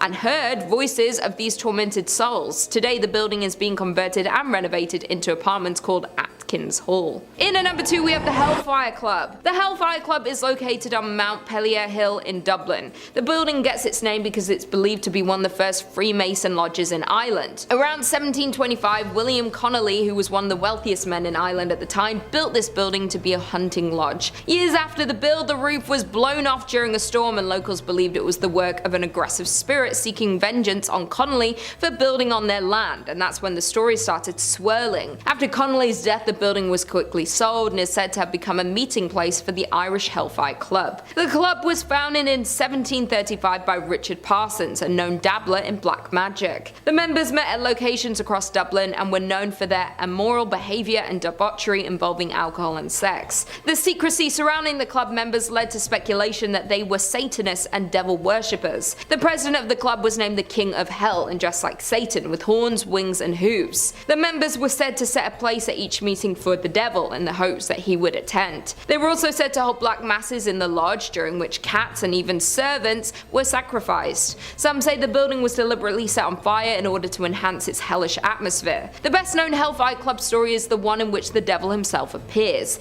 A stranger had joined the members at a game of cards. At some point, one of the card players dropped a card on the floor. As he bent down to retrieve it, he noticed that the stranger had cloven hooves instead of feet. Another tale concerns a young farmer, curious to find out what went on in the meetings. Climbing up Mount Pellier Hill one night, he was invited by members of the club and allowed to witness the night's activities. He was found the next morning trembling and terrified. Tradition says he spent the rest of his life unable to speak, unable even to remember his name. The Hellfire Club remains burnt out and abandoned on Montpellier Hill looking over Dublin. It is a beautiful sight on a sunny day, but make sure you leave before night. It's a beautiful sight on a sunny day, but make sure you leave before night comes, because you may come into contact with the unusual smells, ghostly apparitions or paranormal sightings. And it's said that satanic rituals are known to be done here. And finally, in at number 1 we have Leap Castle. Of the many haunted places in Ireland, Leap Castle is possibly the most notorious of all, and is one of the most well-known symbols of haunted Ireland. This place is located in Kildare in County Offaly. There are many accounts of when the main tower was constructed, but could go back as far as 1250 CE and was built by the O'Bannon clan. The O'Bannons were the secondary chieftains of the territory and were subject to the ruling O'Carroll's clan. There are many stories of who or what haunts this place.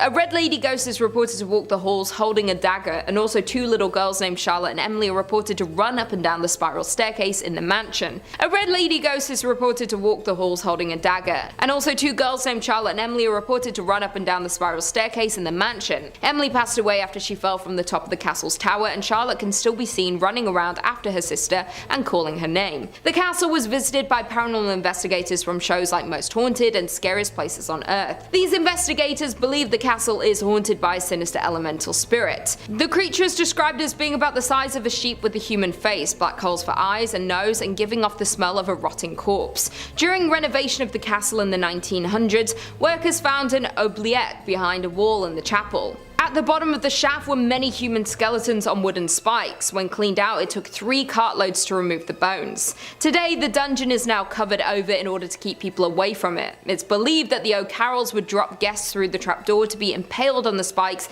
8 feet below, and could be haunted by the people killed by the O'Carrolls.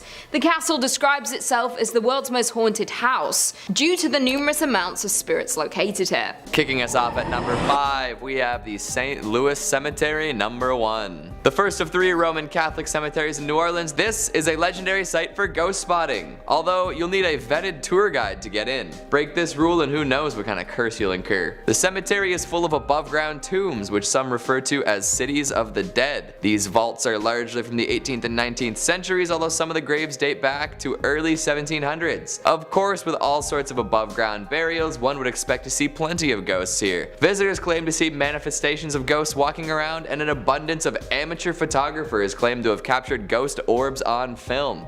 Digital too. Some ghosts are more famous than others, but at the St. Louis Cemetery number 1, none are as well renowned as Mary Laveau. The voodoo queen of New Orleans, Laveau made a name for herself through fortune telling, occult studies, and herbal medicines. These days, gawkers claim to see her floating through the cemetery where she's buried, wearing her signature bright colored clothing and white turban. Guests have reported being scratched, pinched, shoved, or even coming down with sudden unexplainable illnesses after seeing her ghost. For many years, followers of the occult would visit her tomb and mark it with 3 X's, but this led to more severe vandalism and it has been refurbished since. Laveau isn't the only ghost to roam the graves, but she is definitely the most well known. Just watch your back if you choose to visit and stick with the tour guide. Next up at number 4, the Hanging Jail. The Gothic Jail of De Ridder was built in 1915. Anything Gothic has a higher chance of being haunted, it's just how architecture works. That's why the Notre Dame is so full of ghosts. That and the whole Claude Frollo situation.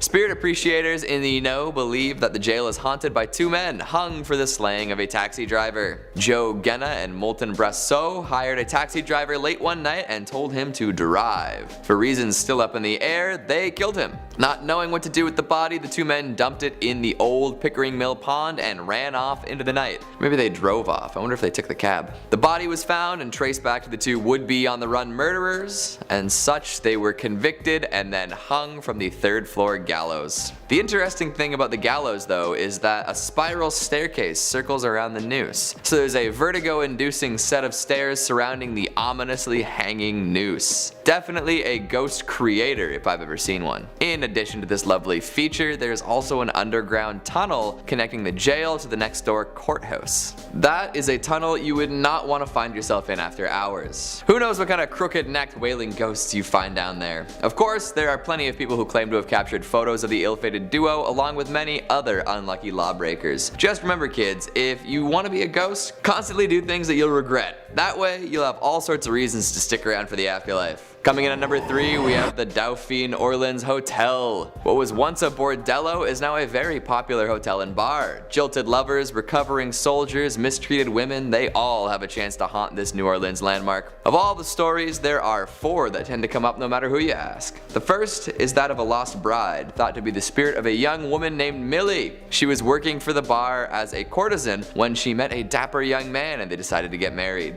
However, on the morning of the wedding, Millie's groom-to-be was shot dead in a gambling dispute. Distraught, Millie waited for days for her fiancé to show up and never took her wedding dress off. For years, she would wear the white dress around the bar, hoping that someday he would show up. Now her ghost wanders the hotel in her dress, waiting for her love. Another classic story is that of the dancing girl. A young teen has been seen dancing around in the ballroom. Many a drunk guest has claimed that a young girl helped them to their room, all the while dancing as if she were floating on air. There's also the tale of the rebel, a ghost dressed in a dark Confederate uniform. While no battles took place in New Orleans, plenty of wounded soldiers would end up in the city for rest and recovery, and maybe a little bit of time at the bordello. This ghost has been seen pacing the outer courtyard, earning the nickname the Worried General. And of course, the bar itself, known as May's Place, is full to the brim with ghosts. Employees claim to have seen all sorts of unexplainable stuff, from glasses falling down from high shelves to locked doors opening up on their own to brochures swirling around like fall leaves. If you're looking for a haunted overnight stay, the Dauphine Orleans is probably your best bet. Don't go paying any of the ghosts for services though, you probably won't get what you're expecting. Coming in at number 2, Myrtle's Plantation. Built in the late 1700s, this is considered by some to be one of America's most haunted homes. Made extra legendary by the multiple photographs taken featuring ghosts, you'd be hard pressed to find an ectoplasm enthusiast who hasn't heard of young Chloe. Chloe was a young slave punished for eavesdropping on the family. She took her revenge later on in the form of a poisoned birthday cake. It was served up to the owners of the house, and within 3 hours, 3 people were dead. Apparently that wasn't enough revenge for one lifetime though, as Chloe is still said to haunt the plantation. 2 different pictures have been taken with apparent ghostly qualities to them. One is a photo of the facade of the house, and if you look carefully in the corner, a ghostly visage can be seen. Another is of 2 tourists taking a selfie in front of a window, and Chloe can be seen peering out from in front of the curtains. While famous, some folks claim that they could be doctored. What do you think? After the Chloe incident, many later owners suffered death and murder tragedies while living at the house. Their ghosts have also been seen roaming the grounds. These days, most of the scary stuff is directly ghost related, so I don't know if it's still dangerous or just a spooky tourist attraction. Maybe the spirits like the attention they're getting from the public and would rather not kill anyone else. And finally at number 1, the Lalaurie Mansion. Back in the 1830s, the Lalaurie family was extremely well-to-do, especially Delphine Lalaurie. She was a well-respected member of society and known for throwing lavish parties. All was well and everyone had their fun until disaster struck. A fire swept through the building, burning much of it to the ground. Among the rubble, firefighters found the bodies of chained and tortured slaves in a hidden chamber. It appears that Delphine would perform unnecessary surgery on these poor helpless folks too. By the time all this was figured out, the Lalauries had fled the country, never to be seen again. With no way for justice to be served, the souls of the people held here remained, looking for revenge. Pretty much all future owners of the property quickly left after moving in. The ghosts haunting the walls are pretty aggressive too, with many people reporting bizarre physical assaults by forces unseen. Today, ghost hunters say that it's the most haunted house in the French Quarter. Historians dispute this, but that's not going to stop the Phantom fans from traveling to the haunted mansion. Coming in at number 5 is the Hospital of Colorno in Parma. It's considered to be one of the most haunted places in Italy. This asylum began in 1873 and was only used for psychiatric patients and later a hospital for the mentally ill. Later on, they had begun housing people like prostitutes, alcoholics, and even small children, deemed by society as dangerous. At first only being a temporary situation for patients, soon became their permanent home. Doctors and psychiatrists working performed experimental new treatments on the patients like frontal lobotomies and electroshock therapy. Patients were locked away in small rooms, many forced to stay all day long like they were prisoners, many getting very claustrophobic, and people have said they can see drawings and scratch marks on the inside of the doors from past patients staying in the rooms. The hospitals were closed down in 1979 and now remains abandoned, but the inside still has clothes, scattered documents, old wheelchairs, and blankets. The front area is completely grown over with shrubs, vines, and trees. Anyone can go and visit the asylum, and many who have gone claim they have heard doors slamming, loud thuds, sounds of water, and even seen the ghosts of patients roaming the halls. Coming in at number 4, we have Villa de Vici. Number 4 is Villa de Vici, or the Red House. Considered to be the most haunted house in all of Italy, it was commissioned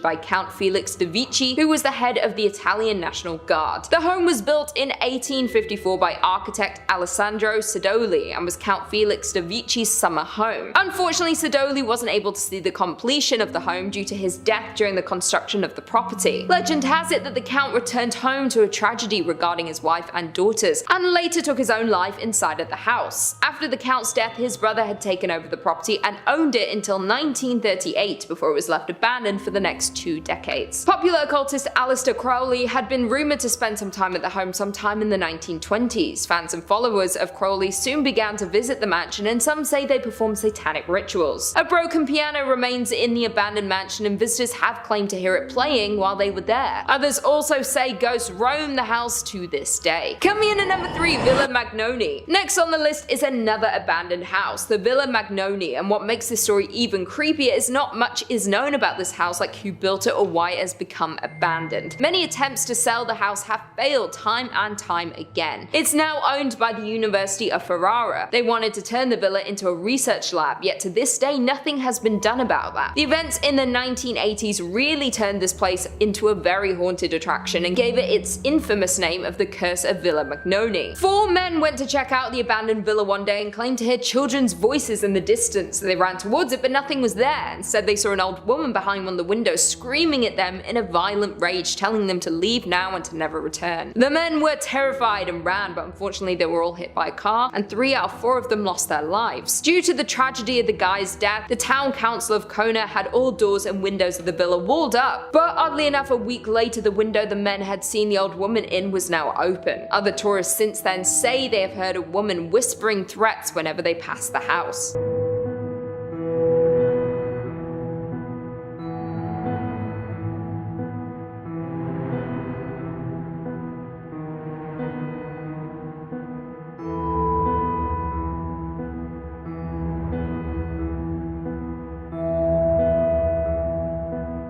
Coming in at number 2 we have Chiesa de Morti. Our number 2 spot is given to Chiesa de Morti, or more commonly known as the Chapel of the Dead. It's a small church located in central Italy. The church was built in the 11th century by the Normans in a town called Otranto. This popular horror destination got its name from the 813 casualties beheaded during the Turkish massacre of 1480. 128 Ottoman ships landed on the shores of Otranto, and their plan was to take over Italy. It was a violent and bloody attack. The Otrantians fought back, but in the end were no match for the Ottomans, who went around killing, looting, and setting fire to everything in their path. Once the massive attack was over, the Ottomans made their way to the Otranto Cathedral and found a small group of Christians and attempted to convert them to Islam. When they refused, the Ottomans began to attack and kill all the Christians in the church that day. Thankfully, 3 kings of Naples, Aragon, and Sicily recaptured southern Italy and forced the Ottomans out. In 1711, a chapel was built off the main cathedral dedicated to those killed in the attack. 18 bodies have been mummified and put on display behind the altar along with 100 skulls. This area is known as the Mummy Cemetery. If you're brave enough to go on a tour of this church, the tour guide can tell you how each of the mummies on display passed away. There is also a dungeon-like crypt you can also visit at the church filled with mummified and skeletal remains displayed.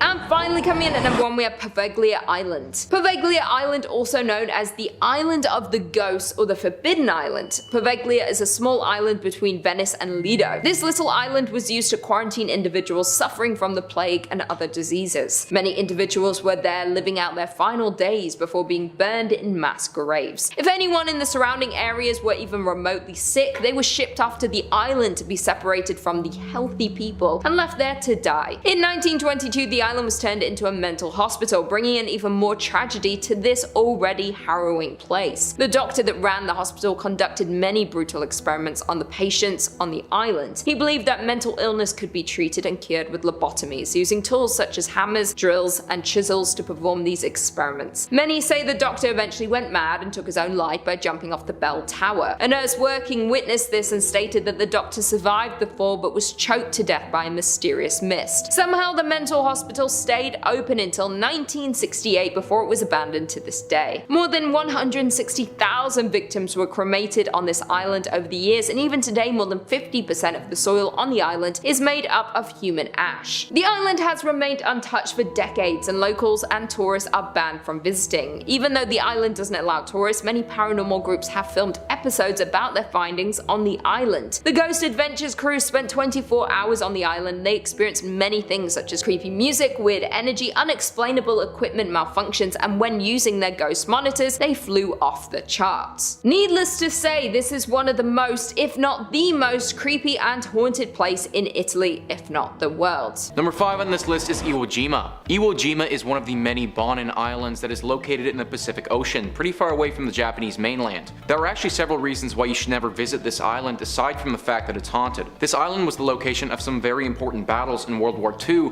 fought between the United States and the Japanese. This island currently houses a Japanese military base of self-defense on it, and things were not that much different in World War II. The battle that the Japanese and the Americans had lasted for 40 days and thousands of troops died brutal deaths on its shores. The current troops who are stationed here have reported sightings of ghostly apparitions that look to be in World War II outfits. These are apparently the dead soldiers from all those years ago. Their souls have yet to leave this island and are rumored to be forever marching along its shores. Like I said before though, this haunting isn't the only reason you shouldn't go here. For starters, it's a military base of self-defense now and completely closed off to the public. If you were to go, then at the very least you'd be arrested for trespassing. You also shouldn't visit this place because it houses Mount Suribachi. Mount Suribachi is a 161 meter tall volcano that is currently considered to be the most dangerous volcano on the planet. It isn't as big as Yellowstone by any means, but it is far more active, and people believe that it is likely to erupt in the next 100 years. This would be extremely detrimental for the people on the island, but would also cause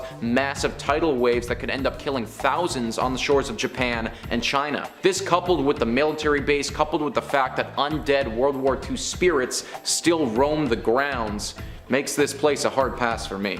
Number 4 on this list is the Whispering Tunnel. The Whispering Tunnel is honestly kind of scary as it is, a long thin tunnel that is super dark and doesn't look very well kept. The scare factor is multiplied exponentially though when you throw in the fact that there's a ghost who's haunting it. Now there are multiple stories associated with this tunnel, the two biggest ones involving a murder. One story depicts the tale of a young girl who was brutally murdered as she was passing through the tunnel, and now her spirit is said to haunt the tunnel. The other story talks about how a group of sick teenagers murdered a 21-year-old in the tunnel by burning him and leaving his remains there to be found later. There are also some ties to some ancient Buddhist monks who believe this area was simply a hotspot for spirits and all things paranormal. It's possible that none of these things are true, but it's also possible that all of them happened, and with the reports of the ongoings in this tunnel, I tend to lean to the latter. People who pass through this tunnel often don't make it to the end. Now that's not because the spirits have murdered them or taken over their soul or anything like that, but they've reported saying that they just can't force themselves to make it through. There have been countless reports of a serious foreboding presence the further you go into the tunnel, as if the air gets thick with a dark spirit and your innate senses tell you to stay away. It's also been said that people have felt the sensation of being pushed or pulled before, typically in the direction of where they entered. Also, considering this is called the Whispering Tunnel, there have obviously been reports of whispers and scratches. These whispers often sound like those of a little girl, further pushing the narrative that a girl has been murdered here. Truly a terrifying tunnel that probably isn't worth the scary walkthrough. Number 3 on this list is Camp Hansen. The legend associated with Camp Hansen is also sometimes referred to as the Lone Soldier. Camp Hansen is a United States Marine military base that is located in Okinawa. The camp currently has over 6,000 American troops stationed there to this day. It should also be noted that this was an area of interest in World War II, similarly to our other entry of the island of Iwo Jima, and saw its fair share of death. One soldier's soul seems to have clung onto this place though, and doesn't seem to want to leave. The camp has several gates to get inside, but the one under particular scrutiny here is Gate 3. It's at this gate that the ghost of a dead World War II soldier will appear. It's said that he will show himself to you and be wearing a World War II outfit that is covered in blood, seemingly the outfit that he died in. He will approach you and ask you for a cigarette, and then if you give it to him, quietly smoke alongside you until he's done. From my research, this ghost isn't evil in nature and doesn't want to harm you, he simply wants to smoke. But soldiers that got positioned at this gate started to get extremely creeped out. So much so that the gate has actually been shut down and is no longer in service. The amount of stories that people have compiled about sightings and interactions with this ghost was so much that the people who run the base thought it was best to leave the man be and just shut the gate down for good. This camp, and more specifically the gate, is considered by most to be one of the most haunted places in all of Japan. Number 2 on this list is the Roundhouse Schoolhouse. Now the Roundhouse Schoolhouse is an abandoned schoolhouse in Japan that was constructed in a perfect circle. The exterior of the building looks super eerie, and the fact that desks and school supplies still remain inside of it adds to the overall creepiness. The schoolhouse was built back in 1906 and operated as any schoolhouse would until 1970 when it closed down for economic reasons. Now what's interesting about this school and the hauntings that are associated to it is that there doesn't seem to be any big inciting incident to cause ghosts to take up residence here. Typically we hear something about a murder or something of that nature that caused a spirit to haunt that particular place. This schoolhouse doesn't have any of that. It was a regular school right up until it closed. However, that didn't stop ghosts and demons from calling it home after people left it behind. Rumors started circulating about this place and how people who stumbled upon it had heard screams or seen ghostly apparitions looking down on them from the windows. Soon it became a spot of interest to people seeking a paranormal thrill, but these thrill seekers were met with something that they weren't prepared for. People started going, and when they came back, it was as if they'd been through a battle. They were shell-shocked. They told tales of how they felt frozen where they stood and how it felt as demons were invading their thoughts when they were there. Some people who went there came back on the verge of complete insanity, as if their mind had been pushed to a place of no return. It seems like this place is host to a plethora of ghosts and demons, and I wouldn't recommend going there unless your mind is up to the task. Number 1 on this list is the Okigahara Forest. Now, this forest is commonly referred to as the Forest. Located very close to Mount Fiji, this forest boasts a plethora of large trees that are sometimes called the Sea of Trees and are truly a masterpiece of nature. Sadly, this forest has quite the sad history to accompany all of this beauty. You've most likely heard about this forest due to the scandal that happened with Logan Paul several years ago. Him and his team went into this forest to film a video, came upon a dead body of somebody who had committed and were extremely insensitive to the entire situation. This is just one of the instances of how the forest got its name, but since the early 1900s there have been countless times that have been committed here. In fact, are so prevalent there that there's even a sign at the entrance of the forest reminding people that life is a precious gift. Taking one's life isn't the only thing that's happened at this forest though. This was also a place used to practice yubatse, which is a horrible thing. This is where you take an elderly person out in the middle of nowhere and just leave them there to die. Apparently this forest used to be used as a place where people would do this. Through all of this death, the trees and the branches, they don't house just birds and animals anymore. They're deeply haunted as well. So many scary tales have been reported in this forest. A common report is a blood-curdling scream that can be heard throughout the entire area. People think that these blood-curdling screams are coming from the yurei, which are spirits of the dead who have died at sea. Typically these creatures take on the form of a humanoid fish thing with long black hair. Other strange sightings have happened here as well. Vice was doing a documentary of the forest and stumbled upon a very scary skeleton-like doll that was nailed upside down into the tree in a strange crucifixion-like manner. The crew filming believed that this was a curse left behind by somebody who had died there and wanted to stay away from that doll as much as possible. There have also been many sightings of apparitions in this forest, and some of them have even been caught on camera before. Not to mention that if you're walking through this forest, you may just stumble on somebody who's committed. This forest is overflowing with paranormal activity, and I personally wouldn't recommend visiting.